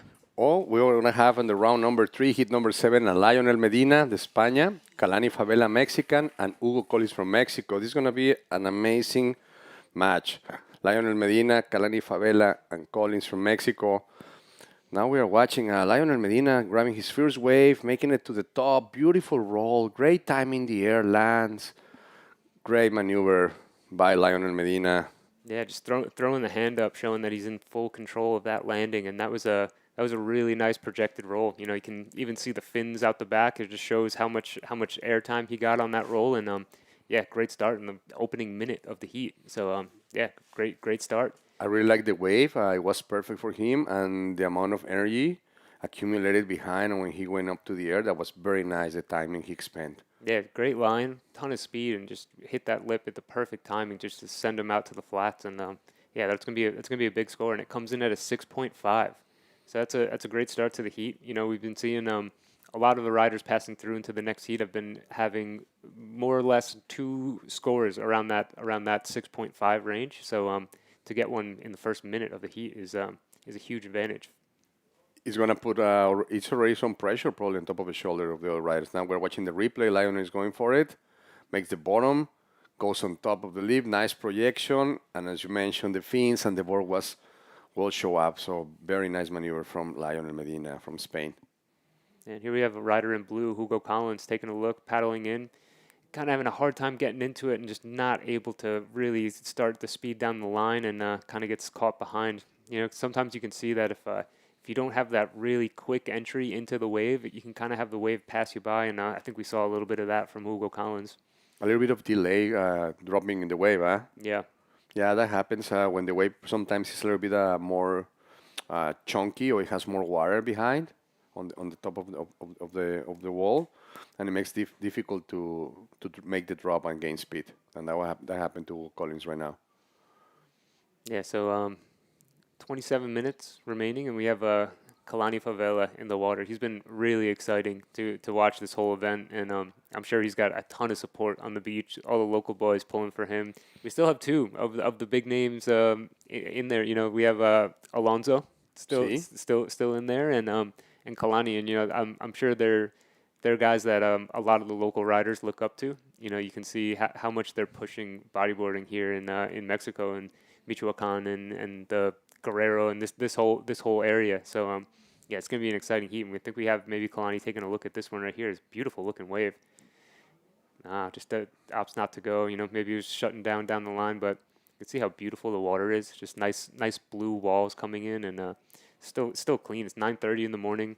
You know, it's still got pretty clean conditions, and yeah, these guys have plenty of opportunity out there. Some good sized sets finally starting to roll in. It's been a little slow throughout the morning. You know, we seeing a lot of guys opting to just go for kind of like the mid-sized waves, because you know, those sets don't come through that often, and maybe with Kalani like opting to let those sets go, maybe they're kind of a little bit stretched out. You know, they're not really offering the corner that you need for an exit. So yeah, we'll probably see these guys opting to kind of move a little bit more to the inside and get those waves that have a little bit of better shape and some scoring potential. Yeah, let's see what are thinking the competitors, because that's what is being happening in the last hits and the last few days. The smaller waves are providing like the setup score where you wanna be, kind of hanging around, not being out of the game, just to place yourself into it. But definitely, if they are able to pull out, like we saw already, like a backflip, just on the lip, or maybe an RRS, or even just an invert, but well displayed, the judges are liking it so much. And we've been watching scores from 4.5 up to even a 9 a few days on the junior rising series. So hopefully the riders get a chance to find the right spot to make those maneuvers and delight us with an amazing show, as they are doing right now. Yeah. Yeah, it's been a fun morning. We've seen some really good performances, and it's not done yet. You know, we still have the rest of this heat and another heat. You see a beautiful one just rifling off. What a beautiful day in Pascuales, Colima. For all the people that is watching at us right now, if you haven't been here, please come to this area if you're a surfer, and if you would like to improve your technique, Pascuales, Colima. So, Brian, it seems like we have an interview right at the beach. Should we go with Bego? Yeah, let's go. Well, thank you so much. We have Tapuna representing here with Tahiti today. Tahiti, I know you're very happy because you serve really good the rights and you're more of a left rider. So tell the world. I'm so happy. Good morning, everybody. Yeah, I passed my heat. I'm so happy. And yeah, I found the right. So I have a 8. So it was I passed. I finished first. Yeah. Tell us a little bit how you feel in Mexico. It's your first time, right? It's my first time here. Here is really hot, not like Tahiti, more hot here. No need wetsuit. And yeah, that's it. So cool. Thanks, everybody. Thanks, the IBC, for the contest. And yeah. Thank you for coming. You want to say some words for your people? Yeah. Bonjour à tous. Et Yorana Tahiti. Trop content de passer mon hit. Euh, Pas de mots, ben on verra pour la suite. Hein. J'espère trouver de bonnes vagues et essayer d'aller le plus loin possible. Bisous mon bébé, je t'aime. Sarah. Well, Maururu, and best of luck for the rest of the competition. Back to you guys. Excellent. We're back in the action. This is round 3 of the hit number 7. Thanks for that beautiful interview that we just saw on the water. Thanks, Bego. And right now we're watching Lionel Medina. Yeah, up and riding, a mid-sized right-hander, really clean wall. He just goes right up into the lip, another projected roll. So, yeah, it's a really clean wave. He's been able to pick out 2 of those, like really clean, give him a nice line into it and able to project another roll out there. So that'll be another really good score for Lionel Medina. What a shot we are watching on our screen right now. If you don't know Colima, Pascuales, this is the small, beautiful town that provides one of the most amazing waves of the planet. And here we go, Kalani Favela throwing a beautiful roll on top of the lip, his first wave. Let's see how the judges are going to score his performance. But this is one of our top athletes from Mexico right now on bodyboard. He was able to pull out a 5th place in Antofagasta. First time contending on the International Bodyboard Committee. So thank you so much to all of you, to all the riders for being here present in Pascuales, Colima, making this beautiful event possible. And to all the sponsors, of course. And Jim Paul, muchas gracias. Thank you, bro, for making this beautiful event for all of us. Yeah, and that's pretty cool. Kalani got to go and compete in Antofagasta. It's probably a pretty different environment than he's used to. Wetsuit, surfing over rocks. So, and I think that's just a testament to how well he's been riding lately. And that was a really nice, powerful roll through the lip on that one. So we've seen the judges really like when the riders hit the main section of the wave. And here's the replay. Really clean wave, gets some good amount of speed into it, and he just sees it shutting down. He just goes right through the lip and lands it perfectly. Right out in front of the whitewash, not having to battle to fight to get out in front. So really good wave from Kalani there. One of the strongest riders, as I mentioned, we have in the Mexican community.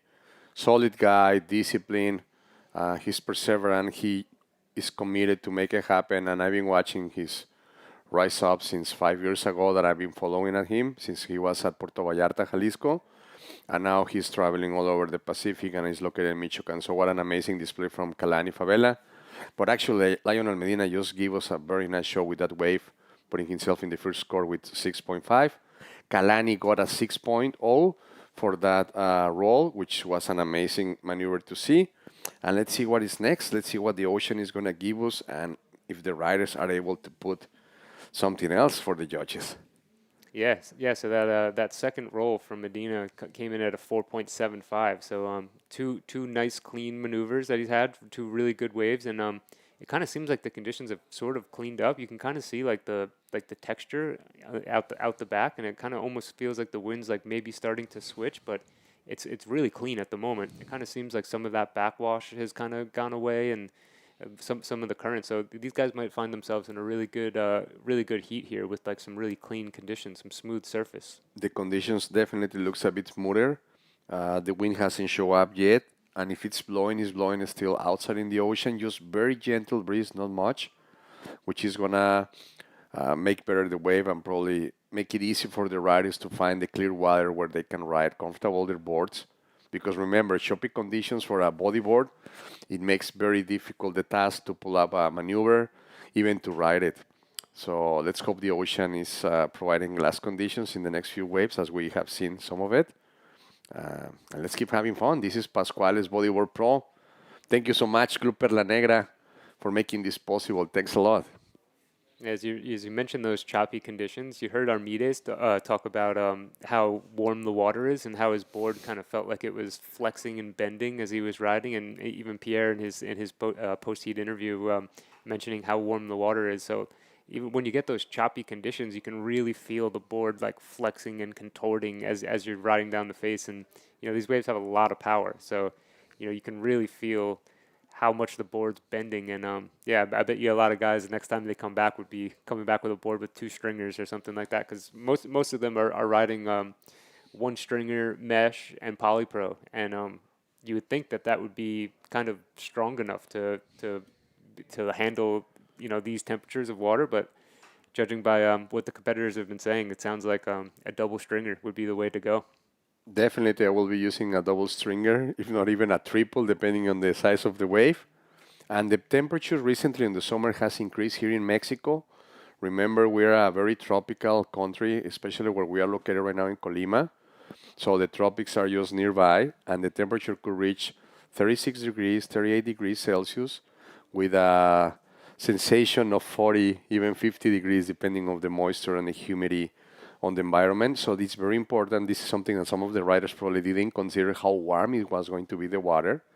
And it makes sense that the moment you touch the water with your bodyboard and you have only one string, it's getting warm and you are warm up on top of it, and your weight and the pressure of the wave on it once you are making the drop definitely will create some bending on it, which sometimes is good because you want that flexibility in order to get some spring in the air on the tricks. But it could be pretty bad if the wave is too big and it gets bent, probably could break and you end up with a board.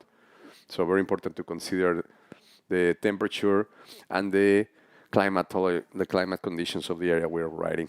Yeah, I was actually surprised at how warm the water was when I jumped in on the first day, because the first time I came here, I was down in Puerto, and I came up here for a swell, and I was just like used to the temperature of the water in Puerto, and I came up here and never even thought about the water being cold, and I jumped in the water and it was freezing. So I guess you can get these currents that kind of come down from the north and really chill the water out. And I know sometimes early season that can happen. Beginning of the season, you get maybe more west swells and you get some cooler water brought in. And here we go, Lionel Medina. Nice looking wave. Comes around the section straight up. Another roll on the outside of the lip. Going to look for another one to try to back this one up. Another roll off the top of the lip. And we'll see if he can bang that out, finish that out. And yeah, he'll kick out. So 2 rolls. We'll see if that can better his 4.75. The judges have been liking the combination of maneuvers. So, yeah, two rolls on that one, and yeah, Lionel Medina been pretty consistent through this heat. And so far, he's the one has pulled out already 3 waves. Kalani Favel is still waiting for his second wave, the same as Hugo Collins. The conditions are getting just kind of difficult to read. It's taking longer the period of the waves to show up to the beach. But this is a great time for the riders kind of to rest, to analyze and prepare for what is coming. And we're watching on the screen Kalani on yellow, making his line, going for the wave, middle section, almost to the bottom, gain some speed. Kind of stop over there, makes a roll. Perfect, beautiful maneuver. Well done over there. Maybe not so radical, not so much power on that wave, but he was able to put that maneuver and finish the ride properly. So the judges are gonna like that. At least he's gonna have a second backup wave already, making things way more difficult for Hugo Collins. Yeah, he kind of seemed like he was a little bit far over on the shoulder on that wave, and he kind of needed to stall the takeoff. And when he came around that section, you just didn't really feel like the lip was there for him to be able to boost a maneuver. But either way, he was able to kind of stall and throw a little roll on the end. So that'll be an okay score for him. Like you said, he doesn't have any backup score, so at least that'll put something on the board. He's sitting in second position, and with that score, he should be comfortably in second, with Hugo Collins only having a 1-point wave. So yeah, looking good for Kalani. He's going to want to do something else and try to give a stronger performance, especially for all the local crew on the beach. I'm sure he wants to put on a show, but yeah, those waves are out there, and that score just came in at 3.5. So not a big score, but it's just still keeping him solidly in second place. Very nice performance by Kalani, Lionel as well, and Hugo Collins. Hugo Collins from Los Cabos, Kalani from Michoacán, y Lionel Medina from Spain. 2 Mexicans, one Spain guy here in the Pascuales Bodyboard Pro. What an amazing day. What such a good conditions we are having through the days. It has been so good. And for me, it's such an amazing event. First time made in Mexico. Thanks to the IBC committee. Thank you so much, Club Perla Negra, for making this happening. Jim Paul, we need more events like this, so let's gather. Let's make it happen. And right now we're on the screen. Some waves coming. Who's piloting in? There we go. We got Kalani up again. Stalling the takeoff. Going to try to see if this section will let him produce something, and a nice backflip, lands and spins it around, so he's able to hold on to that one. So really nice wave. That was kind of what he was hoping for on that last one. It was a similar wave. He was kind of stalling the takeoff. And here we go, Hugo Collins paddling for one, just doesn't like the look of it and gets out of there. But yeah, great wave from Kalani. And so far, Kalani only needs 5.66 points to climb up to the first position. Hugo Collins needs a 8.5. And we're waiting for the score of Kalani on its last wave. Let's see what the judge started thinking. 30 minutes remain on the clock. This is hit number 7 from the Men Rising Series, and we're on round 3. Yeah, elimination round. So we're going to be losing one of these competitors, and we're going to go move on to man-on-man heats. So a little different dynamic in the next round, and you know, these guys are going to be battling to try to make sure that they're in there. What a wonderful day. And we have the replay over here from Kalani, gaining some speed, making it to the top of the wall, finds his space, and lands that beautiful backflip over there. I really like the color of the fins on the board. It makes it so attractive to watch it and distinguish on the wave. Yeah, that's the cool thing about bodyboarding is all the color combinations you can put together. You know, different colored fins, different colored boards. You know, there's some all different types of combinations you can put together. And even in the last decade, you know, they've had a lot more options. You know, it used to be kind of like the blue deck, the red rail, and the white bottom was like the classic one, or the yellow deck, black rail, orange bottom. Orange bottom. Those are like the original colors, but now, you know, you got your pink slicks and your teal slicks, and you know, so it's fun to be able to you know, change your style, mix and match all your colors, and yeah, a lot of brands have some really cool options out there. So it's a fun part of bodyboarding. Yeah, I really like how colorful it is, the discipline. I've been watching all the boards around the beach, and the guys have stickers all over the boards and very nice colors of their fins. I really like the colorimetry of what we are watching on the beach today. And all the brands, every single brand of it. Right now we are watching on the horizon, maybe 1-2 waves getting formed. The left side of the screen, we see a Kalani Favela paddling towards the right. Let's see if he's going to get anything over there. Yeah, and we had that score drop for Kalani's backflip in an 8-point ride, highest score of the heat so far, and it brings him into first position with a 14-point heat total. And yeah, really strong ride there, and the judges love that backflip, good projection, landed it clean. So really good performance from Kalani there, and he'll be stoked he's sitting in first place. I think Kalani, he really likes big size wave, and I want to say this, probably the guy, because he's tall and very strong, he requires a little bit more power, and it seems like he feels way more comfortable when he has all that energy behind him pushing him. He looks quite more comfortable, I think. Yeah, he's got a big frame, so he's probably requires a big wave to really project out. But he did a great job on that one, landed that backflip really clean, and yeah, highest score of the heat. And with only just over 10 minutes left in the heat, he probably feel pretty good about that. He probably would love to better that 6, but as of now, he's sitting good in first place. He did good with that wave, with the selection of it and the maneuver. And right now, priority, we have a Hugo Collins on blue, Lionel Medina in red, and in yellow, Kalani Favela, he just put out 8.0 score with its last wave. Beautiful day at Pascuales. Hugo Collins finally getting his first wave. Nice drop. Goes to the bottom. He's trying to reach the inside. He couldn't make it. That's a very hard part to read this wave. Being in the right spot makes it very complicated. And we can see how even the professional riders, as we are watching today, they can struggle. So it's not an easy discipline for those that think, oh, it's just getting on the board and riding. Not at all. There is a lot of things involved. And you got to calculate a lot of things like wind, conditions, the wave, the ocean surface, the height of the wave, where to position yourself, where to put yourself in on the bodyboard. Like there is so many aspects that naturally we are watching right now. Kalani in the air, beautiful maneuver, keeps riding, ends with a roll over there, maybe a third maneuver. Let's see. He's trimming the line. Not much, just a fun land over there. Yeah, just kind of like, all right, I already did my work out the back. Let me just let's goof around. Yeah, exactly. So yeah, another good score there. Smaller wave, but well executed ARS on that, and a little roll to follow that up. So be interested to see. It was a smaller wave, so but he did do 2 maneuvers on the wave. So Be interested to see if they go anywhere close to that 6, and they do. They go 6.25, so he betters his score by 0.25. So, yeah, not a huge jump, but you know, sometimes A step above. yeah, sometimes even people have won a heat by 0.1. So, you know, that 0.25 could save them later on in the heat if Lionel Medina ends up being able to put together a big number. We have a phrase, even a small kick on the board will send you forward. Yeah, that's true. So little by little, small points will always matter. And we just saw Kalani pulling out these 2 maneuvers. That air race was very tight, but it was clean and able to put up the second maneuver as well with the roll and finish his waves. Yeah. So that's leaving Lionel Medina needing a 7.76. And you see a beautiful wave running across the screen there. But yeah, with 8 minutes left, you know, that 7.76, very attainable. We saw that Kalani's backflip yielded him an 8.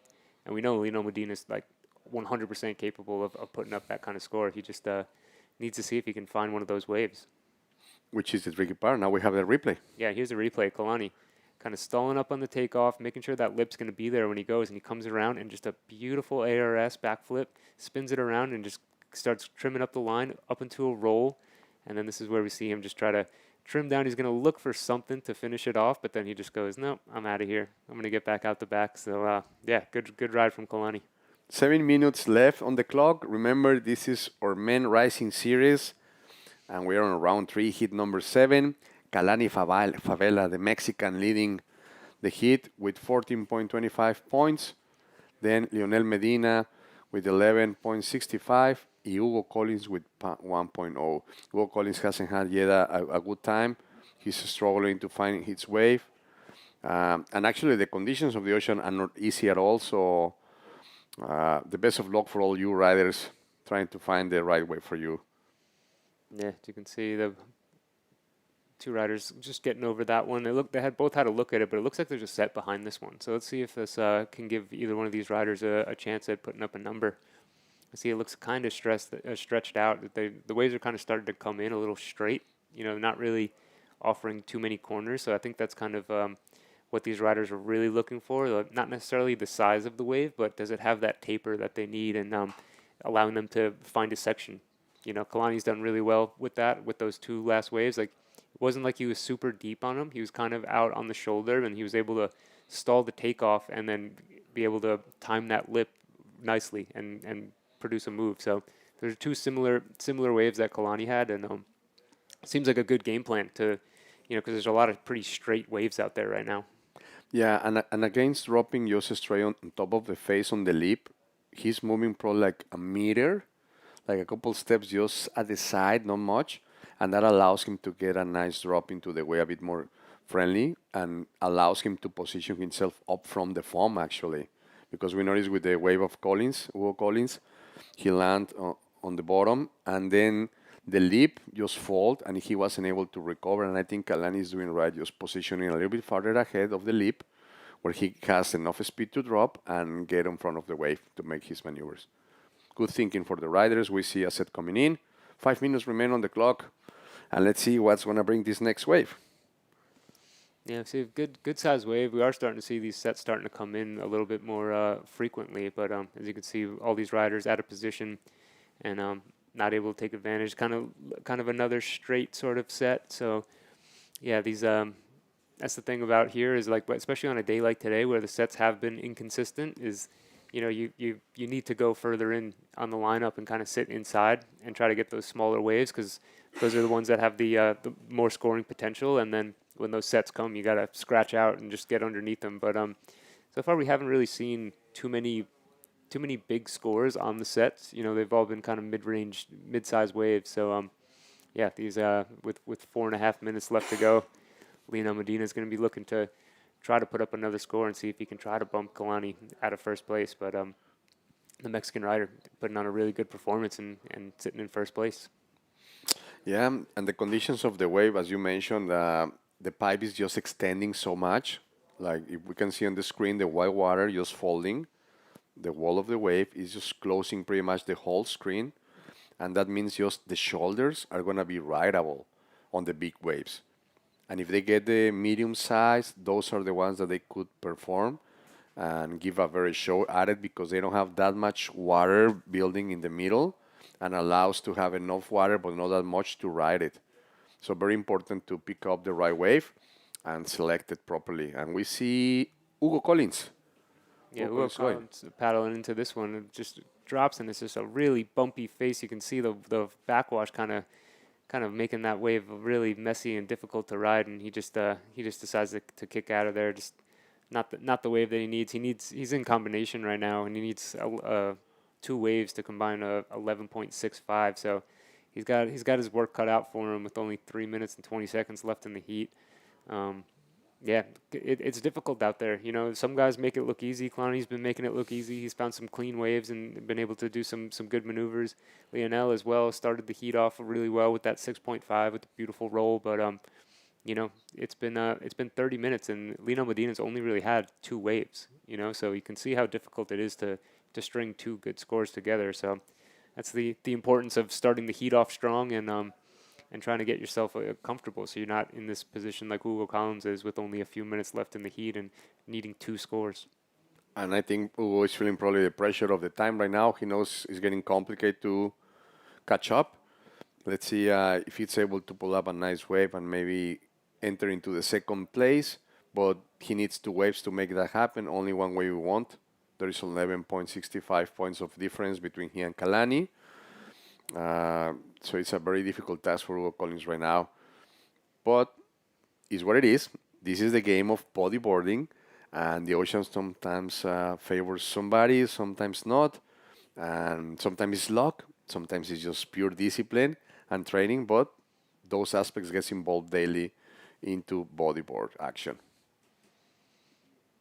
And right now, still the walls are just raising up evenly. This is what we call barredoras, the sweepers.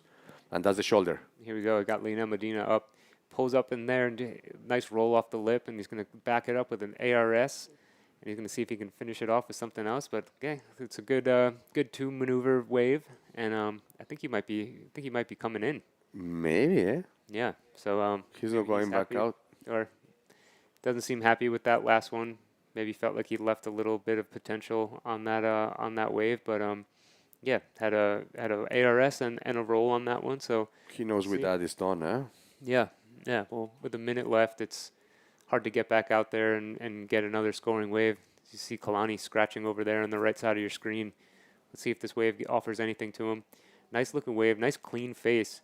Good line, pulls up into the barrel. Is it going to come out? It's spit and comes out. Let's see if he can bang it off the end of the section. And a nice reverse. Is he able to hold on and finish it? Yes, he is able to get out in front of the whitewater. So amazing wave for Kalani Favela. Wow, really impressive performance. And that was a great barrel and a great maneuver. What an amazing display of technique from Kalani, the Mexican from Michoacan. After Lionel Medina just finished his wave and he just used the foam to go out of the ocean. There is only 30 seconds remain on the clock. So far, Kalani Favela right now leading. We are waiting for the scores. Maybe something is going to change. But we are very excited to be here today at Pascuales Bodyboard Pro 2026. Thank you so much to all the riders that are making possible this event and all the people that is putting themselves on the line daily on the transmissions. Thank you so much to the team. Yeah, I can't wait to see the replay of that last one from Kalani. It was a really well executed wave. You know, we haven't seen too many barrels that day, and the scores drop and a 9.25. Unbelievable score in the final minutes with a 17.25 heat total. Just an unbelievable heat from Kalani Favela. Our team is looking for the replay. Probably they're going to get it. The heat is over. This was the round 3. And we're just about to start the round 3 again with the heat number 8.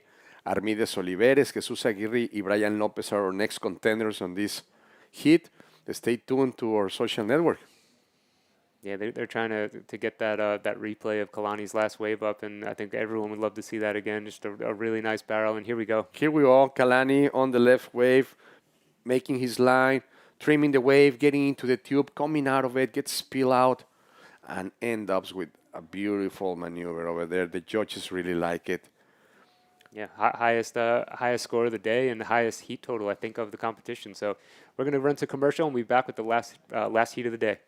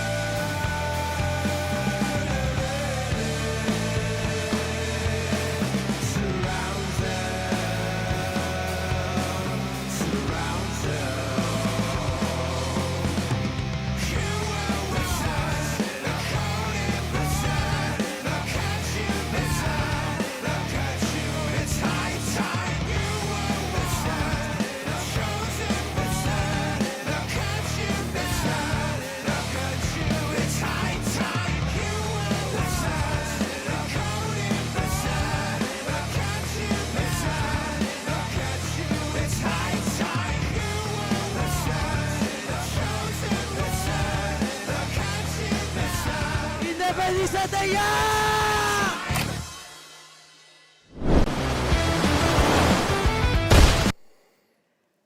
Welcome back, everyone. We are ready to start last heat of the day, but first we have Jim, Paul, Blaney. Thank you for being here with us. How are you feeling with this event? Oh wow, yeah, pretty emotional. You know, I just saw Kalani Favela out there doing a big, huge barrel and coming out with a spin in the air, and yeah, I'm pretty stoked. I'm kind of curious about the score though. Same, same. Let's hit the water, and we'll introduce you the next heat, and we're gonna check the scores here in our scoring system. You guys can also do that at the IBC World Tour website.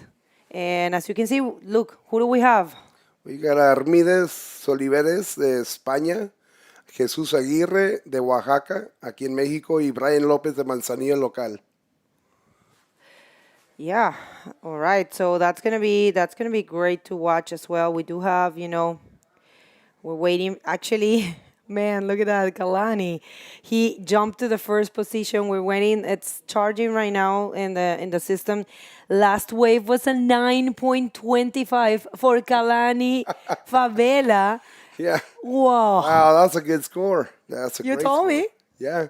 I think I did said like you a did. 9.25 just to see if, You're very good at it. I'm trying. But you know what? Like I said, inside we got in blue, Brian Lopez. He's from Manzanillo here in Colima. He's a loco, and also he went to Antofagasta. Then we got Jesus Aguirre. He's really good. He's been, he has won a lot of championships from Puerto Escondido, Oaxaca. And then we got Armídez Oliveres, who's the 2024 world champion. So this is a good heat. It's going to be very interesting to watch.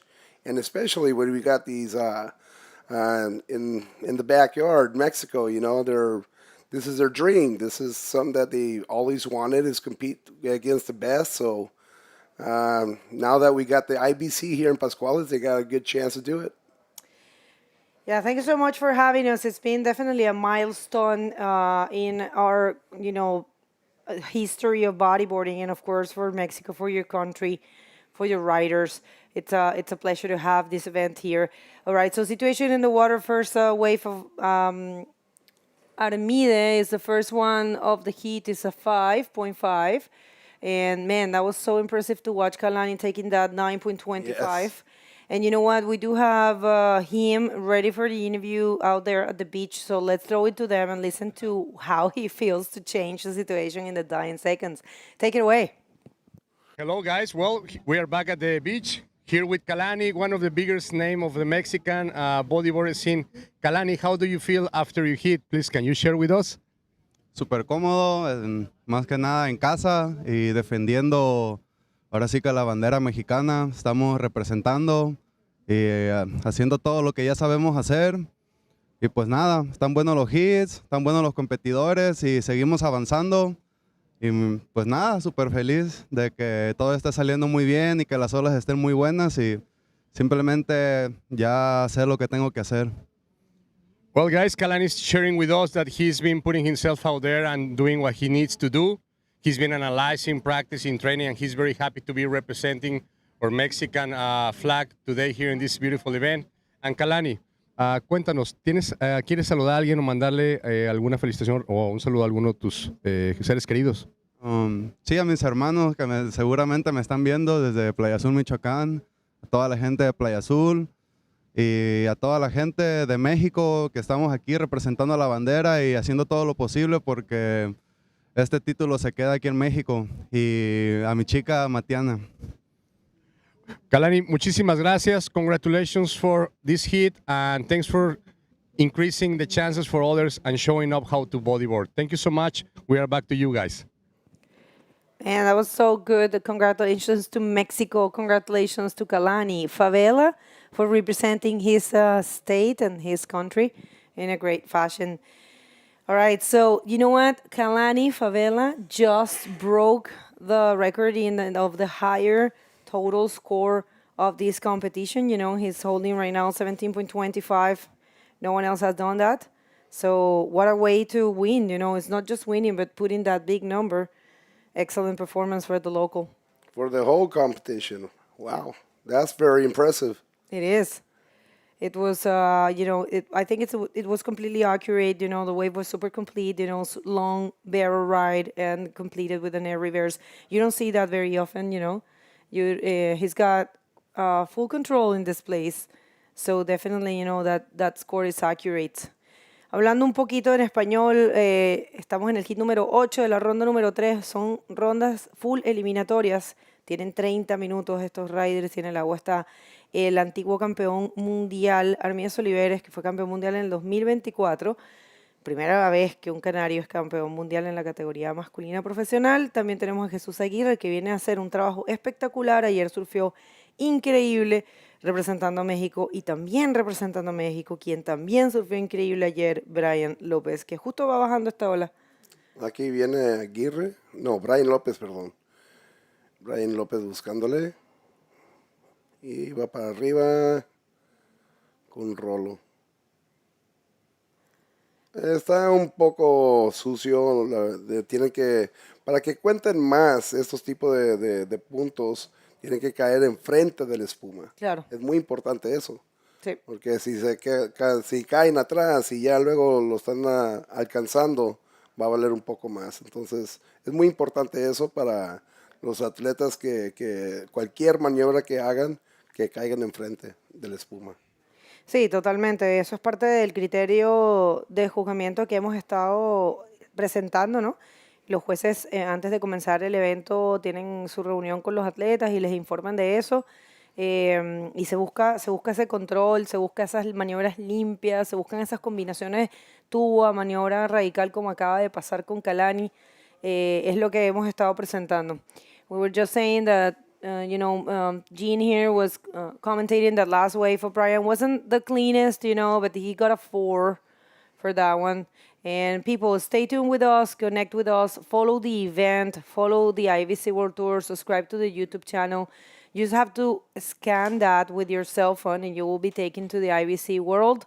It's everything all together in that link tree. And if you want to follow the scores, now is a cool moment to see because, we're finalizing this day number 4 and there's very cool stats. And this system provides you with good information there. So make sure to stay tuned with us. And Gene, man, I can't even start to imagine how you're feeling. Yesterday you said you were really, really happy, feeling very happy to have this event, doing this. It's a dream of yours. So, it's been successful so far, day 4 right now. Lots of good moments, and we do have our champion in the junior man division. So tell us a little bit about that. Yes, I'm very excited. It's an event that I had planned since 2021. So, it took some time because 2023 we had to cancel it. We had some issues with the government and stuff like that. But, that's another page, and we're in a new chapter right now. So I had a vision, and my vision is right here in front of me. So, it's really nice to see all the professionals coming in. It's nice having the Mexicans here, the athletes, to come and represent Mexico. It's great having everybody here, and included that having a good team, you can make a lot of things happen, and this is a good team that we have. So I'm very excited. I'm glad that this is happening. And for next year, it's going to be a better year. I believe that. So in the meantime, I just want to let everybody know that tomorrow is going to be the highest peak of the wave. So it's supposed to be a little bit bigger than today, and then after tomorrow, it's going to be maybe like 1 meter shorter, a few like 3 feet shorter. But it's going to be the biggest wave of the day is tomorrow. So it's going to be pretty exciting to see the octavos. The round of 16. Round 16. That's it. Yeah. I mean, I would like to thank you in the name on behalf of the whole crew, the IBC World Tour, and everyone in the world. I'm pretty sure for what we have seen and the feedback that we have got is that everyone's really happy with the event, and also you know, you had the vision, and another proper vision was to put in, you know, the people, the team, you know, to build the team. That's on you Yes. too. Yes. So you Yes. chose every person properly. Yes. Well, you know, it's open. You know, everybody. Actually, athletes that I haven't even seen for years. They came here, and you know, they're competing. Like Hugo Collins, he comes from Ensenada. I haven't seen them for years, and Oh, that's so cool. yeah, he's a Mexican champion as well. And right now, you know, this is one of his dreams to represent Mexico in these types of events. So, yeah, there's a lot of dreams come true. Like, you know, my vision, my dream was, you know, promoting, and here it is. So, doing this, I'm actually, you know, bring some dreams to the athletes, which, you know, I'm very glad to have them here and represent Mexico. So now they could actually show the talent that they have. They have the opportunity. And what I've seen so far, you know, yeah, here comes Red. Armides Oliveres attacking that section, completing. Let's see if he can actually cope with that explosion. He There did. he is. That's nice. That's hard to do. Yeah, it's right in the critic. And so, yeah, I'm very excited that, you know, everybody's dreams is coming true in this main event of Pascuales. And I think that probably Wednesday is going to be the last day. It is, yeah. Good period though. Now, of course, we would like to stay here 2 weeks, but it's so expensive for everyone. And but yeah, people, book your calendar for next year. Are we gonna have the event next year? How is it looking? Yeah. I would like to have another one. I think every year. That would be amazing. So you know what to do. If you haven't been here or it's been a while since you don't come to Mexico, you have to book your spot here for next year because it's worth it. You know, and also the place itself, you know, it's really quiet, really calm. You can spend a different, you know, for me, this is like reconnected with the nature of our sport, with the basics. Remember, back when we all started, we all wanted just to surf, eat, sleep, and repeat. That was like the thing that we all wanted to do, just be all day in the water, go to sleep, eat, and then do it again. Take us through that replay. Yeah, right there. He just came down and he went straight up to do the Rolo, coming out from the white water.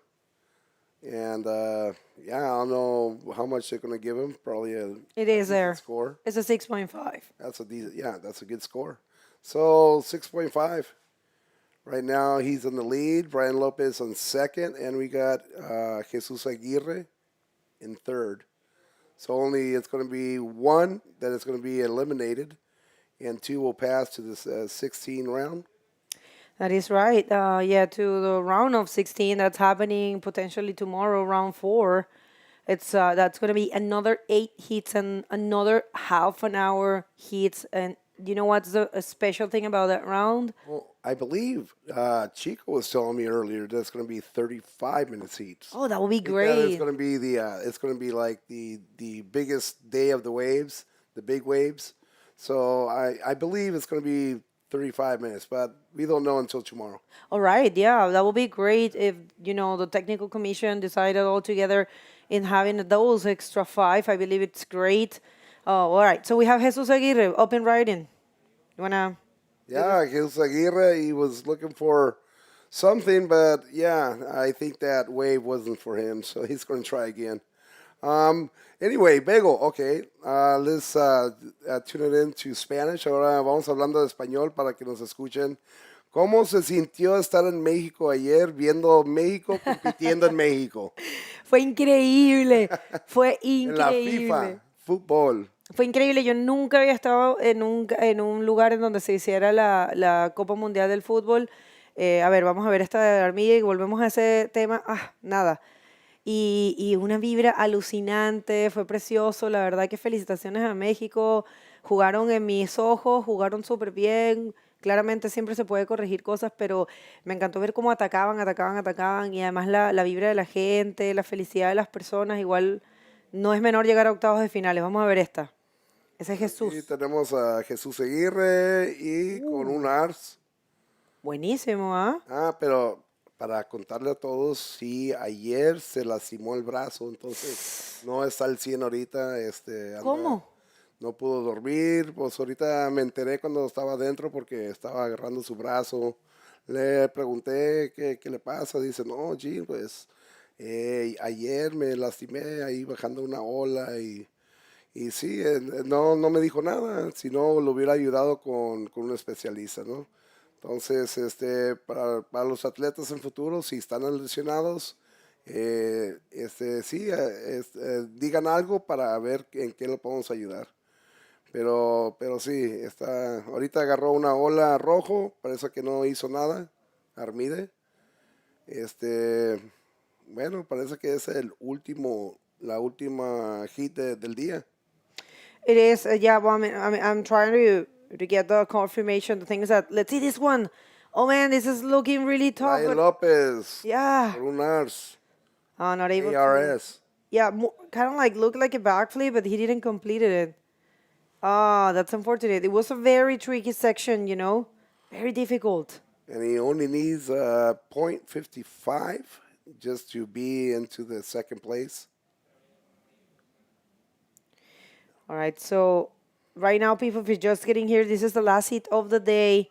We do have, the next hit, the next, round. It's a round of 16, and as Jean was informing me, we're going to double check that and double confirm, but it might be 35 minutes. So that's a lot of time, It says 8 hits of 35 minutes. Yeah, especially with the conditioning tomorrow. If the waves will go up further, then we're going to have to use the 2 jet skis. And maybe it all depends on the condition, of course. But we probably going to have to use the jet skis so they could, when they grab a wave, them take them back inside so they could grab their waves. But yeah, we're going to be talking about that tomorrow morning. In the check-in, so we'll see. We'll see what happens. In the meantime, we got Red Armides still leading in this heat. Brian Lopez, he got second. He's in second place right now, and Jesus Aguirre in third. So Jesus Aguirre only needs 2.46 to go to second place. See what happens. We still have about 11 minutes left into this heat, and talking about great conditionings. I think tomorrow is going to be a better day for the riders. And Wednesday, everybody's telling me that Wednesday is going to be the day for some good waves for the finalists. So, I'm looking forward for that. So, see what happens. Yeah.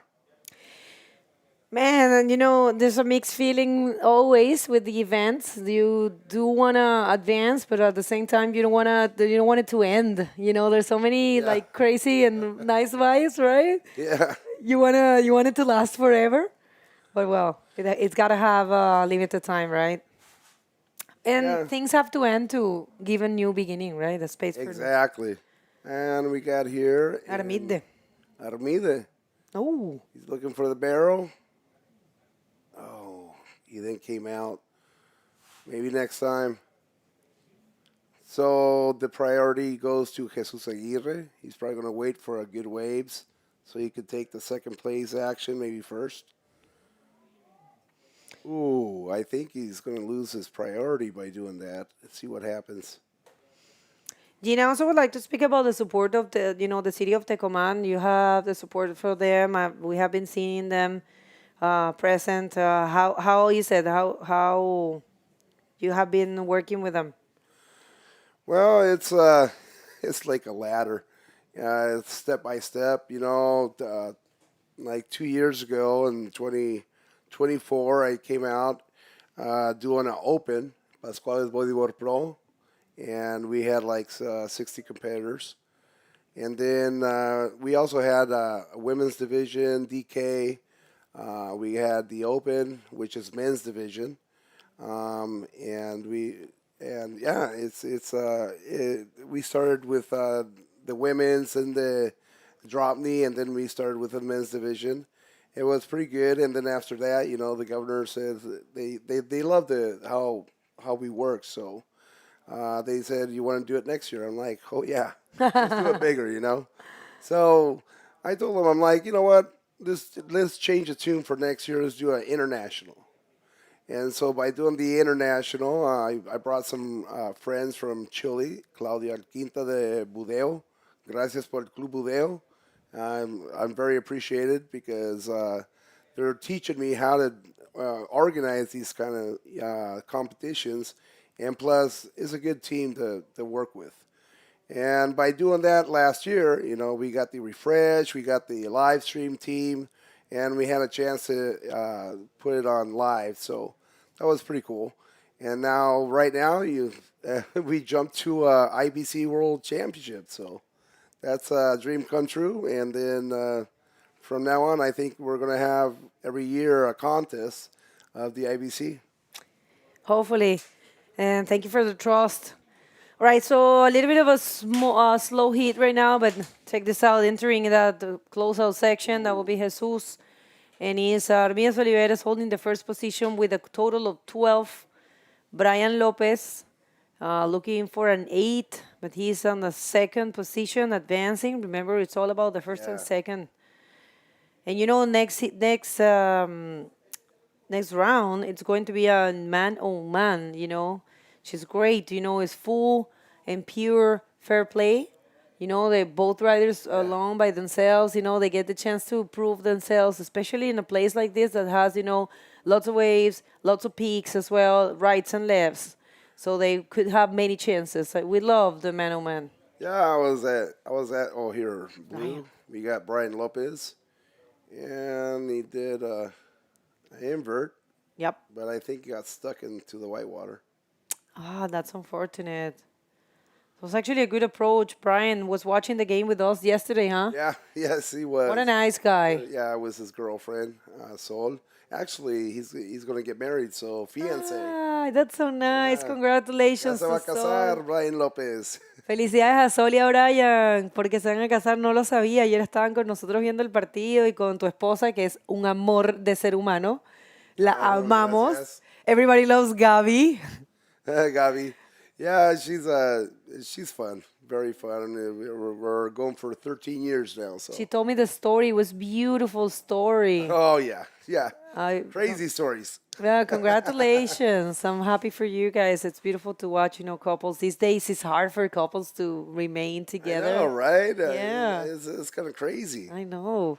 Yeah. So, congratulations. I think I have a friend of mine that actually got divorced twice during my marriage. So I'm like, okay, I'm doing something right.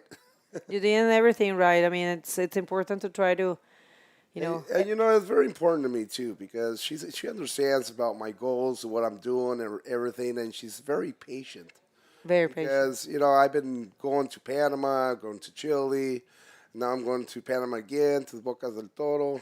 I'm gonna, it's just during these years she's been very patient, and she sees that I got this thing in me that I got these dreams that I want to come true. So. Like the governor, I don't know if you liked the fight night last Saturday. Yeah, watch That a was little pretty bit. fun, yeah. Yeah. So the government, the president of Tecomán was asking me like, so can you do something bigger in the fights? I'm like, oh, I know people. Oh yeah, we could do an international if you want. Oh, that would be nice. So I'm thinking about that too. Let's see That what would be happens. great. Yeah, Wow, that would be amazing. I that'd mean, be awesome. you're going to have your hands full. I know, but I mean, hay que aprovechar la vida ahorita. The life is too short not to do it. You're totally right. There's so many things happening around the world that we don't know. And our thoughts are, with all those. I saw yesterday there was like a crazy storm in Dubai. Oh, man, the world is being in Dubai. Like very strong winds, like wow. crazy, like 200 and something kilometers. Kind of like. I didn't see that. I was kind of almost crying about Mexico losing. So. Oh. Yeah. No, you know what? We did good. I'm very proud of the Mexican team because they got. This is the first time they got that far, so they actually improved themselves. Yeah, I agree with you totally. It was really, really well performed. All right, people. It looks we like got Brian. blue. Oh, but this is Armido in a bomb. Into the into the tube section. Is he coming out? Nope. Ah, that's a Got shame. stuck in there. So we got 3 minutes and 30 seconds left. We got second Brian, first Hermide, Jesus Aguirre. Well, he only needs 2.40. Nomás necesita 2.40 para Jesús Aguirre para que se pase a segundo lugar. Ahorita va ganando Armides Oliveres, el campeón del IBC de 2024. Y sí, pues ahorita parece que Jesús Aguirre tiene la prioridad. Todo puede pasar en 2 minutos con 50 segundos. Vamos a ver qué le pasa. Si le llega la ola, no le llega la ola, todo depende. Claro. Igual te digo algo, Brian tiene que tener cuidado porque Jesús solo necesita un 2.46, así que Brian tiene que tratar de conseguir algo para cambiar el 1.45, a menos que, o sea, Jesús no consiga nada, pues Brian avanzaría. Pero no está muy cómodo en esa situación. Y mira mira la corriente, cómo se lo está llevando para Mucha atrás. corriente, mucha corriente. There's a lot of current. That's crazy. This is about the time that the current comes in, and then the swell is starting coming in. So tomorrow is going to be wild. It's going to be wild. See what happens, because we never know what nature brings us, you know. That's right. You can't control that. You want to send a message to the world. Everybody's watching here. We have a pretty cool audience. Let's see if Brian is taking... Oh, not really. I want to send a message to all the bodyboarders and everyone in the world. Let's see if someone's going to take that one, but it looks like a closeout. The one. Oh, here comes a wave. Here comes a wave. Yeah, we'll see. See what happens. Yeah, that's kind of like a closing out wave. Yeah, I think nobody. Man, look at that thing. Oh, wow. Swell Somebody see. needs a chiropractor for that one. The wave itself will work as a chiropractic. Do you want to send a message to the world so the world know you? What would you like to say to the bodyboarding community? Well, you know, just keep on practicing. Follow your dreams. Here comes Brian. Oh, no. Oh, that's unfortunate. But where is Jesus? So, yeah, I don't know. I don't know where Jesus is. So, for the world, you know, I'm just, if you have a dream, you can make it possible. Work hard to do it. You know, don't give up. And just follow your dreams. I mean, if you have a goal, do it. Don't stop. And, yeah, I hope that next year we have a better audience, that they all come here and participate. It's a very, Colima, it's a very nice place to come and visit, like, you know, the waves of Pascuales. Just like we have other beach breaks like Puerto Escondido and Barra de la Cruz and all that. And we got very nice waves here. So, you know, my message is, you know, keep going for your dreams and don't stop dreaming. You just gotta do what you gotta do, you know. Here comes Armides. And looks like he's getting a barrel coming out. Ooh. Yeah, nice and clean. Oh, 360 to barrel. Oh, he got stuck there. Oh, But he did get a barrel. Yeah, that would have been a huge score. 360 to barrel. We haven't seen that in this contest yet. And the heat is over, and the official result is that Armides Oliveres advancing in first and Brian Lopez in second. Congratulations to Jesus Aguirre for his performance. He's going to be knocked out of the competition. But you know what? We're going to be in camera before going to commercial. We're going to be in camera. You want to say something to the world? Sure. Just thank you for watching. I hope that you enjoying the IBC in Pascuales, and just keep following your dreams. You know, make it happen. Don't quit. Life is too short to, you know, do it. You don't want to be regretting it in the future. So just keep on fighting until you accomplish your dreams. That's my message. That's beautiful. Thank you, Jim, for everything. And you at home, we will come back with the interview for Armides Oliveres and wrap up a little bit the event and tell you what's going to happen tomorrow. So don't move. We'll see you in a bit after this commercial break. Thank you, Jim. You. Yeah.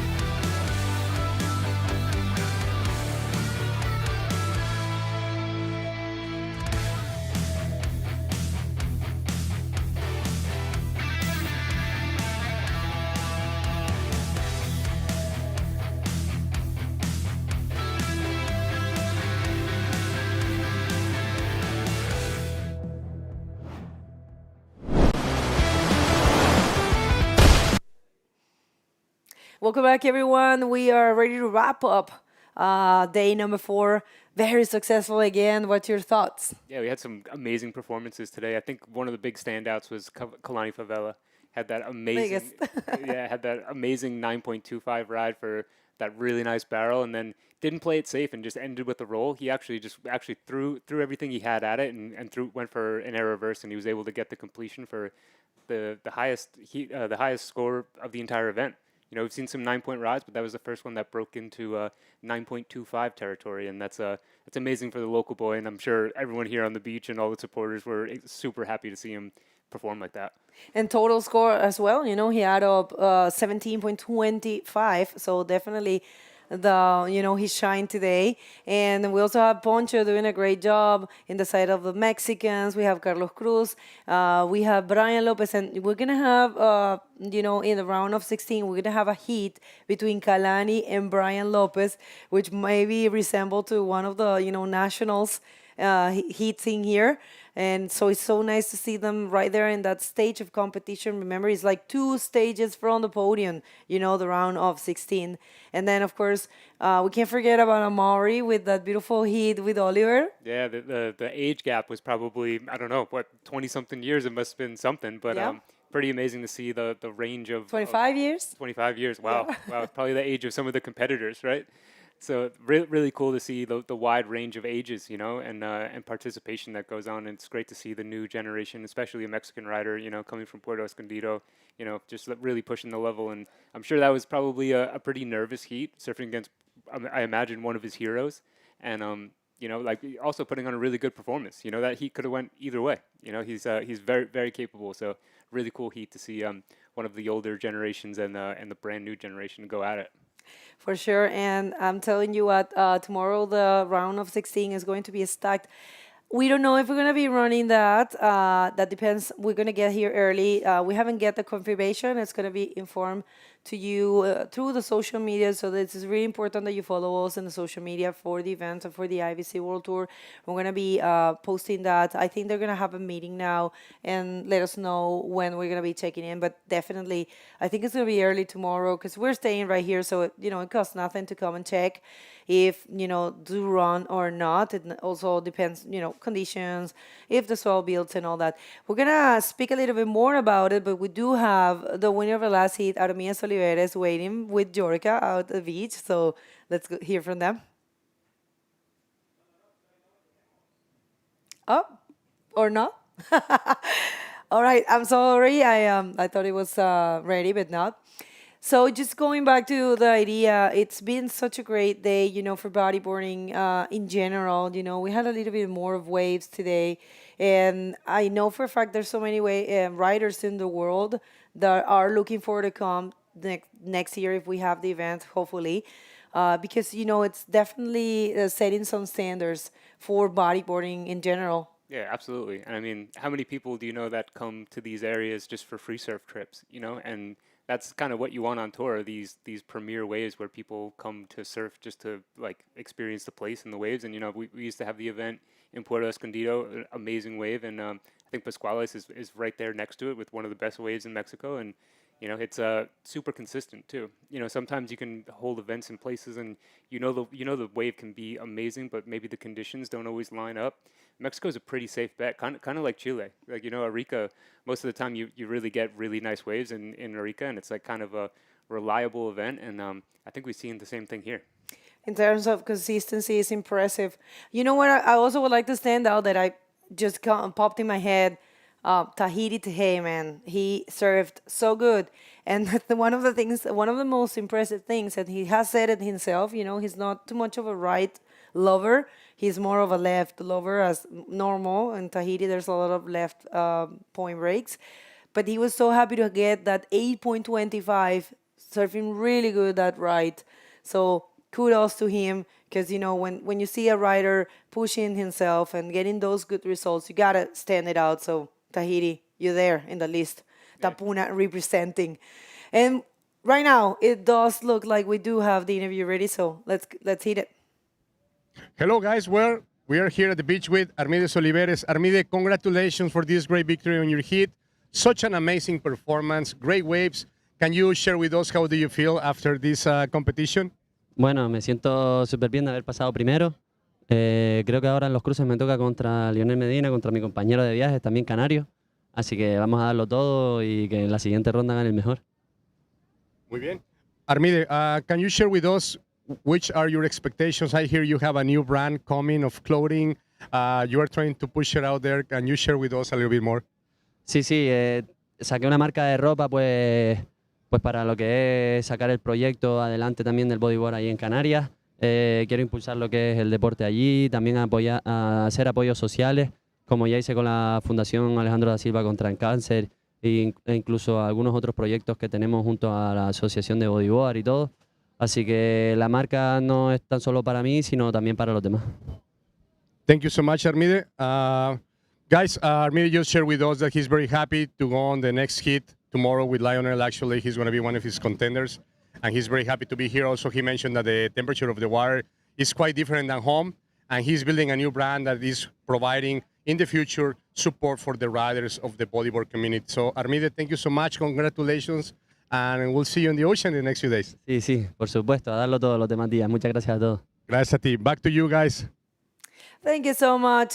Congratulations to Armide. I'm sorry. And everyone at home, thank you so much. We're going to be posting when the check-in is going to be and the time and everything in the social media. Meanwhile, subscribe to this YouTube channel. Costs $0 to you and helps a lot to the sport. And you want to add something else? Yeah, just excited for what's about to come in the next few days. We're going to have these man-on-man heats, and it's going to be exciting. For sure.